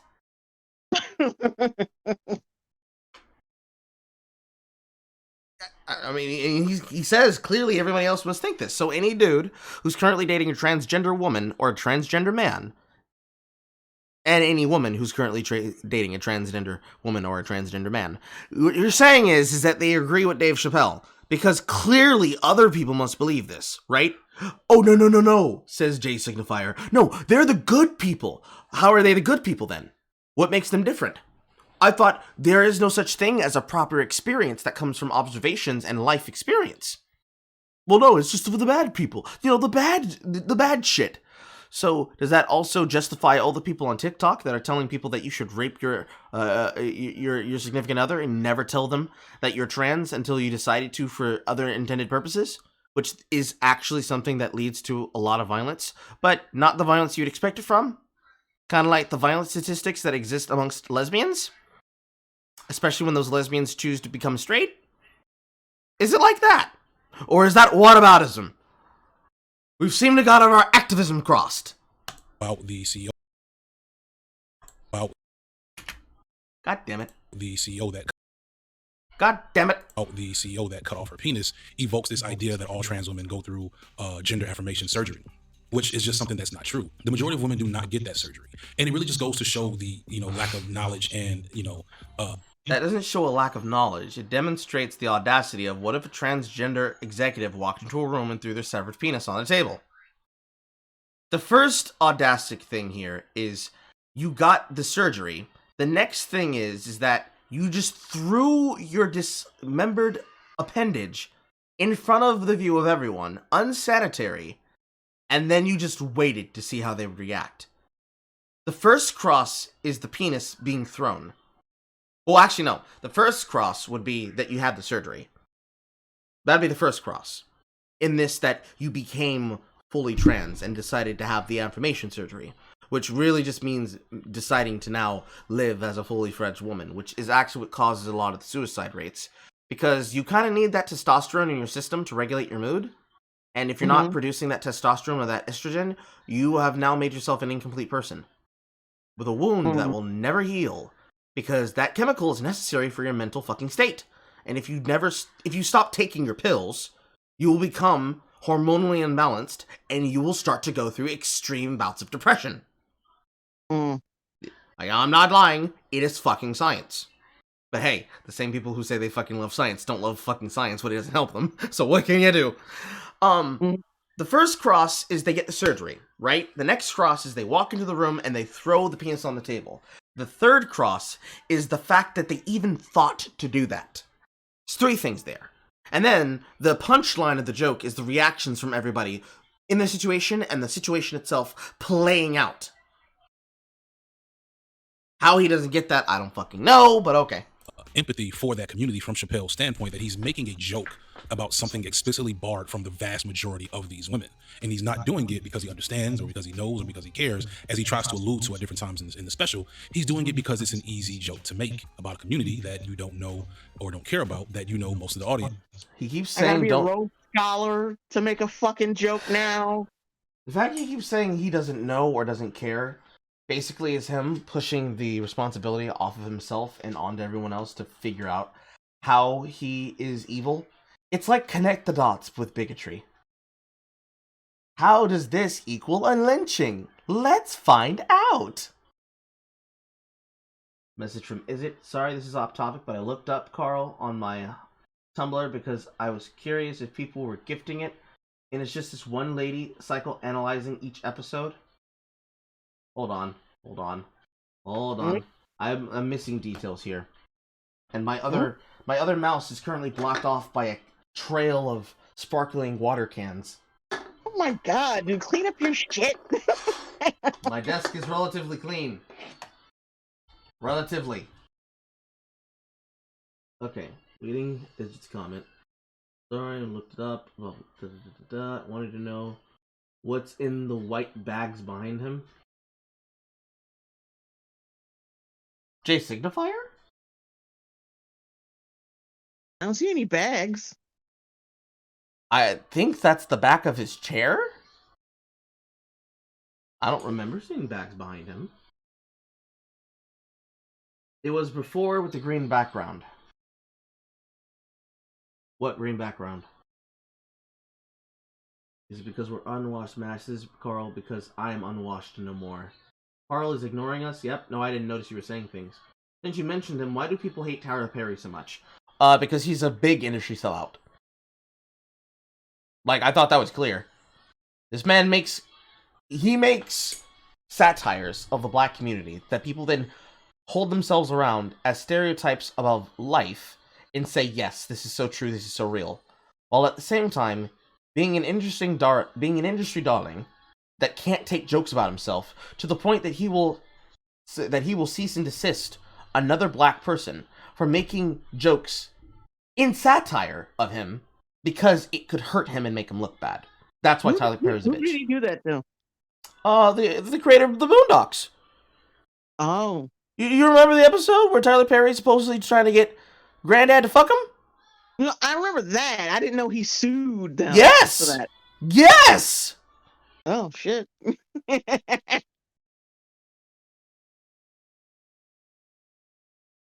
Is there anything else I missed? If y'all want me to be able to see things, y'all gotta make sure to highlight them, because I will usually miss it if it doesn't stand out to me. Refresh the browser there. Doesn't know or care about. And that's the epitome of punching down. That is exactly what punching down is. So, and I'm pretty sure I'll circle back to this later on. Also, again, that's not what punching down is! A basic example of punching down is you're a bully in a classroom, and you decide to make jokes that aren't jokes, but are observations about a person, specifically to make that target dislike themselves and hate their appearance.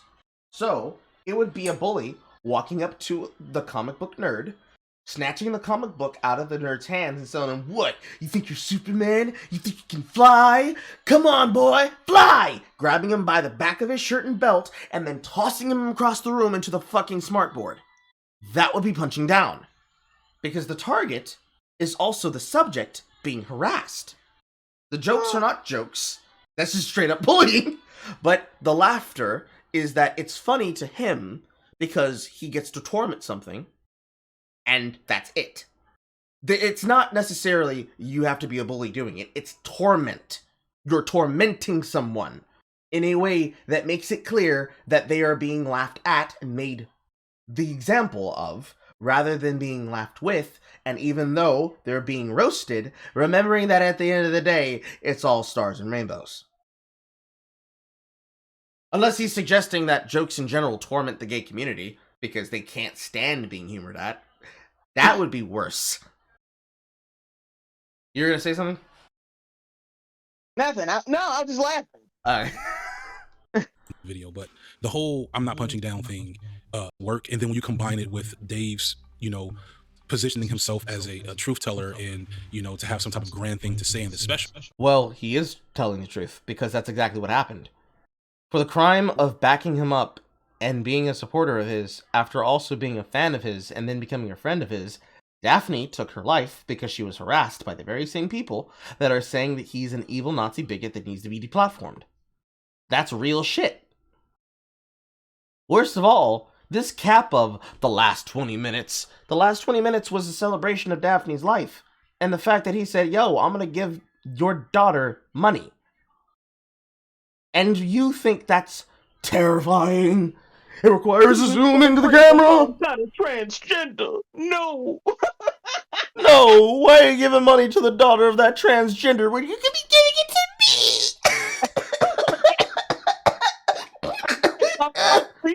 me? It really makes it even more frustrating, but I'll get to that later in the video. This is the ugly, dangerous area Dave's playing in without knowing the information. And even still, even with the jokes being pretty tired, tame, why was that lame cut? jokes Why that have been was done that about there? trans people for decades. Why the fuck was that there? Oh god. I've never hated a person for trying to take a drink of water. Except for that guy who did it, I think at the White House. Mm-hmm. Well, I don't hate him, but that was funny as hell. All these old comedians are making the same jokes. Oh, and he compares C.K. Lewis to Ricky Gervais and to Dave Chappelle. That is not true, because the entire reason why Ricky Gervais is not welcomed back to host the Oscars, and they started hosting them themselves, is because when he told jokes at the expense of rich people and was irreverent, I can't pull a rice gum, irreverent about it the entire time, they got mad because they can't actually do anything because they know he's a comedian, and at the end of the day, people are going to side and laugh with him because it's that obvious how out of touch you guys are. Mm-hmm. It's almost like there's a connection. With fucking C.K. Lewis, all you guys have is Louis C.K. You just Louis C.K. Yes, I remember shit backwards. Leave it alone. Stop it. Louis C.K. The reason why they hate him is because, one, they looked up to him, and two, the masturbation shit. That's it. That's all they have. And then every time they go back to it, it's the masturbation shit. I'm not saying that's not fucked up. What I am saying is, you should have moved out the fucking way. maybe don't say to a dude who's like, "Hey, can I jack off in front of you?" Don't just lean in and be like, "Yeah, sure," and then get surprised when he whips his dick out. It's fucked up, but I have questions. I'm not victim blaming. I'm just victim asking questions.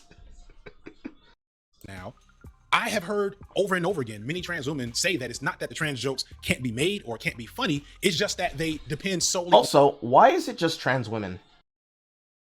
Why is it? They never bring up trans men or anything weird. I find it strange that it's always, well, the trans women said, which, again, chinks of armor. Oh no, I said chink! Now I'm gonna get cancelled by the Asian community! No, I won't. The women will never agree to it. These stereotypes. And the real frustration here is how cowardly Dave Chappelle is to try to throw these rocks and hide his hand. Being brave enough to make the trans jokes, but whining about getting criticized for it. It'll be both Dave Chappelle and funny and all of his offenses. Boy, that's a take. He doesn't whine about it, though.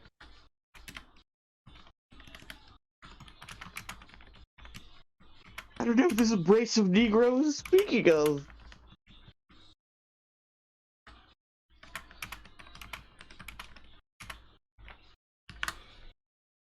And this includes many of his jokes about trans and LGBTQ people as a you cannot control what you laugh at. You can only control if you decide to laugh. And I'm a child of the 90s, like I said, edgy humor, that's my baseline understanding of what is funny. I watched stuff like Liquid Television as a kid. I'm dead inside. Okay, so we're gonna play that back again, because I want people to listen to what he just said there. It'll be a bold-faced lie for me to come and say that I don't like Dave Chappelle and don't find him funny and all of his offensiveness, and this includes many of his jokes about trans and LGBTQ people as a whole. You cannot control what you laugh at. You can only control if you decide to laugh. And I'm a You can't control what you laugh at. You can only control if you decide to laugh. What the fuck are you talking? You can't control what you laugh at, but you can control what you laugh at. My dude, read your script before you film the video. Look it over. You contradicted yourself in a sentence. The fuck? Do you see why I need a notebook to keep up with this bullshit? Everybody should do this. Out of the 90s, like I said, edgy humor, that's my baseline understanding of what I watched stuff like Liquid Television as a kid. I'm dead inside. It's worse than having an alien living in your head. How about trying to save the world at the same time by fending off a fiendish army of evil parasitic aliens? What do I have to do with all this? And I'm sorry for anybody that's disappointed by that. But at the same time, what's offensive the difference about here is I'm not that? going to act like these jokes are not harmful. Nothing. Bullshit. Crowd laugh. Probably. I'm not going to give probably myself a pass Canadian. Let's see here.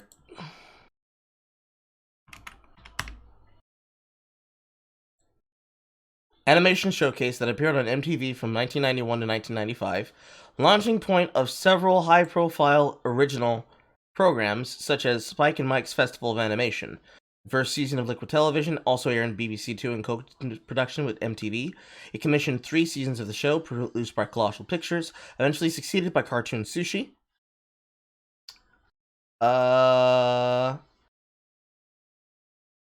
I'm not recognizing a bunch of shit here, but I'm going to suppose this has to tie into something else.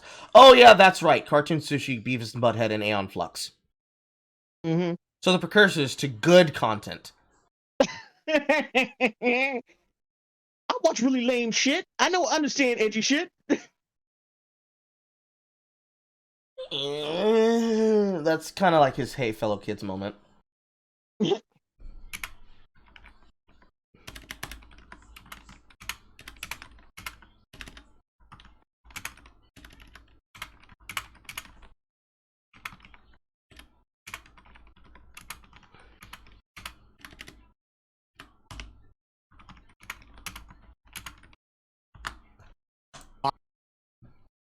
My sense of humor by trying to hide the reality of what I find humorous. And at least I hope that this is what a lot of people are doing. Folks don't want to own their participation in a harmful act. No one wants to admit they're doing something wrong. Everybody wants to be good at the end of the day. But all we're doing is gaslighting trans people to make it seem like they're the person responsible for their own issues that they're facing in the world. When you throw rocks like these... That depends. How much agency are we talking about? Are we talking about I went out on the street today as the first time being out as my gender and people gave me strange looks because they can clearly see that I am not passing? Because that's a societal condition, and a personal problem at the same time.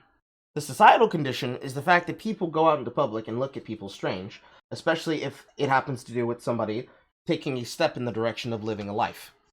There's nothing that we can personally do about that. That is a societal issue that's created by people like you, treating them like they are fucking delicate Fabergé eggs. And the reason why that's your fault is that because you've made it so that they have to make an emphasis on the problem, instead of them just going outside and being like, oh, hey, Sean, you being Lashana today? Oh, cool. You want to get a 2-piece and a biscuit? Instead of it being as simple as that, instead of, I'm every woman, it's only me, coming out moment. Everything has to be an event. Nothing can just happen. And then the other side of it is that it's a personal issue, right? Because if you're comfortable in your own skin, and it has nothing to do with you doing it for other people, and it has to be you doing it for yourself, if just to prove you can go outside and be confident about being a woman or a man, whatever it is you're transitioning into, because that's part of what transitioning is. You're going from one to the other, not picking and choosing that you get to be a new-made faux hermaphrodite. We can't all be Dr. Frankenfurter. If you're doing it for your own self-confidence, what the fuck interaction does that have to do with other people? That's exactly like you trying to take things away from me in a video game, yet you don't actually play the game. What skin do you have in the game here? That's just unfortunately funny. But what skin do you have in the game? They have skin in the game because it's their self-confidence on the line. But what are you actually doing to solve the problem? Because you can't stop society. Not as a whole. Because castigating people and bullying them only creates more animosity. So now you've made the problem worse for them. What would have solved the problem was if you had stopped at tolerance and understanding. Instead, you beelined your way right to supremacy. So, good job, dum-dum. Good job. And then hide your hands. You're contributing to the type of energy and movement that makes these bills possible all the same. But Chappelle helps codify this. The North discriminatory trans bills happen. Oh my god. No, I'm pretty sure correlation, dude. I'm pretty sure what makes trans bills happen is that people are thinking longer than the sentence that you're currently speaking. I wonder if it would have came in handy for the girls that were raped by the boy wearing a skirt. But nah. They just needed to get better hands. Yeah, the patriarchy would just had better hands than them. And that's the reason why that boy had the privilege to abuse them in the bathroom and sodomize them. Yeah, it was the supremacy. It wasn't the sodomize them by accident. Remember that. by accident. Because it's so easy to stick a dick in an ass. It's so easy. I just walk around with like petroleum jelly in my dick 24/7, and like sometimes I trip and fall, and things happen.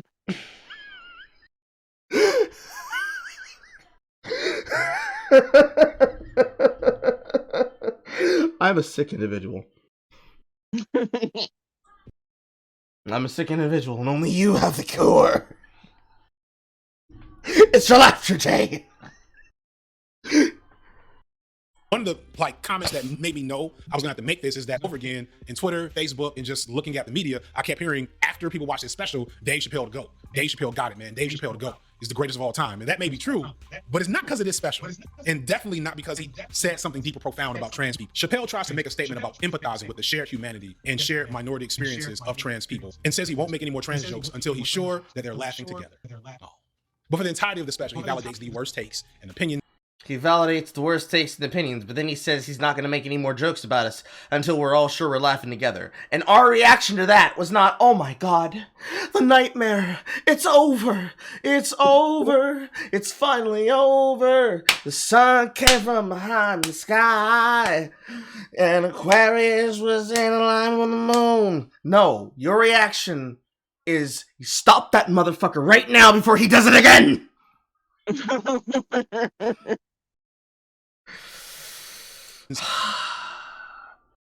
And stereotypes of trans people to his audience, and guarantees that despite of showing the shared humanity, the biggest takeaway from the special will be the continued inhumane treatment of trans people. And the easiest and most obvious criticism here is the fact the continued inhumane treatment of trans people. Are you dogs? Are you dogs now? Please. Come on down to Snips, here at the Transhumane Society, where you can adopt your very own trans person. This is Gabrielle. They transitioned when they were 9, and they have unfortunately been here with us for a very long time. In fact, if they don't find an owner soon, we're gonna have to give them the biz snooze. Yeah. And you're in luck, because they're all neutered.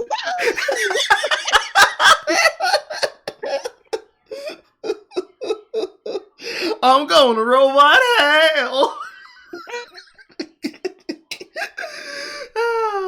What song would they get to replace Sarah McLachlan? In the hands of a pedo. in all these trans jokes, Dave, who is supposedly this for the people type dude that's been talking about black issues since, for 20 years now, doesn't mention trans black people at all throughout the entire special. It's frustrating because Dave Chappelle is clearly not educated enough on trans issues to be having all these hot takes. He knows literally nothing. It feels like I'm talking to a child. Just because you're a black man and you understand a black man's oppression does not make you qualified to speak on every minority issue. Okay, however, unfortunately, that's wrong. Anansi. And the reason why it's wrong is because you don't know what you're talking about. Shut up. Especially when you exclude black people. That easy. You don't know what you're talking about. Shut up. From the conversation in a way that feels incredibly intentional, because he talks about black gay people, but never black trans people. And it's because you have unfortunately made black and gay and trans into the very same thing. That was your doing as a group. We can't take you seriously because as long as you continue to try and ethicate the way that you talk about black people somehow being like God, if you somehow make gay black people then into an even bigger god, and then you treat black trans people as goddesses, there's an escalation problem here. And if you're always deified and can never be spoken about, what do you think that does for your ego? He acknowledges black trans people, his whole joke falls apart. He leaves out talking about black trans people because he can't claim to be the victim and then have to look at his own people. Black LGBTQ people are by far the most vulnerable people involved in this conversation. But he doesn't talk about it. He spends over an hour. Why are they vulnerable, J Signifier? Are you going to tell us? People go back and forth with this shit. Like, first, black men were the most vulnerable of the black people. Then it was black women. Now it's black trans people. Make up your fucking minds. Well, you see, the oppression scale works off of who they can get a better reaction for. In the past, it would have been black men. Because you're woke, because y'all motherfucker keep a brother down. Then it became a black woman, because the black man ain't shit, he fucking me over too. Now it's the black gay person, because they can literally just exist and people will do everything they want for them without ever having to complain. And if they do complain, who's going to speak against them? The black, gay, transsexual, lesbian cripple? Hour making jokes about. Oh my God. Or making jokes about LGBTQ people and never brings up the perilous situation that black trans women especially are in. And this brings up one of the more frustrating and complex issues of the ongoing conflict, which is that Dave Chappelle is legit trying to win the oppression Olympics. Although Dave Chappelle, the black American, he was a little jealous. I was like, how the fuck are transgender people beating black people in the discrimination Olympics? If the police shot half as many transgenders as they did niggas last year, it'd be a fucking war in LA. Dave jokes in an earlier special that he is jealous that LGBTQ people and trans people have surpassed black people in the oppression Olympics. And this is a pretty funny joke. No, it's a funny joke because the joke he's calling out here is, how is it that you, given all of these opportunities, were able to jump ahead and start weaponizing those opportunities to now disenfranchise those that you hate? It started out as a joke, and then he said, actually, I'm not joking. I'm going to show you how easy it is to prove it. And you're doing it. You're proving him right. And the fact that you're a black man makes this all the funnier. As far as Dave Chappelle unironically feels justified in his criticism of trans people because trans people have managed to have an ostensibly more effective path to equality and protection than black people have in a shorter amount of time. Now, I'm tempted to point out how this is greatly a false view of reality and also point out that for every advantage or advantage... Is it? We have literal hate crime laws that are being added to the books in fucking, well, actually, a majority of the places where basically riots were at their highest.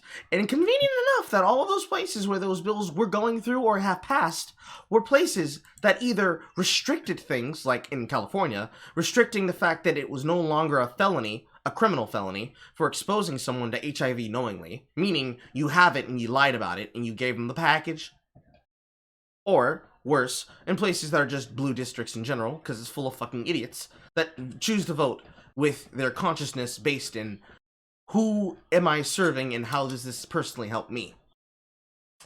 That is the reality of those bills. And unfortunately, those hate crime law bills, the same bills that usually get passed for Muslims and whatnot, those bills never get used the way that they're intended to, and always get used to target people. Why we have so many fucking hate crime hoaxes? How many times has it been the victim drawing the swastika on their fucking house? Too many times. That LGBTQ people have gained, black LGBTQ people are still greatly excluded from those advancements because they are black. But if I really went into all of that, I'd be... No, they're excluded from it because people pick and choose whether or not they're gay, black, or trans on the moment and whether or not it will support their narrative. That's why. And the majority of people who prefer to be black first get left out because they don't allow themselves to be a prop until they decide to be a prop. Still playing the oppression Olympics for real, just like Dave Chappelle does. So instead, I'm going to try to explain why this is such a bad and, to be honest, dumb thing that get caught up. Also, how is he playing the oppression Olympics if he's just noting on the fact of something, isn't actually doing it on the fact of something? Mm-hmm.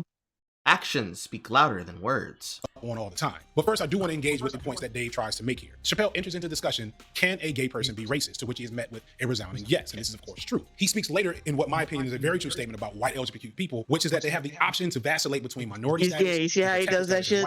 There are like gay people can be racist, but only the white ones. For example, upperly mobile gay home buyers have leading gentrification across the United States over the last 10 to 15 years, and they build gay enclaves in poor black neighborhoods, and often in the process weaponize their whiteness to use legal and economic systems to put black working class people out of their communities. I also go on record to point out that it's at least reasonable to look at what happened to Kevin Hart as a little unfair. Hart's situation with the Oscar awards and nearly a decade of old tweets is a bit iffy in that I imagine its 10-year-old ugly statements are the standard for canceling and protest, and there's a lot of people that need to be missing out on opportunities, myself included. And it felt like Kevin was being unfairly targeted for these mistakes and issues that almost every comedian in existence older than 30 would have to own up to. And so yes, Kevin technically wasn't canceled, he chose to give up on the opportunity, but I understand him just having a bad taste in his mouth, feeling like he didn't do anything. No. He was canceled by people who pulled up some things that happened between, I believe it was him and his son. Mm-hmm. And then they took it away from him because, oh my god, how could you say that to your child? It's like Chappelle said, Kevin's a tough guy, but I'm pretty sure that shit broke Clifford's big old heart. Because what the fuck is a man supposed to do? Work so hard to be here, put in all the effort and put in all the work to make his comedy special fucking work the fuck out. Show up in all those shitty goddamn comedies. Some of them with The Rock. Some of them with, well, whoever the fuck they can get to be on the co-star line. Because he only has one fucking job. But a lot of them were with The Rock. Not even counting Jumanji. and your reaction to that is, well, see, he wasn't actually canceled. I mean, he selectively walked away. The opportunity was taken from him because they gave him a decision between leaving in grace or being forced out in disgrace. And he chose to leave in grace. It's not the same. It's not the same. It's not the same. And plus, it's really fucking naive to say that the Academy didn't set him aside for a second and had a talk with him, like, we don't want to humiliate you and just fire you, so why don't we just say, we want to fire you, but we're not going to, like, publicly fire you, so you can just say that you bowed out under your own volition, you know. Just make it, like, nice and mutual. I don't buy for a minute that they didn't fire him. Moon asks, what did he say to his son? Hold on. He said if he was gay or like did some gay shit, he would, like if he like was playing with a dollhouse or whatever, he'd take it and break it over his head or some shit.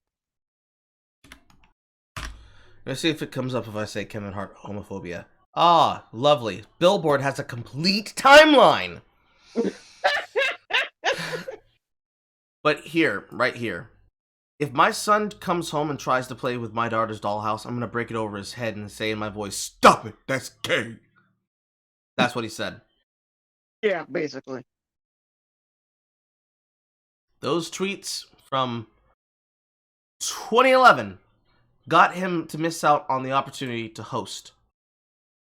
Wild. But he wasn't canceled, guys. He was totally not canceled. Nobody went to look up those tweets in question to see whether or not he was virtuous enough to host the Oscars. Different than most other. They would never do that to Anna Taylor-Joy.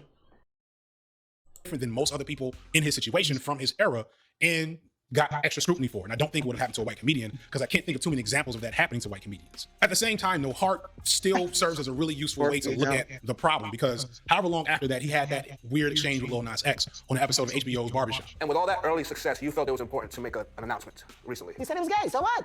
So why did he feel that was necessary? Who cares? That's actually my question. Why do you feel it was necessary to come out and say that? It's not that like it's like being forced. It's just like knowing, like growing up, like I'm grown up to hate this shit. I'm not supposed to ever like this.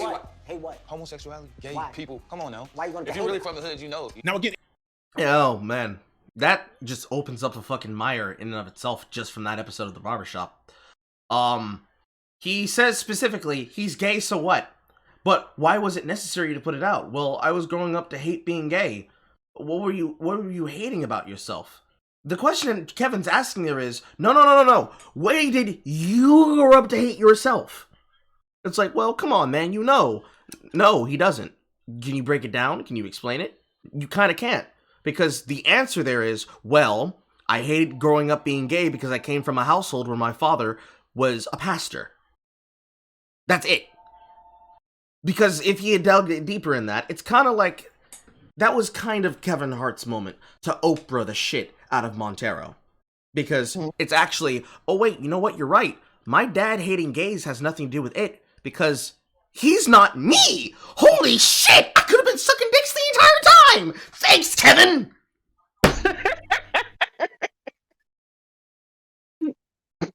It's like the moment when my mother made me sit my dates down on a fucking sofa so that she and my sister could roast them and basically say, what were your intentions for my brother? What were your intentions for my son? Were you in this house sucking his dick? I sat there and I allowed this to happen. And then there was a point where I said, you know what? No, we're not doing this. And I got them up and like, no, come on, we're going for the Hollywood connection. And we left.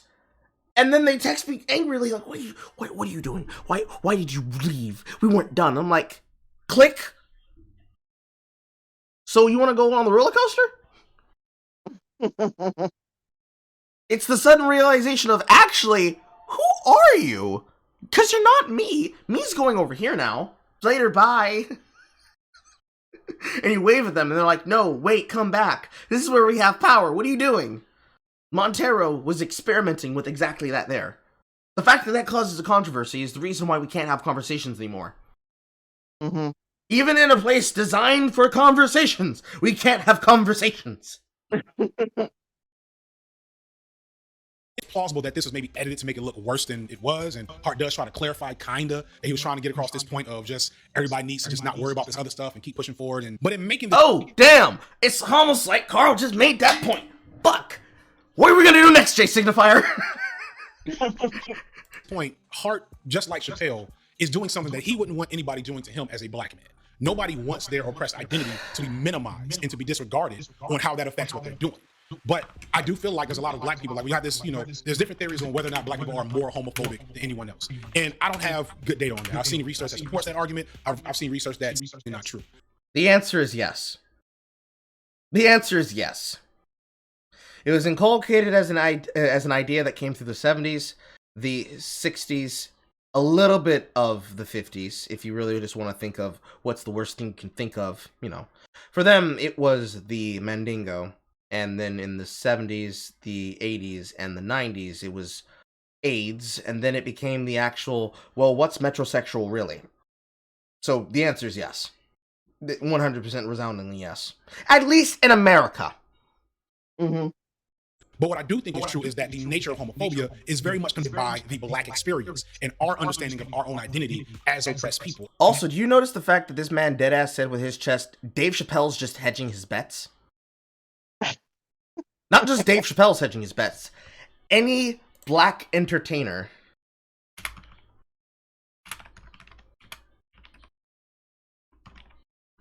is just hedging their bets to say what keeps them in business.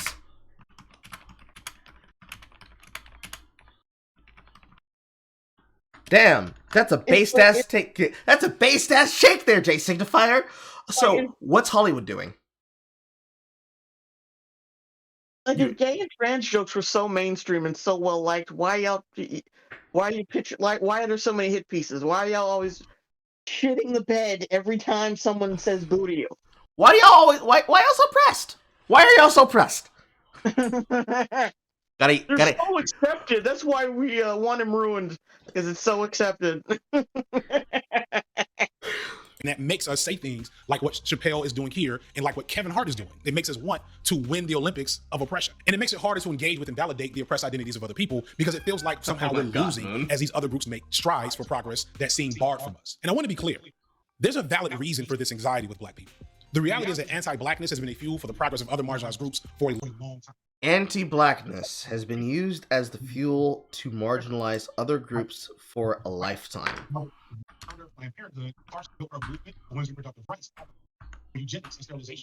I can hear you watching it in the background there, Jay. I know. Black people, blacks, are being used to spook other minorities into falling in line.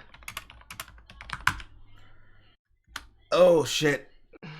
Long time. And you can find examples of this all throughout American history. The women's suffrage used anti-Black rhetoric to advance the right for women to vote, but only white women.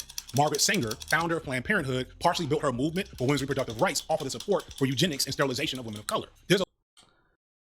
See, you're saying this, and then you will then say nothing about the fact that you should probably be upset at them then, since they made a $1 trillion business off of convincing you to be promiscuous and not care about your social circles. Because that would be what a smart person does. Instead, you put it here in a video to talk about how actually we need to use this as a reason to cancel Dave Chappelle. You know, if a person was to find out that a business was created because they wanted to specifically keep their race from existing, do you think that person would just, you know, undersell that information? Jay? Jay? Yeah, I thought you were being rhetorical. No, I was asking you. I was asking you. Oh, say that again? If you were to find out, the way that some people with Planned Parenthood found out, that a business was created specifically to keep your race from being non-existent, or to keep your race from existing, to try and breed you out of existence, basically, do you think that you would undersell that information? No. And yet this man said, hey, you know how they created this business for eugenics? And we're going to keep going right dictating on Dave Chappelle? Yeah, kind of, I hate to use the words, but performative? Performative. Long-standing conflict between Black people and often South and East Asian immigrants who engage in exploitative economic practices that hurt Black communities right now. You may have heard of Rachel Dolezal from a few years back, the white woman who posed as a Black woman for scholarships and other reasons that I don't get. But how many of you have heard of VJ Chokalingo, the younger? Oh, you're not gonna talk about the you're not talk about Rachel Dolezal trying to jump on OnlyFans? No? No? No. I don't want to shit.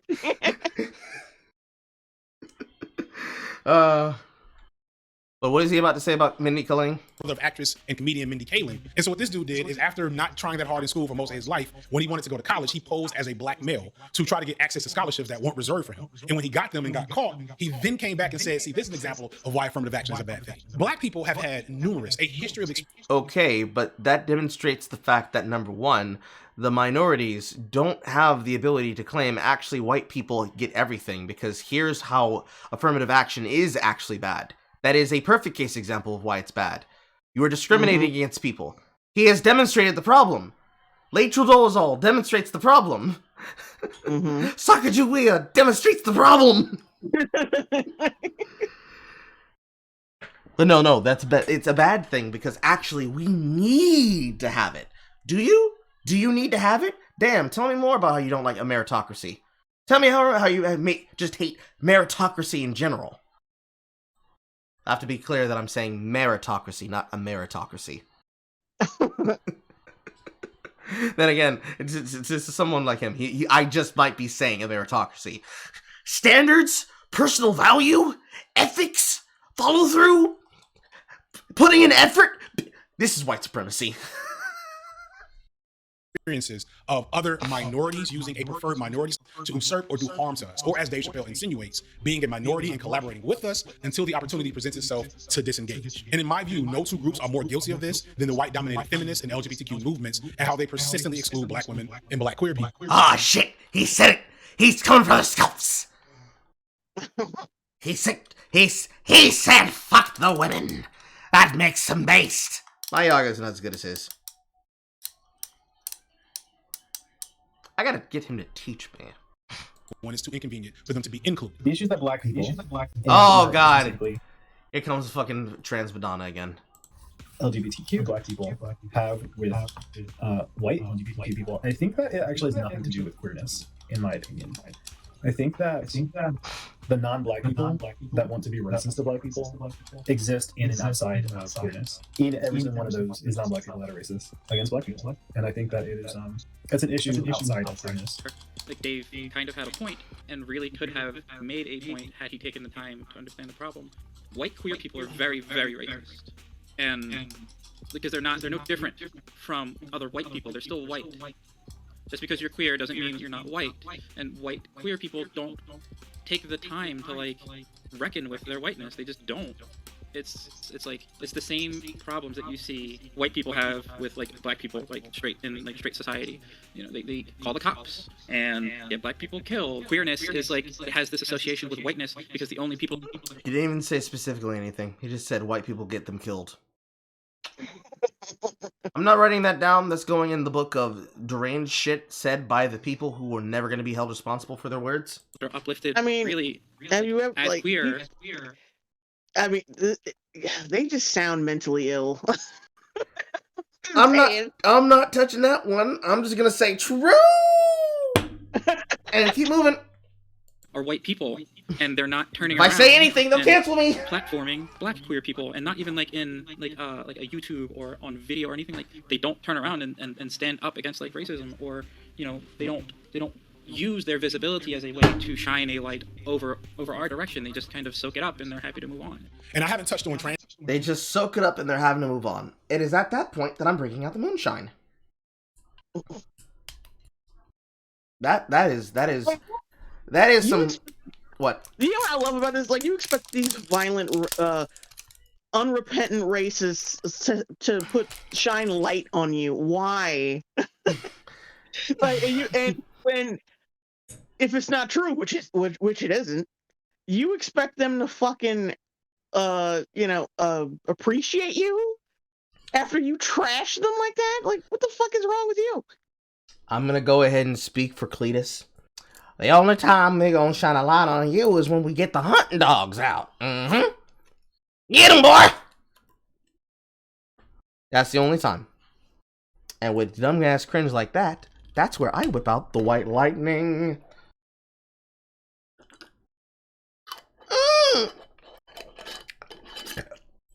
3,000 brain cells. And you're all racist and toxic, but you have to shine lights on us and make us feel special. Ugh. Let's hope that kills the brain cells that remember watching this shit. Issues too much explicitly, but the queer community has notable figures like Jeffree Star and Nikita Dragon and others who persistently employ harmful language. Okay, so he's a gay. I didn't hear that shit. I didn't hear that shit.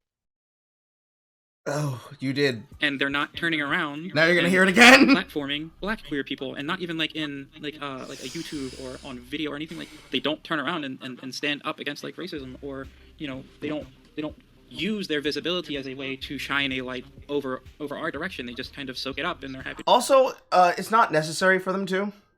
And by that I mean they don't need to, because they're not forced to, because you're not their ruler. Move on. And I haven't touched. I just got to get that one in there. On trans issues too much explicitly, but the queer community has notable figures like Jeffree Star and Nikita Dragon. Nikita Dragon, Jeffree Star. Others who persistently employ harmful language and rhetoric and throw black queer bus. It's a well-known thing in these communities that white gays constantly censor their own needs and minimize these issues. Nikita Dragon is not a white gay. What the fuck are you talking? Why do you use her as an example? I don't know. Like, isn't she like Asian and transgender? What the fuck? Yes. Those are the she's icons. Not black, so she's awful. She's the worst. And then you just mentioned. She is, but now I don't know about the racial thing. Then he just mentions Jeffree Star, and I'm like, okay, all right. You could have just said like anyone else, and I would have believed it. But I don't believe it. But yeah, no.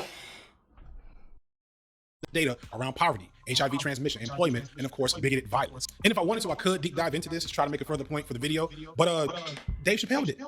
He didn't bring up any of this shit. And this is low-hanging fruit. If he had That's talked not to his anybody fucking job. Somebody would have told him this, but he doesn't bring that up. It's Margaret not Sanger, his fucking job. As a comedian, he can talk about whatever the fuck he wants to talk about. Like erased our existence. You are not his responsibility. He frames transness you as fucking this, like, children. white people thing, failing to consider that we and I think the thing that really upsets me the most about it is that the erasure happens both like rhetorically and literally, right?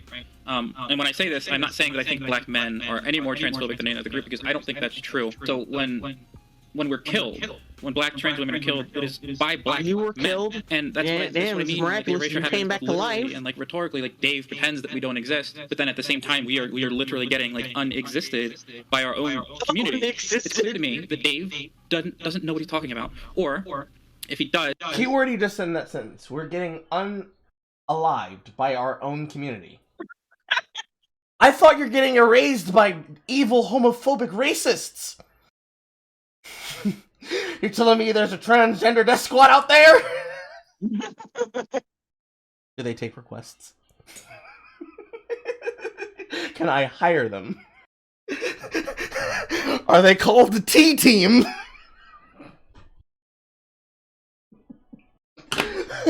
Who's there, Maddox?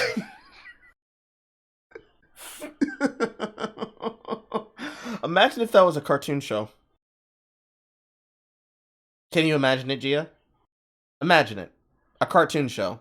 Everyone is transgender. They're the same characters they're supposed to be on the A-Team, but they are literally just all transgender. How big of a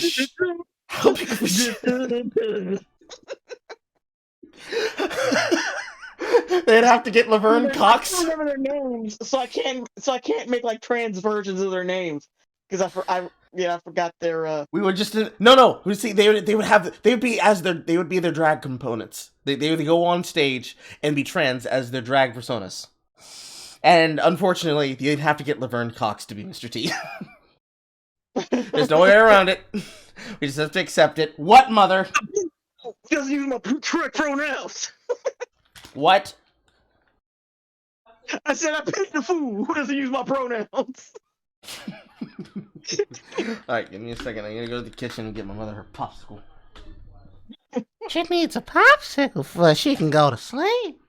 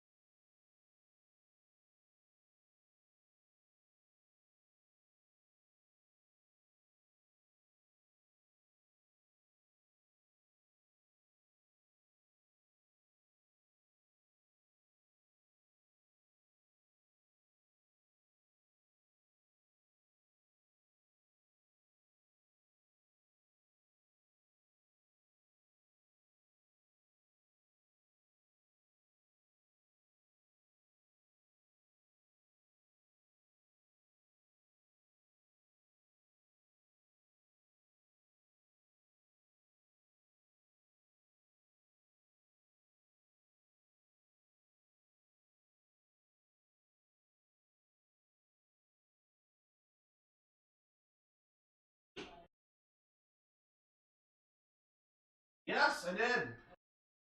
Mom, please go to sleep. Yeah.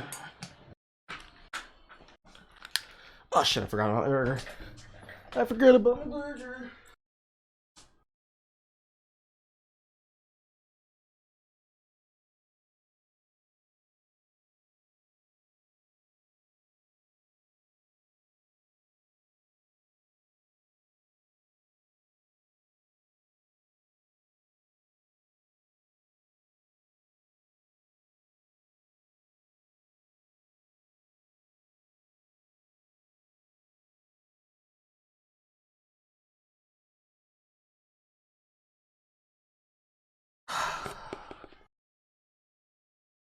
Okay. Let the pain continue. He purposefully left out black trans women knowing that we would ruin all of his quote-unquote jokes. And that's frustrating because Dave definitely alludes to the fact that he recognizes that it's the power of whiteness that has greatly carried the so-called gay agenda, especially the power of white gay men. And it's important to be critical of that. But what Chappelle completely glosses over is that black queer people are doubly screwed over by the centering of whiteness in the social movements of queer people and how they get left out of the equation when it's most critical. And it's yes, and who do you think is the ones doing that? I'll give you a hint. They're white. They're female. They believe that men are the worst thing in existence.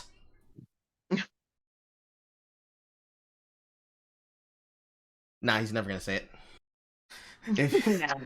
If he says it, half of his audience is gonna leave. Same logic that his insight is as deep as a wading pool. They always blame everything on white men, no matter if they're gay or what. To situate the LGBT they blame the men, but they never expect the women. That being gay or being queer is some white people shit, which completely erases so many black folks. But hey, can you really blame him? Every single time women drive anything anywhere, they usually crash shit into everything. Even me, Carl. Yes, even you, Jay. I don't even drive. What the fuck?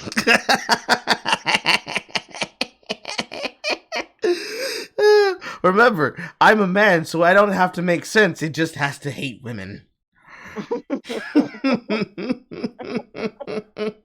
Someone's gonna take that out of context.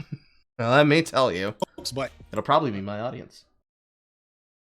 Also, I am sadly ignoring Moon. Hold on. So nothing new has changed in the black community. What is this shim bitching about? Jeffree Star is awful. Do black trans women feel uncomfortable listening to rap music because they identify with the woman and they are literally a bitch? Alright, you wheezed half the damn sentence. Do black trans women feel uncomfortable listening to rap music because they identify with the woman and are the bitch niggas literally? This is a weird obsession with race. Say a meritocracy, Carl. It's based. A meritocracy. A meritocracy.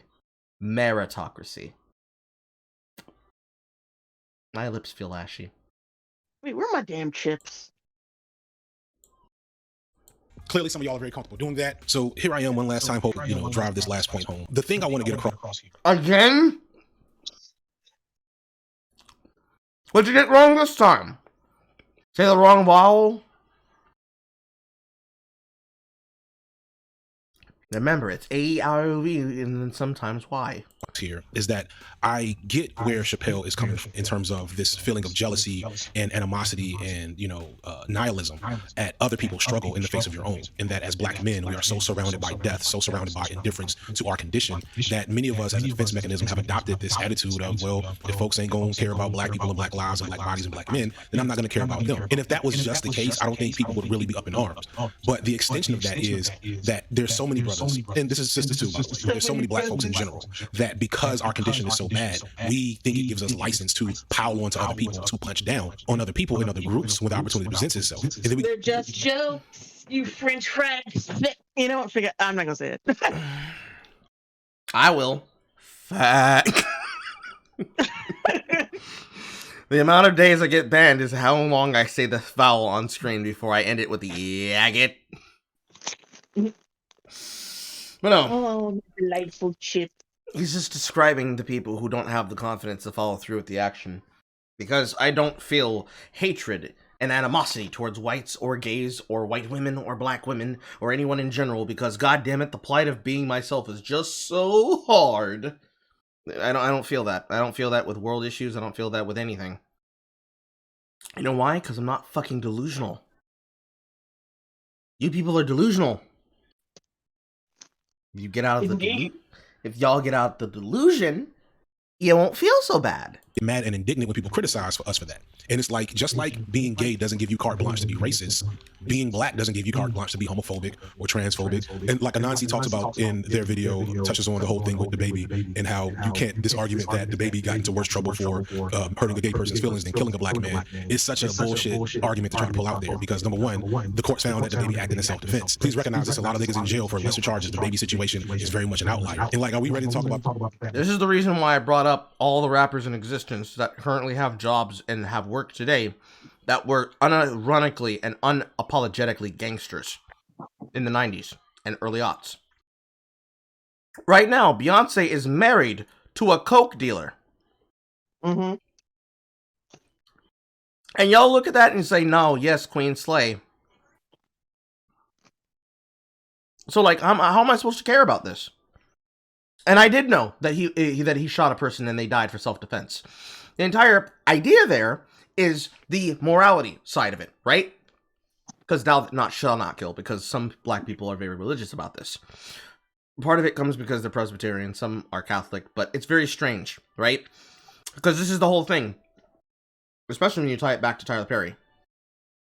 For people who care a lot about religion, look to it as the center of your faith, sometimes even use that to then justify your opinions, because this is where the supposed homophobia they have comes from. Being taught it in church, being told being gay is the devil. For people who will throw religion under the bus and throw society under the bus, you motherfuckers are real goddamn quick to make excuses when it fucking matters. Where you will fucking hero worship villains and then will castigate and silence the unsung heroes, while also still crying for the howl of the overdog, while the wolf of the underdog is getting smothered out of existence.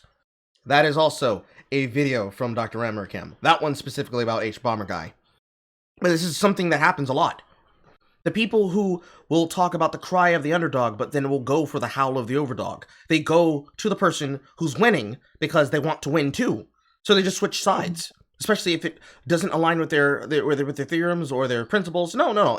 I need to use this to increase the productivity and the visibility for my shit. So sorry, people. I can't have integrity here. I need the money.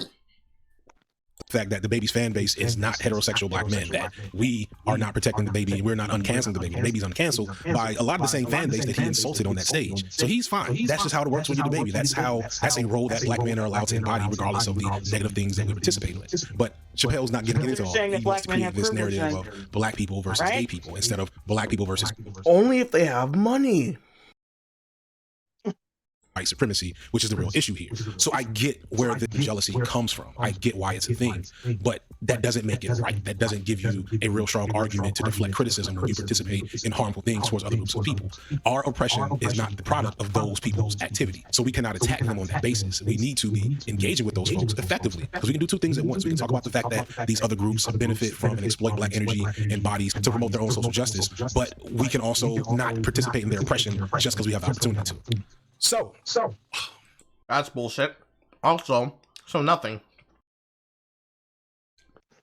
Doing two things at once is the same thing like me acknowledging the fact that Vito Gestalt shouldn't have been harassed at the Netflix offices when he went there with the explicit purpose, the same way that Ethan Ralph chose to skip out on the court hearing for the paternity and the custody of his first child before he decided to breed again.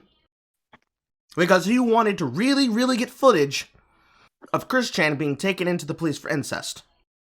The exact same motivation that brought him there to the offices is the same thing that brought him to spy over the fucking balcony to look at Chris Chan getting taken into custody. I can do two things at once. I can say he shouldn't have been harassed, and that he should document everything. But I can also say that he's an attention-capping faggot. And also, I do not care. He is. And the whole entire reason it's a problem is that if all you look at in the situation is, well, who's a victim, who's not, now you have failed to recognize the problem. Because yes, They shouldn't have attacked him Covington style. The press shouldn't be smearing him and lying. But hey, they lie about everyone. And we can identify that this is a problem by signal boosting it. But at the same time, recognize that the entire reason it happened is because he wanted a reaction. What a great way to view it is like this. The thing that you're saying Dave Chappelle wanted to do is the thing that Vito Gestalt absolutely did and succeeded at doing. Because people like you and the people who are out there protesting for it, like him, are literally that stupid that you literally make a troll trolling you look good. When a person has a point, you look stupid because now they can argue circles around you. When a person who just wants to piss you off pisses you off because you don't have the ability to stop yourself, you keep doing it. And you keep giving them more ammunition. I don't know why you do it. I guess in the case of Dave Chappelle, it's easy. He's an easy target. But with all those other little niggling things, you kind of can't get away from them. Especially the constant infighting. Maybe he's more annoyed by the fact that the infighting gets more done than actual activism. Not for long, but... Let's talk about these last 20 minutes. Oh my god, this editing. And he's staring directly into the camera as he takes a drink. Look at those dead, beady eyes. Look at them. Look at them. Look at them! And then he's dripping out the cup. No! Dribbling! And this was getting low, so we're going to go ahead and have this queued up, and I may just have this in my hand. Chappelle's been making trans jokes for 5-6 years now. And trans people have complained, but overall, they just kept it pushing. And they've done that, I think, because at the end of the day, the one thing I've learned about trans people in my engagement with trans folks through work and now especially on YouTube is that they tend Your to keep it engagement real with trans folks mean you fucking them up in an alleyway? Apparently. The only way you're truly engaged with the trans is to accept the trans into your body.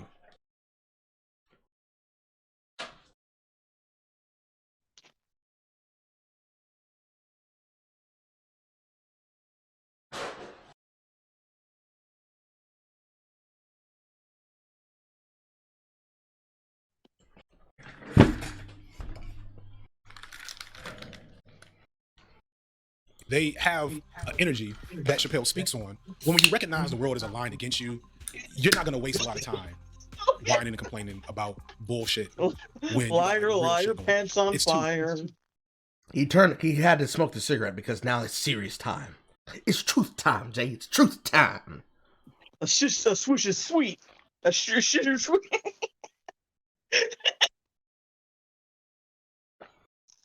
You said it right the first time. If you get the Never want to be cool and black. But what Chappelle does here is... Well, see, the smoke of choice for people like him is not the Swiss or Sweet. It's the black and mild. Jazz. You think I'm joking? That is dead ass true. The black people that came into the goddamn convenience store when I was still working there only smoked black and mild jazz or occasionally just got a pure black and mild original. And if we didn't have originals, they didn't buy them, or they bought normal Swisher Sweets. I don't know what the fuck it is with us and nicotine. It's worse than just make offensive jokes. He tries to make it seem like he's doing some type of grand sermon about these issues that is going to be seen by millions of people and influence millions of people's ideas and attitudes towards trans people. And the fact that trans people that's not what don't jokes get to speak do. for themselves most of the time, that's the scary part for them. That now it's not just, oh, people are making jokes about me, but now the most well-known ideologies about trans people came from a comedian. Jokes are not ideologies. Jokes are not ideologies. Everything is political, Carl.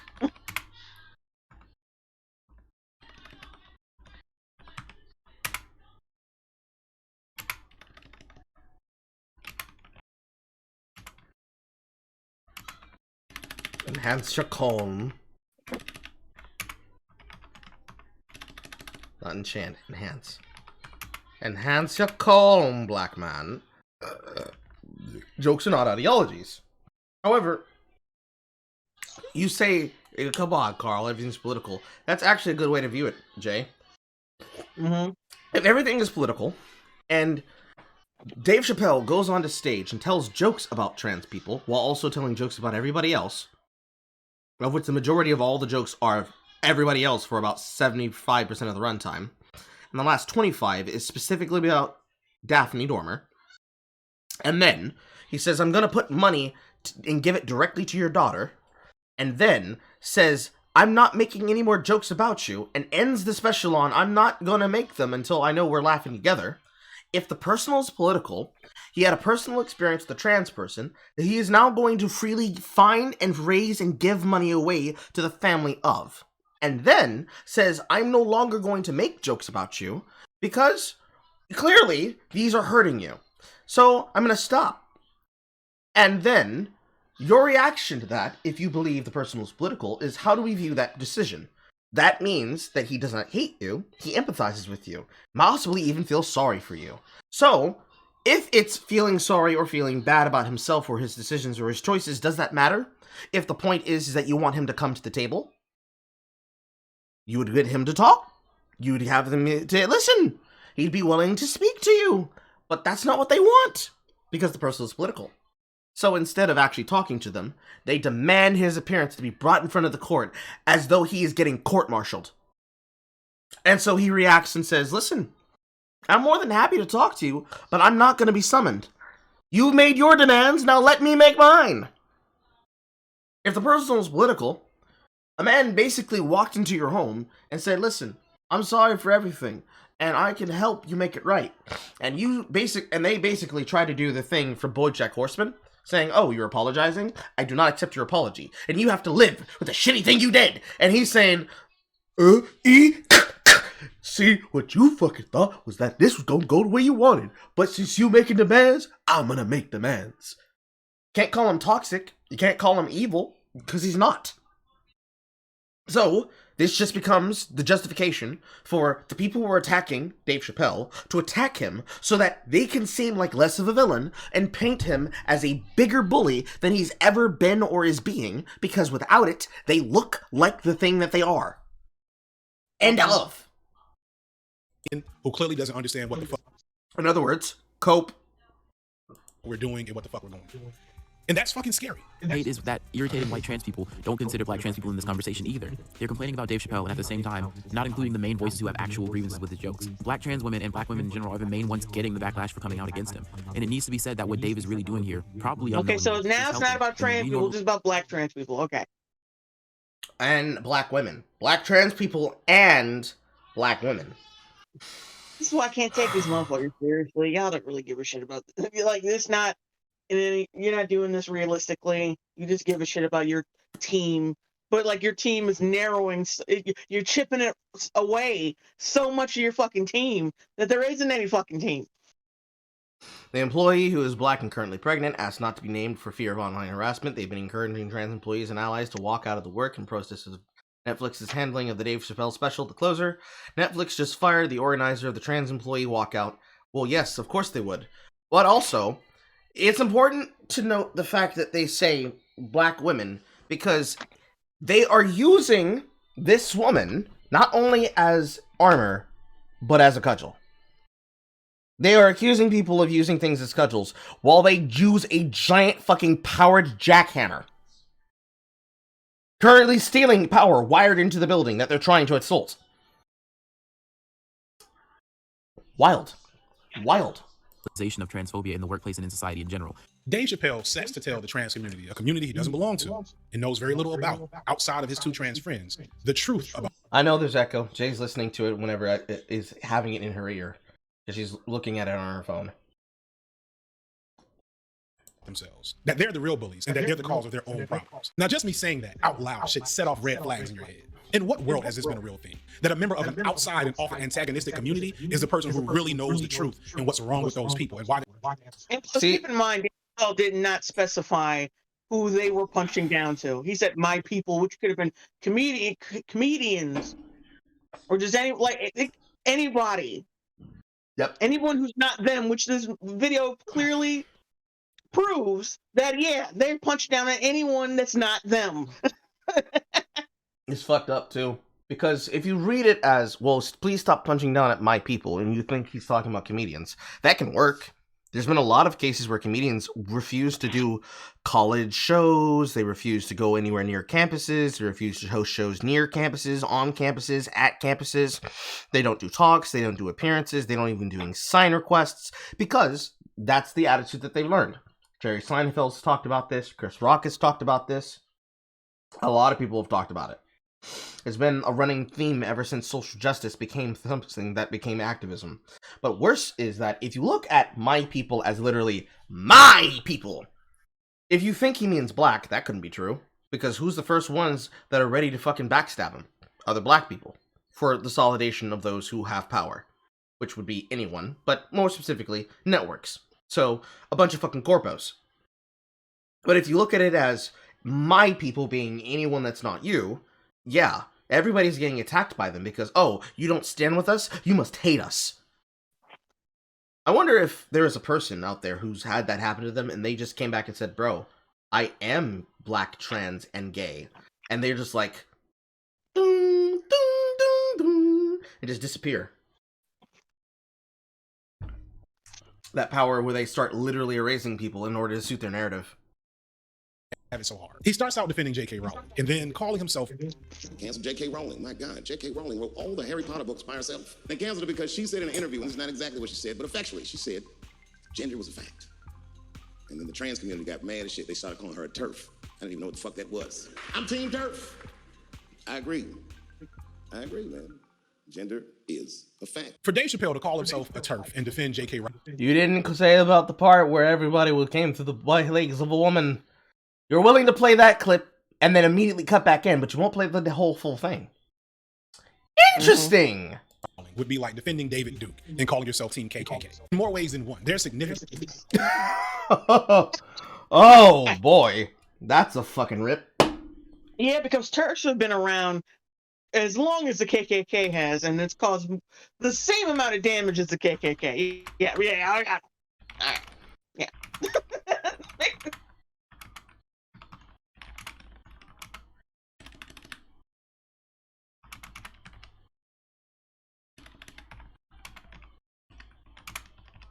I mean, so far, TERFs just seem like annoying fucking Karens online to me. So far. Yes, exactly. Crossover between TERFs, trans exclusionary radical feminists, actual fascists, and roar. Nazis. The first books that Nazis burned were books about healthcare and transsexuality. Notable TERFs. Oh look, those other people that love burning things. Man. Also, I don't want to look at JF ever again in my life again. It'd be cool if they could just stop doing that for like talking points. Because nobody takes Jean-Francois Garpi seriously. Nobody did at the time. The same way that a lot of people didn't take Coach Redfield seriously. And a lot of that has to come with the fact that everybody knew what the fuck he was about.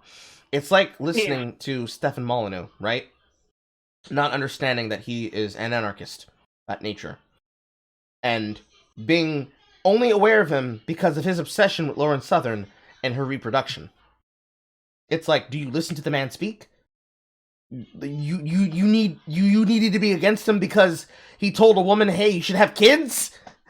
That's what got you up in arms? Not all the other shit, just this. Okay. In Europe, where this issue is much more prominent, are pretty chummy with white supremacists. And when you look at the discourse surrounding Dave Chappelle, you can't accuse them of being chummy with white supremacists in anywhere, really anywhere in Europe, because they have so many rules against Nazi memorabilia being seen out in public. So many. I would say it's an overcorrection, but I don't live in Germany. As it pertains to TERFs, you start to see figures that's like, Dave, is this who you want to run with? Is this your folks? This your folks now? Also, wow! Dave Chappelle clearly approves of a groomer taking advantage of a mentally ill child. This your people, Dave? You like Down syndrome fuckers? That you like, my nigga? Like, no, he never said that. You're making assumptions based on your perception of what he said.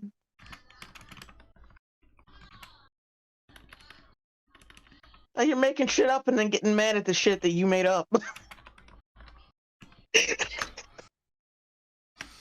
Stands for trans exclusionary radical feminists. This is a real thing. This is a group of women that hate transgender. They don't hate transgender women. That hate transgender. They don't hate transgender women. They don't hate transgender women. Trans exclusionary radical feminists don't just disagree. Oh! I'm so tired of his fucking deceptive and lying editing. Realistically, what Dave's saying there is trans exclusionary radical feminists do not hate trans women.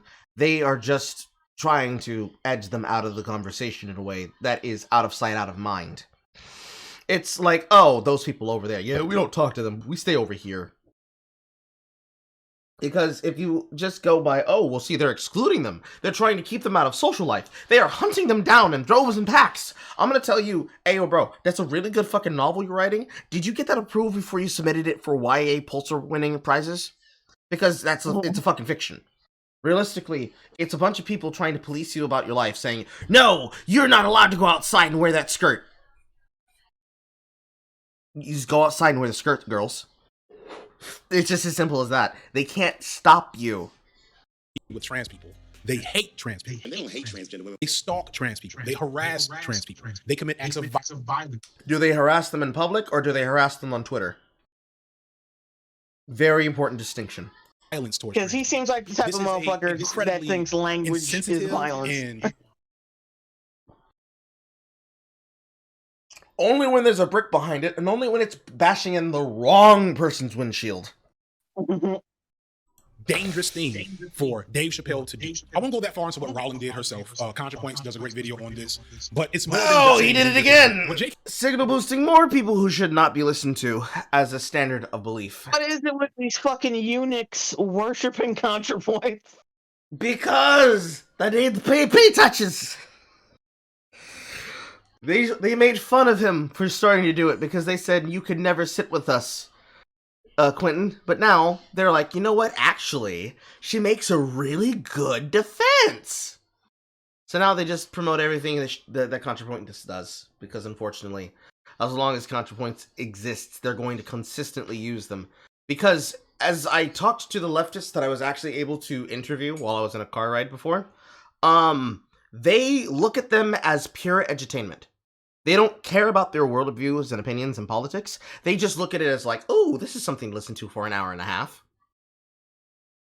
But then when they actually have to be confronted with their policies and their horrible takes, they're like, I don't know. I just watch them for the fucking funny jokes, man.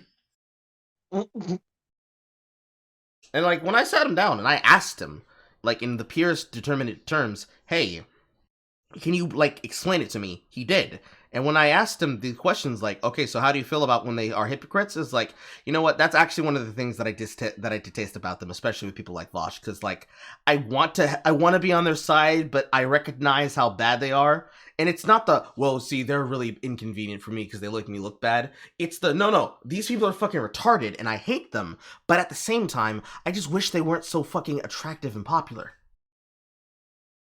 It's a bizarre world, I'll say. Rowling did was on record imply that trans men were secretly sexuators and spoke explicitly in support of the type of bathroom laws that were passed in North Carolina. The same laws that Dave Chappelle himself says are cruel and inhumane. You mean the laws that they have proven are necessary because of what happens when you don't have them, especially when people are being lunatics in public. Yeah.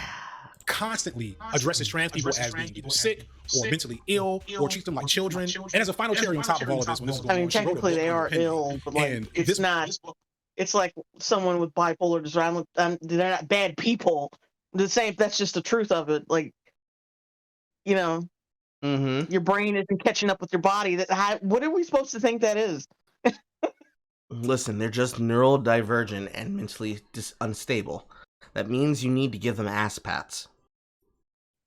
Which is not, labeled under J.K. Rowling, is a more adult book. And in this book, the protagonist is a cross-dressing serial killer who uses his identity as a trans woman to spy on female victims in bathrooms before killing them. that hate transgender. They don't hate transgender women. They don't hate transgender women. J.K. Rowling didn't get canceled for saying gender is real. Rich people, she wrote a book under a pen name. And this book, which is not, labeled under J.K. Rowling, is a more adult book. And in this book, the main pen name Robert Galbraith. Okay.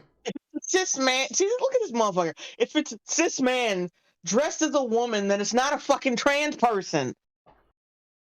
But whatever, semantics. What?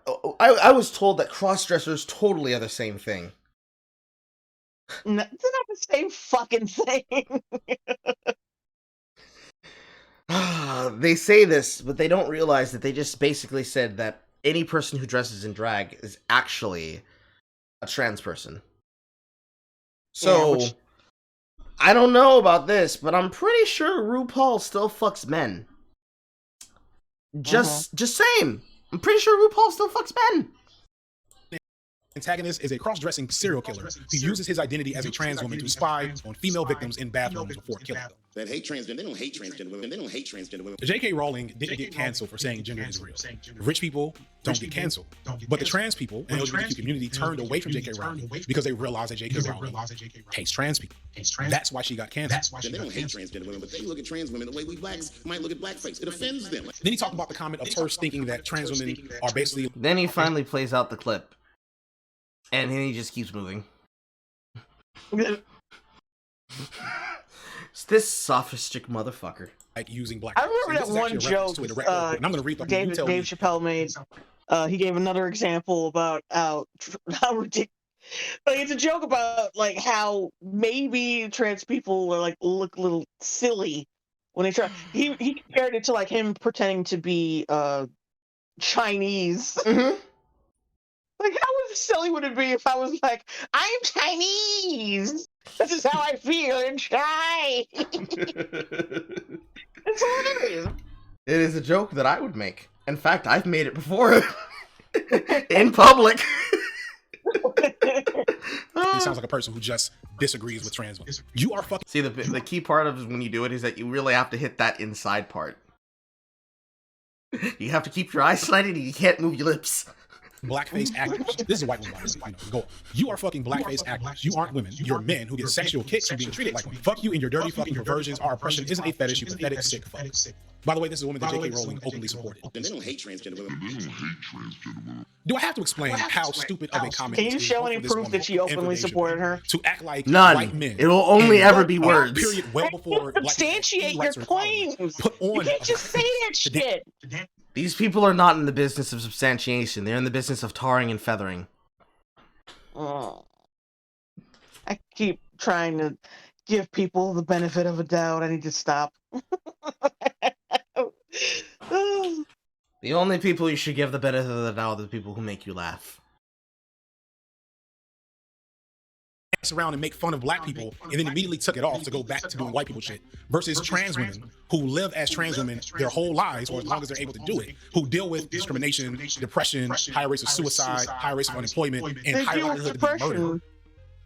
Do I have to explain why that doesn't work, Dave? Like, a lot of people have depression. Who gives a fuck? Every human being on earth had to pass through the legs of a woman to be on earth. That is a fact.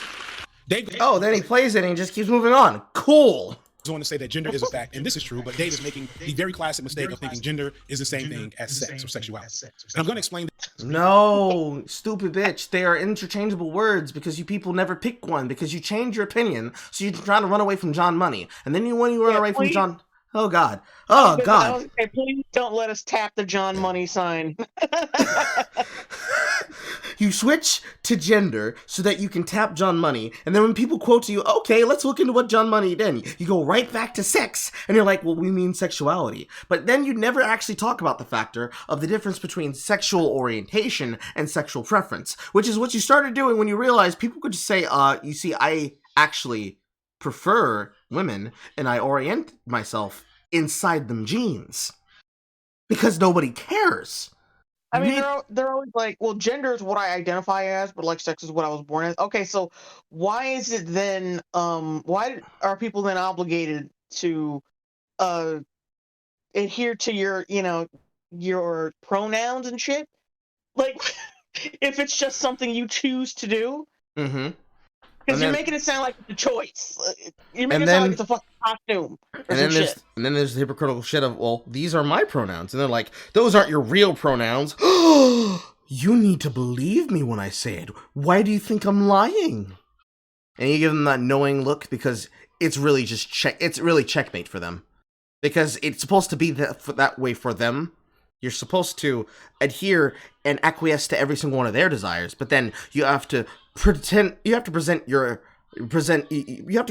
behavior to them as fealty. Please call me by the correct words. And they have the ability to say, nay, I will address you as charcoal dust. It's fucking bullshit. Briefly, I know a lot of folks watching this probably know this, but I also know a lot of people have not heard this and do not understand it. So this is going to be oversimplification, but just follow me for a second. So there are three things: there's gender, sex, and sexuality. Sex is Yep. You a bitch. Oh, JD Signifying, you're a bitch, and I read your entire fucking mind. biological. It's what you're born with between your legs. You get two sexes at birth, male or female. And what your chromosomes are. Don't like, come on, don't simplify it like that. But we all went to sixth grade math. It's not biological. It is social. We all went to sixth grade science. To change. But the thing about gender is we did the Punnett squares. Society. What makes a man or a woman is based solely upon the opinions of the culture that dictates. In the Renaissance, it was fashionable for men to wear high heels. In Korea, men were making, and Dave Chappelle himself jokes about happen. Mm-hmm. And he keeps going. He keeps going along this line here. Like, you see, in high court in Versailles, it was fashionable for men to wear high heels. Yes, everybody wore high heels. Did they think they were girls when they put it on? Is that the point? No, I'm pretty sure at Versailles, someone was still smashing in Marie Antoinette's ass on the basis, probably still in the high heels. That's like saying, let's like using Prince as an example when he's the most heterosexual motherfucker on Earth. He was the most on Earth, please. Like, oh man, this man who dresses androgynous and wears frilly clothing, he must be fruity. Meanwhile, Prince brings him back into the lobby. This man drops all of his clothes, and all of a sudden, all you just hear is clearly that just must be a man who's gay. Wearing all these headscarves and shit, not caring about his personality, being himself. Clearly, that's gay confidence, right? It couldn't be that he chose to dress like that. Yeah, not to mention all the rock stars who wore feminine clothing. You know, the headbangers with the big hair and the fucking the fucking yoga pants they used to wear and shit. Mm-hmm. It's just unfortunate. And then he says, well, see, in South Korea, men wear makeup. That's because they are a hyper-realization of American culture. They are American culture on crack. Because they broke away from fucking North Korea. And even though they still have severe levels of cult-level conspiracy that happens to their government, they love freedom. And they are enraptured in what's happening in America. So, they copied our style, and they copy almost every single bit of it, down to our music. And that's why K-pop is so fucking crazy. It's also why people are so crazy for them. It's this idea that people who don't fit in America look to other countries to fit in, like weebs do with Japan. But it goes even worse, because then they try to adopt the culture to become more like it, but they pick a culture that doesn't have an actual origination of its own in the traditional sense, and only look at it from the modernist lens. So, they become stuck in a loop, where they go to another country to have culture. That country's culture is based on American standards and procedures. And then they become even more entrenched into this idea of what they think they're a fan of, while not actually appreciating it for what it is. And that's not a dig at South Korea. It's not a dig about their culture in general. It's just true. The same thing happened with Japan, and why KFC is eaten at fucking Christmas. It just became a cultural standard. Who knows? Well, actually, no, I do know. It's because a man sold the idea of eating KFC as a Christmas tradition. But it is something that is part of the culture now. We just do it. It's the reason why, even though most people don't care for it, why a lot of sitcoms will have, like, a Valentine's Day episode. They'll have a Christmas episode. It's why they'll have that one character that's like, oh, I don't celebrate Christmas. I celebrate Kwanzaa. I don't celebrate this. I celebrate Hanukkah. Those are the reasons why it happened. It just so happens to be that in this cultural perspective, there are some things that make sense and some things that don't. And these are one of those things that makes perfect sense. Especially if you think of the beauty standard and the fact that pretty much every single person in South Korea can be potentially a celebrity at any one point if they get trained by a company in the industry, and that then gets into an even bigger fucking wormhole. None of that shit matters, though. That shit that just came out of his mouth is dumb. And he knows it, which is why he threw that out there. It's supposed to dumb down the impression and the impact of the next stupid shit he's about to say. In the Philippines, there's a complete reversal of gender roles based on the economics of that nation. Gender is real, but it's subject to whatever we want it to be, and thus it is capable of changing, but sex does not, and no one's trying to do that. Yes, they are. That's what it is when you create new genders. And then you say every one of those genders are valid. Trans people. No trans people think that they're somehow changing their DNA when they change their name or take hormones. No trans woman thinks that they will birth children or have periods. Nobody's trying Okay, whatever.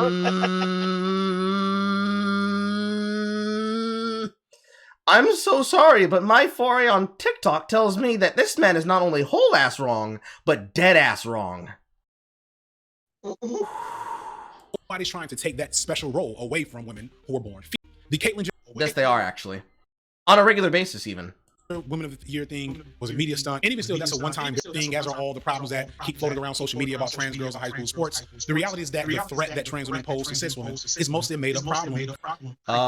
No, it's not. Because when you have... The only reason why you acknowledge the Caitlyn Jenner thing is a media stunt is because Caitlyn Jenner is a fucking Republican. Let's be real. Mm-hmm. If she wasn't a Republican, you would not be saying that.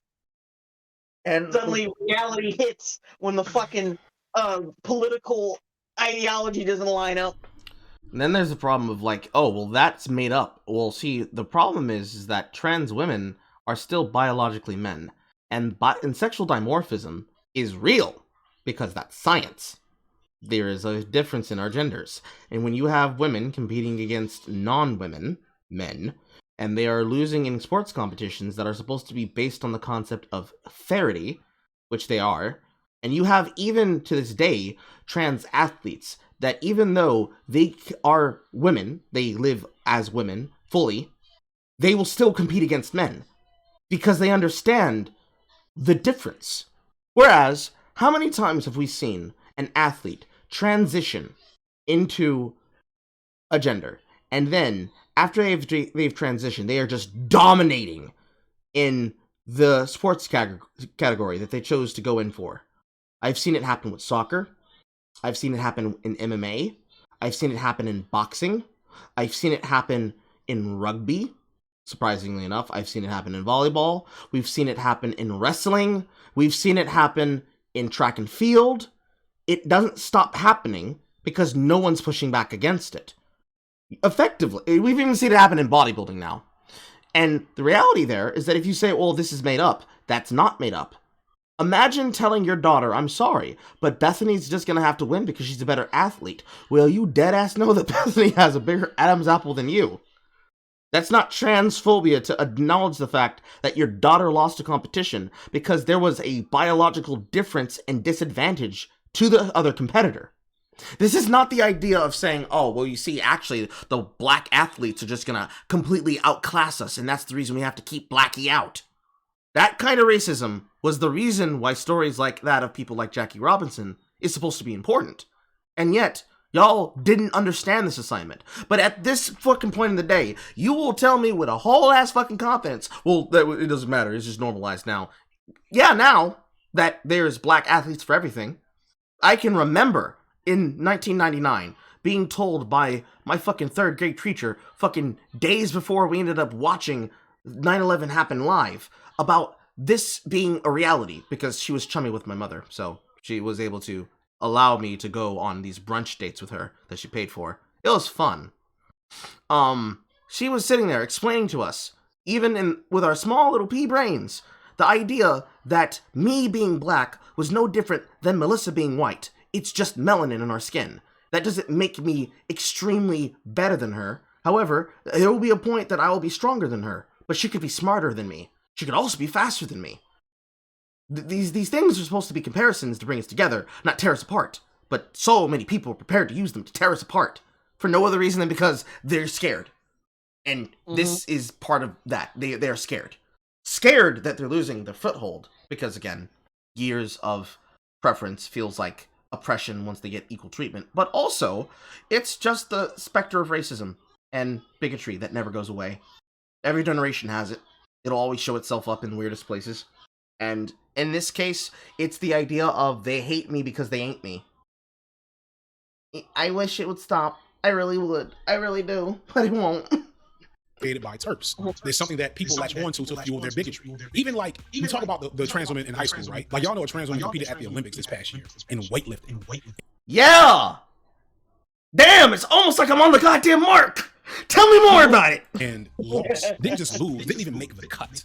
I don't know. And I think like the thing that everyone really misses about like black trans women or trans women in general. Also, they didn't make the cut. They lost. That means they're not a threat. Let me just trans MMA fighter beats woman.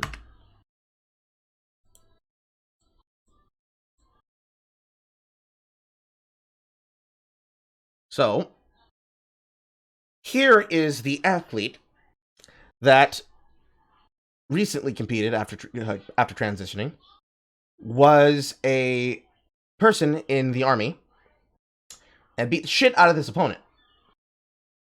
Painfully. Let me see if I can find photos of her face.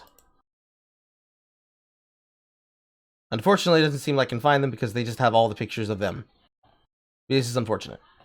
But this is the person in question that everybody was up in arms about, Alana McLaughlin. It was an issue. A lot of people called this the fuck out because the problem is that here is a person taking advantage of that biological advantage. She's not the only one. This is just the most recent one. But, hey, no real harm. No real harm, guys. No real harm. We're not trying to like redefine anything. We're not trying to change the definition of woman. We're not trying to. Yes. Yeah. You literally have. Wait. What do you mean? You literally have.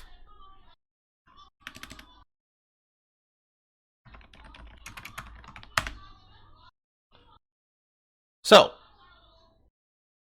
adult female human being, a female of the workforce. A female person associated with a particular place, activity, or occupation.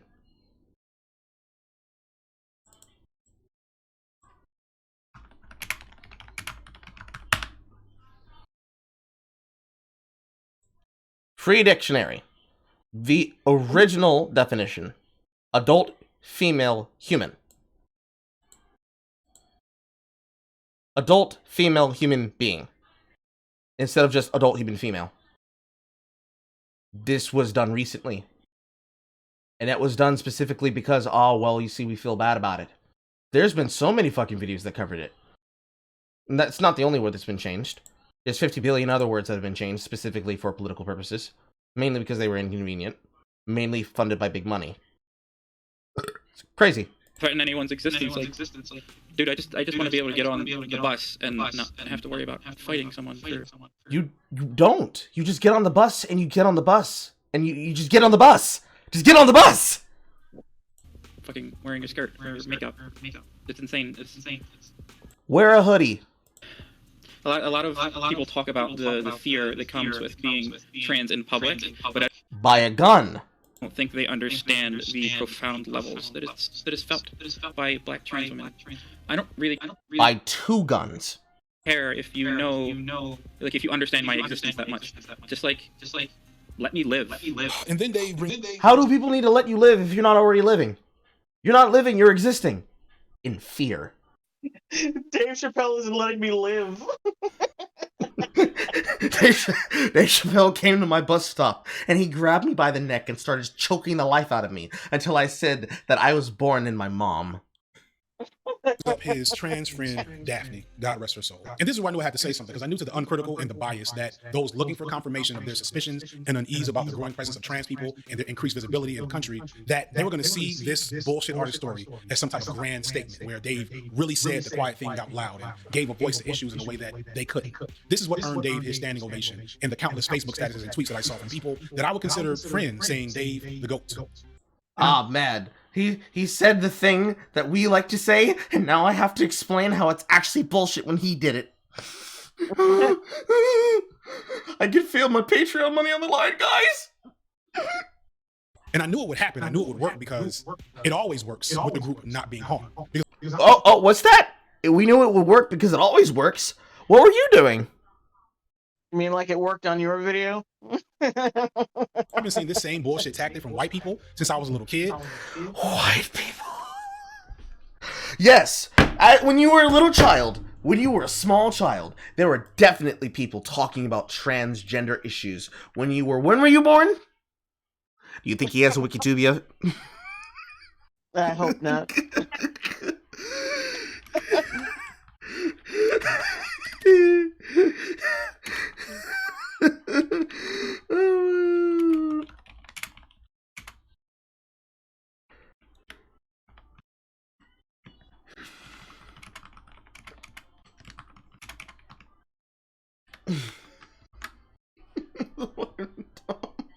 Also, look at his face. This is what happens when the dildo goes in smoothly.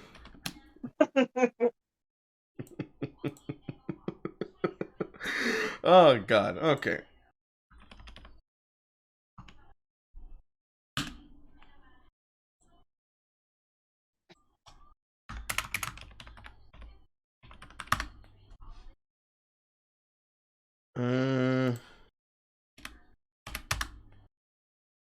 No, he does not.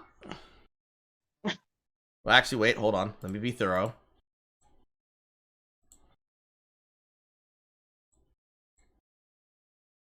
This entire time I've been calling him JD Signifier, but it's FD Signifier. That's a little of a fuck I care.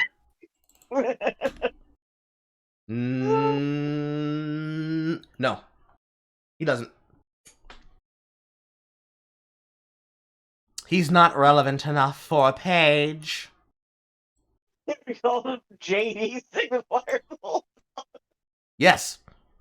He doesn't look like a person whose name would start with an F. His name looks like it would start with a J. Jordan. No, he looks Jeremy. like he starts with a- John. No, he looks like he starts with an F.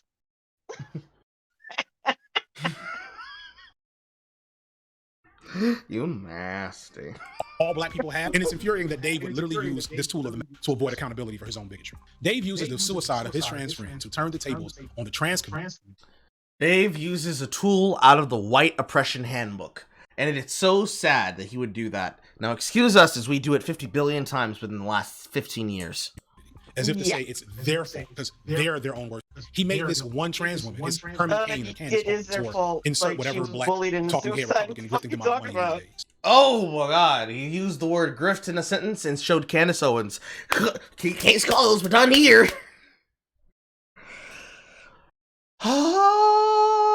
Hit this man with a diddly bop. Chappelle tells an awesome story about how their friendship started and then about the backlash he incurred from his trans jokes, and in the wake of that backlash, how Daphne came out in support of Dave, which makes perfect sense. She was his friend. I have a few white friends, and I know because he did it. He did it. He did it. He did it. He did it. Your Okay. friendship is valid because it doesn't validate me. Hey, I have a couple of white friends. When I go over to the place, I ask for a couple more ribs on the plate because I'm like, come on, I'm your only black friend. I need extra meat privileges. Like, I'm your black friend. Give me them ribs. nah, it's more like, listen, man, I'm your only black friend. I'm gonna need a couple inches for that. Either inches of meat or inches of meat. Which one you want? Wait, what? Nah, like, I'm your only black friend. I'm the only black person up in here. And I'm gonna need some inches, man. Either I'm getting the inches of that meat on the grill, or you getting some inches of meat later. Which one you want?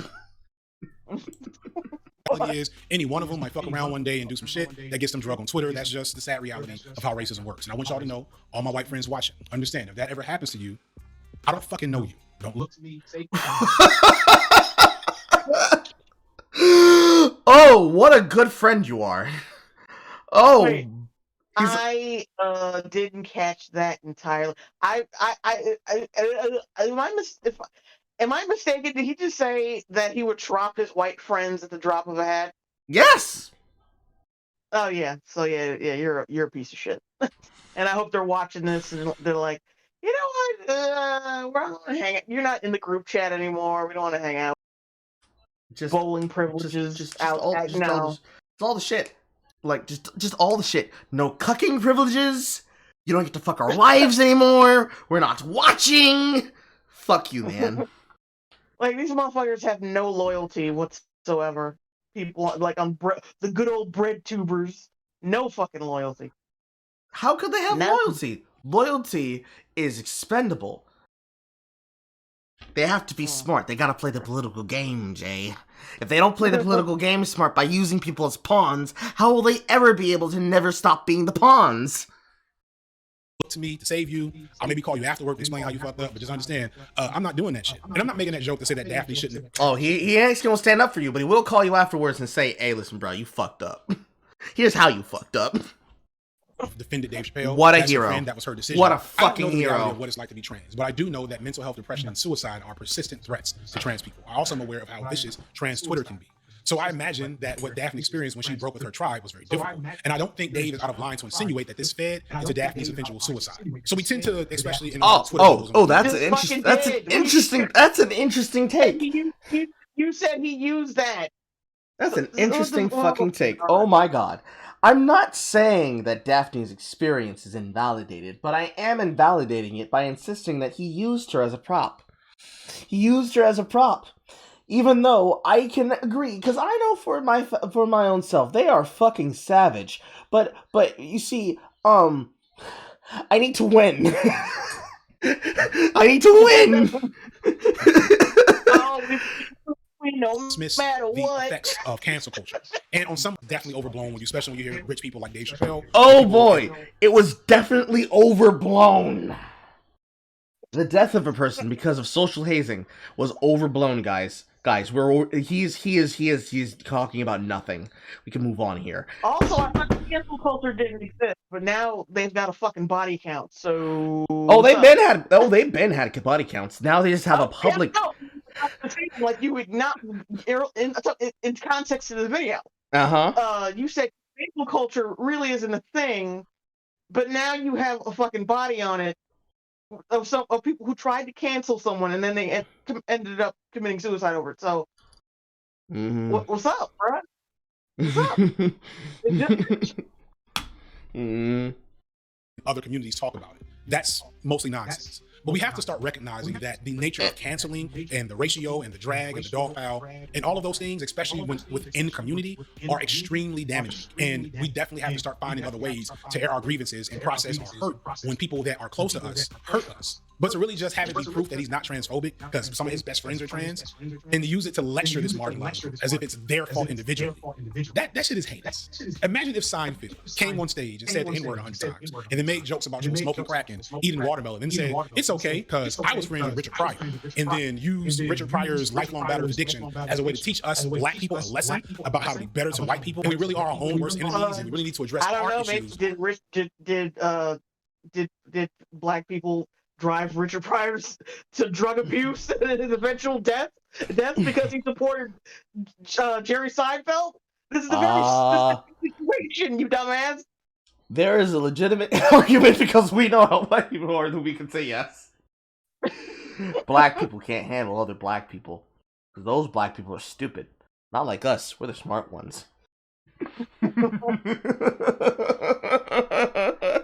Before ever being critical of this other dominant group. The situation here is so bizarre. Dave Chappelle, who has shown himself to be highly capable of empathizing with other groups and also to be the type of guy to walk away from $50 million when he felt that white people were laughing at him and not with him.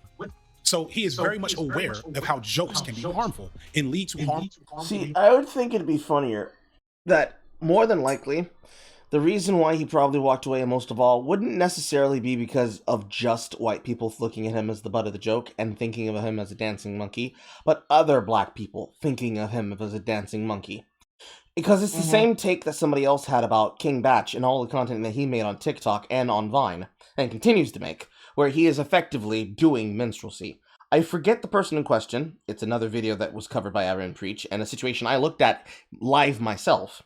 The idea there is that if people look at the situation and think, oh, well, this is just funny just as is, without understanding the problem, they will laugh along with these people taking advantage of these stereotypes and never say anything about the fact that these people never actually did anything to correct the issue. You know, it's not like Hardstop Lucas or Caleb Sinney, people who are highly accessible, who you can actually hear and see the opinions of. Or worse, it's not like people like Jay Versace, who literally became famous because, oh look, it's the funny looking, funny black guy. But then out of nowhere comes out of the just comes out of the woodwork and says, "Hey, we stand racism over here, my dog." They're never gonna address those problems, and they're never gonna address those people. Some people like Lele Pons, they get called out by Nerd City. Some people like Liza Koshy also get called out, but not by people like Nerd City. Some of them, like David Dobrik, only necessarily get called out because of other people around him, even if they can't attack him directly. You know, it exists with every social kind of group out there and every kind of social influencer. With the Caterino situation is even a perfect case example of that, because how many people around them were like, nah, it couldn't be. You're just being hysterical, you're being paranoid. And that turned out to be worse than it possibly ever could have been. A lot of it's just dumb in general, but when it comes to shit like this level of just pure fucking bullshit, especially out of his mouth. Ooh boy. Reinforcement of ideas and ideologies. But instead of acknowledging that and going back and writing better jokes, he tries to pull this move that white people have been doing for years, where they say or do something racist, and instead of holding themselves accountable, just throws out some bullshit and motherfuckers ate it up, hook, line, and sinker. But the sad thing is that it works.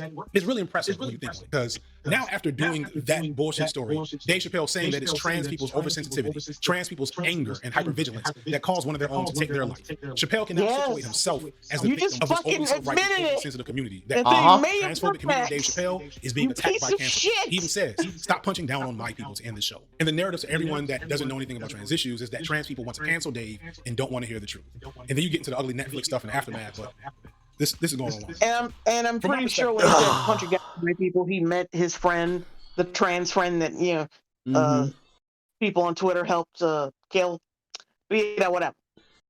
Also, I like that he says, oh, well, he's just saying that the narrative is that trans people don't want to listen. Well, yes, and it's not just that they don't want to listen, they want to be the only voice. That's what supremacy does. That's what it is. It's not the supremacy of, well, we think we're better than you. It's the supremacy of, I want to dominate the conversation at all times, and no one can talk about anything that isn't linked to me. It's boring. It's a boring thing to do. It makes things boring to see. We have no interest in it, and we do not care for it. But, hey, even though I admit that I'm wrong, he's still gonna keep going. And also, he says, well, this is long enough. Bitch, this is an hour and 19 minutes and 52 seconds, and I got nearly 8 hours of content out of you. Fuck you, man. This is Dave Chappelle drawing a line in the sand that he will not be open to criticism. He will not have money taken out of his pocket or food taken out of his mouth, something that he's been very clear on about since returning. Dave, who came up as a comedian playing for these all-white crowds, I think has an innate fear of being minstrelized himself. You said it was mixed crowds, motherfucker. It wasn't all white crowds. Is what drove him to leave the Chappelle show when he recognized that the joke wasn't for everyone, that it was just on him. And I think the same thing is what made him lean into meaner comedy and probably to even change the way he looks on stage since he came back. And it's why his comedy is much less witty and insightful and fun since returning. But the comedy itself doesn't have the same creativity behind it, which is what I think makes trans jokes and LGBTQ jokes so appealing, because you don't have to be that creative to make people laugh at jokes on those topics. People don't know any better, don't have the empathy for those communities, and so they're very easy, very willing to laugh. Right, you say that while showing the MTV Cribs parody, and not understanding that the joke is, black person with a lot of money buys African tribal shit, but buys it because it looks cool, because Wakanda forever. It's really insulting, you know? Hold Hold the fuck on. I'll be right back.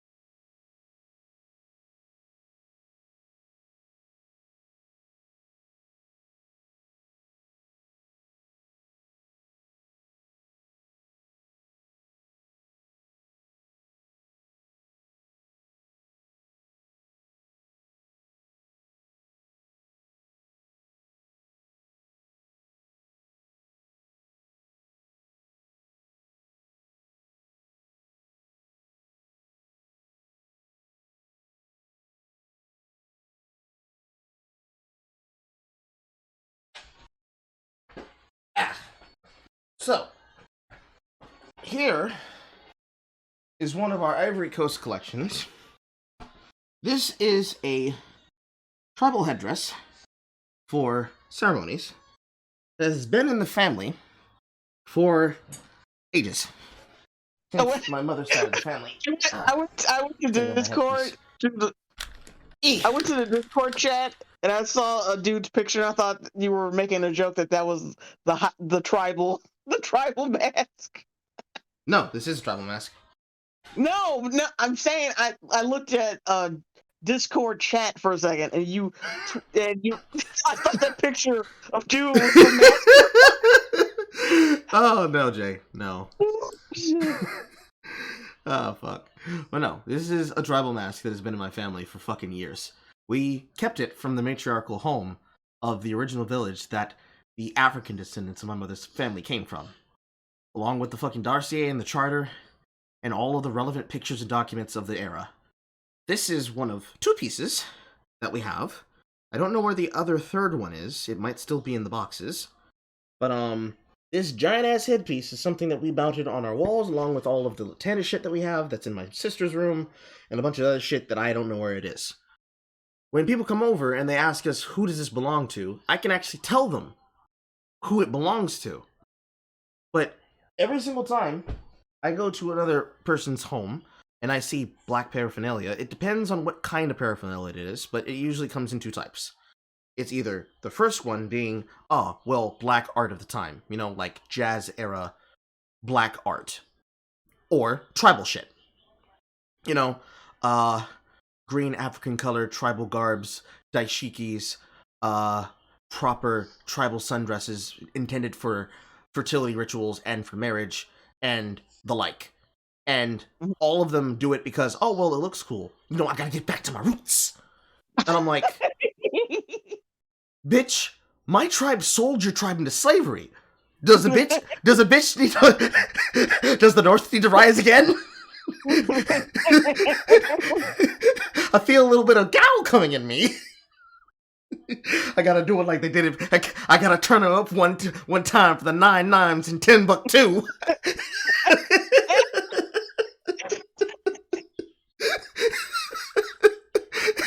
It's really frustrating.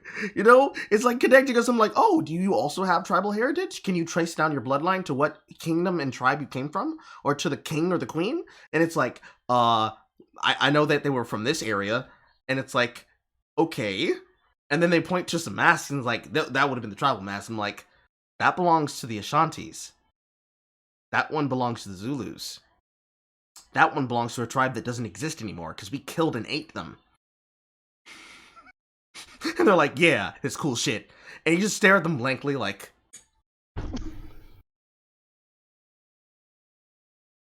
Uh-huh. Mm-hmm. It's the drying effect.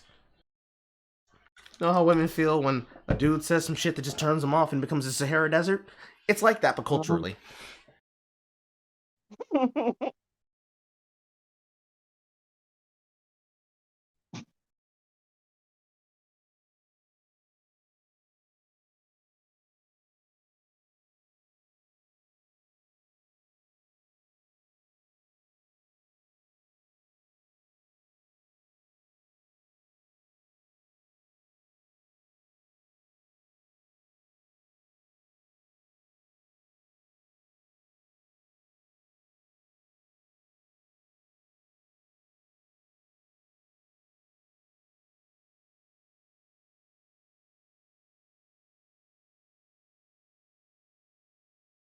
However, your joke was funnier, so let's go with that.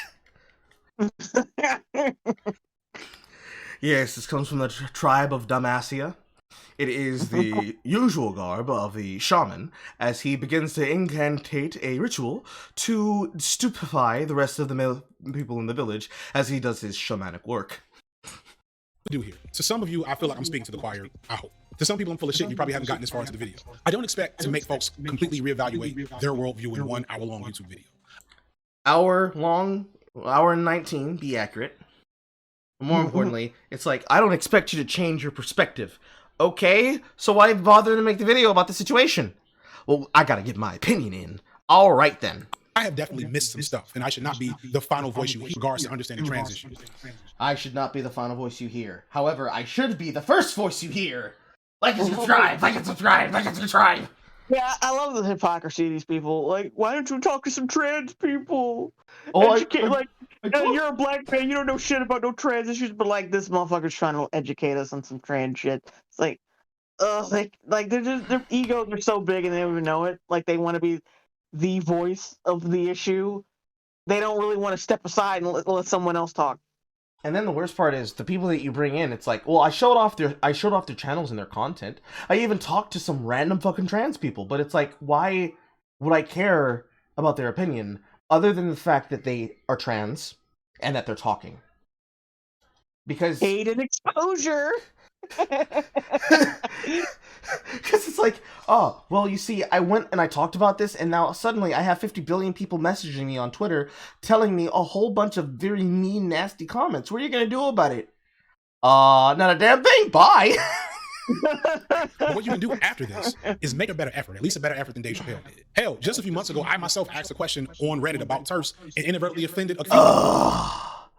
Well, see, there's your first problem. You asked a question on Reddit. This is not an easy or perfect thing to do to understand people that are different from you. You just have to want to do it. If you say you are pro-black... Okay, go out and ask people, why do you think and why do you hate feminism?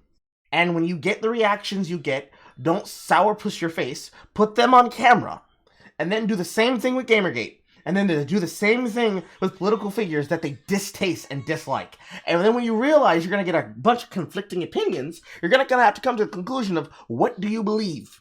Do you believe the people you're talking to? Or do you believe what's in front of your face? It's you or your lying eyes. Which one is it? You cannot be comfortable ignoring the plight and needs of black LGBTQ people. If you say that laws like the ones in North Carolina are wrong, then you can't be Team TERF. But you don't have to be a villain. You don't have to reside in a space of ignorance and bigotry because you just don't want to be wrong. You don't have to reside in a place of ignorance and bigotry. Oh my god. I can give you a place of ignorance, okay? You know, they didn't know. They didn't know. But because they didn't know, they're also a bigot. Fuck out of here. Being wrong is okay. You can change your mind. Listen, click some of these. Can you change your mind? Can you be wrong? No, you can't ever be wrong, can you? Links in the description and do better. Do better than what Dave Chappelle did. Because just do better, everybody. You need to do better. Don't do better than me. Do better than Dave Chappelle because I said so. Even though Elon Musk levels are better. I mean, shit. Pretty well. I mean, he's been pretty based, hasn't he? He went up to the UN and said, hey, what about all these kids sucking your dick for food? Men are sweating under their collar right now. It's like with Dave Chappelle, you aren't really being canceled. You aren't being criticized. People are just trying to bring a If people were not trying to cancel and criticize him, why the fuck are they trying to destroy his life's work? That you understand to your face. You can do better if you want to. And also, if they wanted to be respectable about it, why are you demanding him to respond to you after you hold shit up in his face and tell him you need to do something? You just have to actually want to. I don't think he was coming from a place of hate, but I do think that he said a lot of transphobic things in a lot of his jokes and commentary. You know, a phrase that I get a lot and I hear a lot is that they weren't coming from a place of hate. Where's the place of hate? Where does it reside? Like physically, where's the location? Is it Florida? Like, what is the most haterade place that you can think of, like, in existence that isn't in Europe? Like, just specifically America. Who do you think is the biggest hater?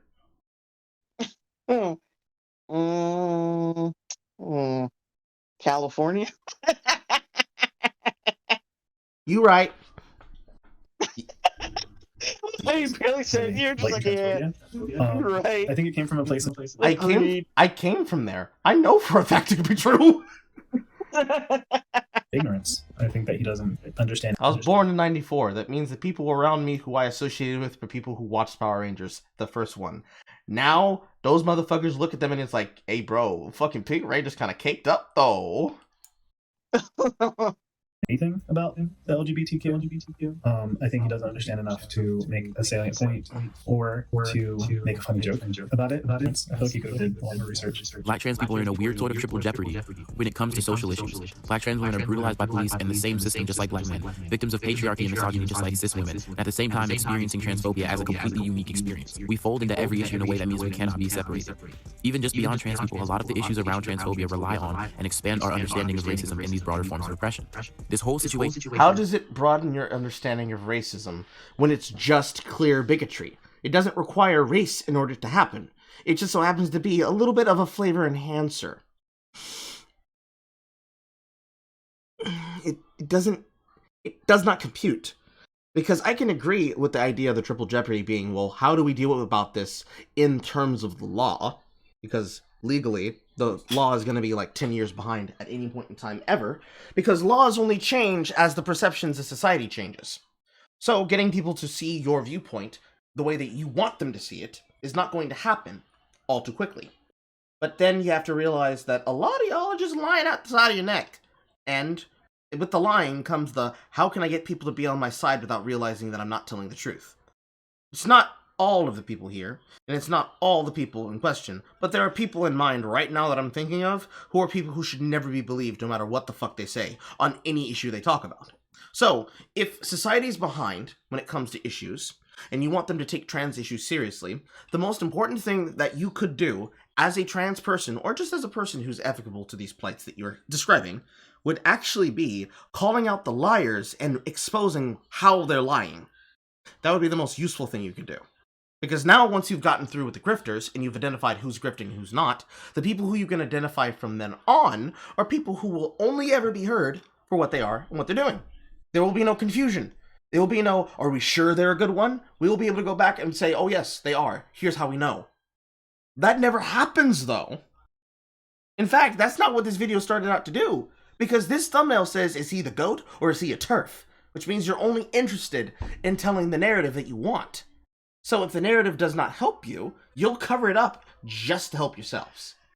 And that makes it untrustworthy by nature standards. Is nothing but childish and exclusionary tomfoolery. Because no one's talking about this, right? No one. The white trans people aren't reckoning with the fact that they're the only people that are ever seen.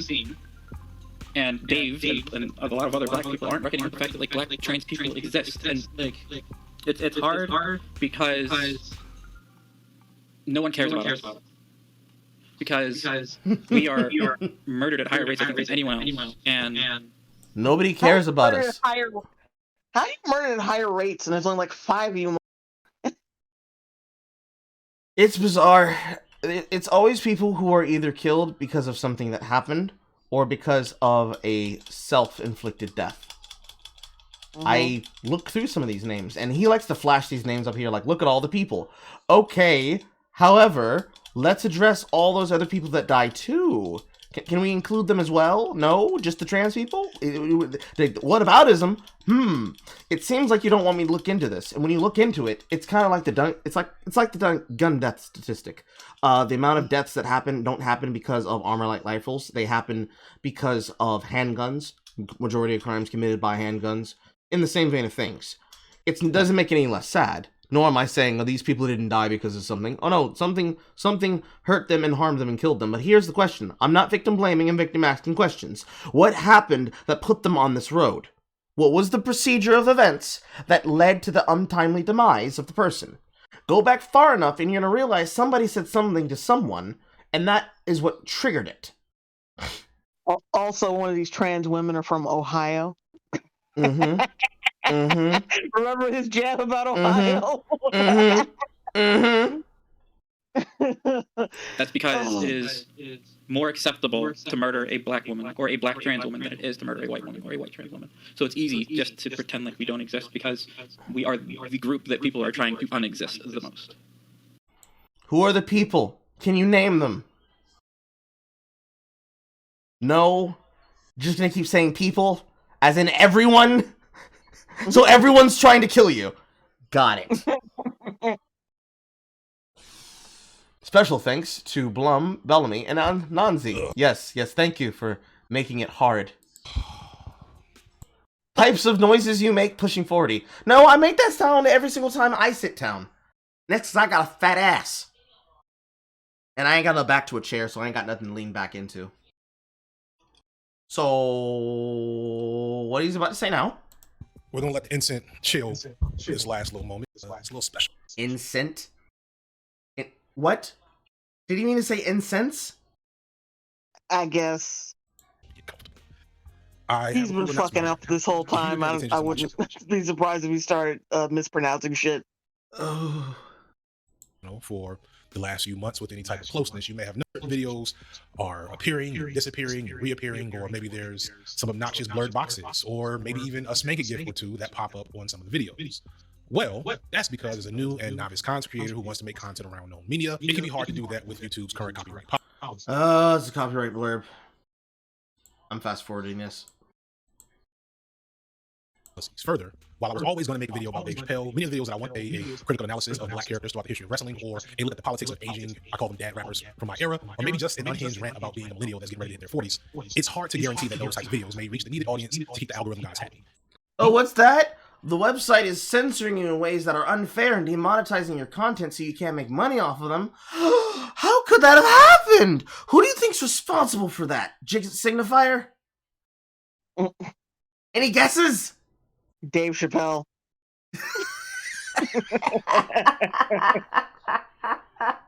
He probably would say some stupid shit like that. These types of challenges are why the streaming platform Nebula was created and why I have recently joined that crew. Nebula is an independent streaming platform that features some of your... Oh, boy. Oh, he fell for it. Hold on. Fell for what? Nebula. Wait, it was Nebula. Hold on, I'm going to show you. Nebula is a global independent video-on-demand streaming service provider started by Dave Wilkus and the creators within the standard creator community, meant to help complement creators' other distribution channels, namely YouTube and podcast formats. It is this thing right here. You have to sign up for it, and it has very bad discovery. You have everybody here who's on it, because it's all the same people. So, it's all the same shit you would have already seen on YouTube or on BitChute, and it's basically another new media website. However, I'm gonna let the page just scroll, and tell me if you see the problem that stands out to you here.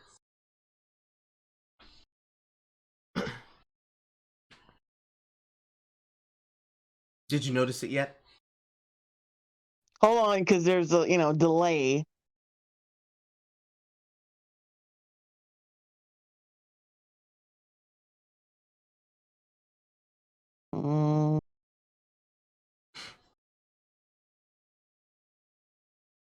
It still looks very sanitized, like YouTube is.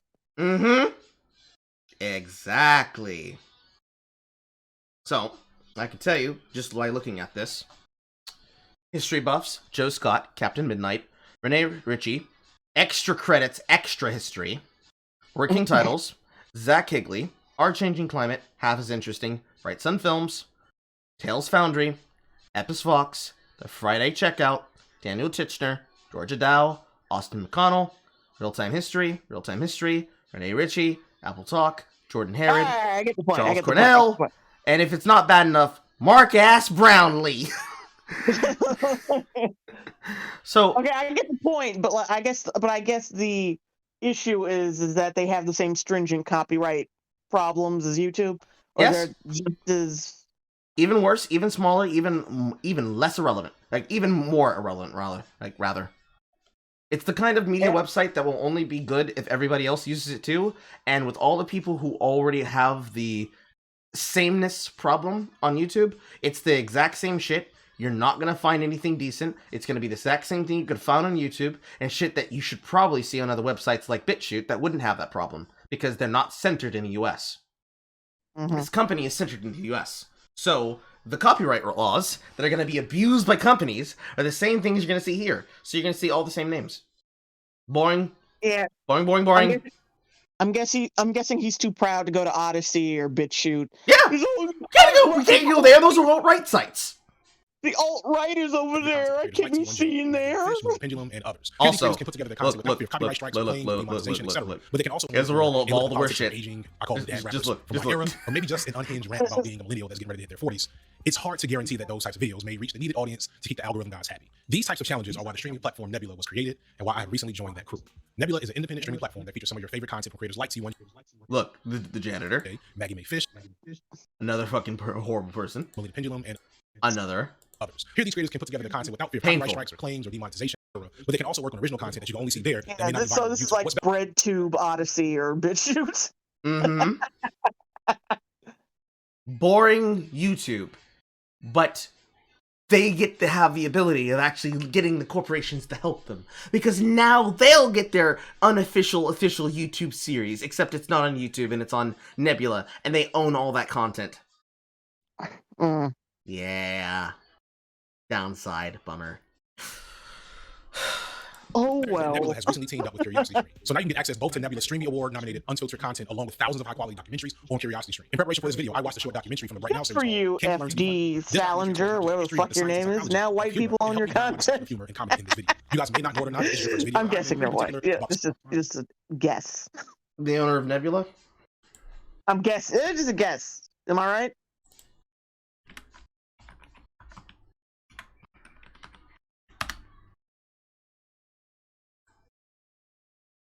Hold on. You are correct, sir.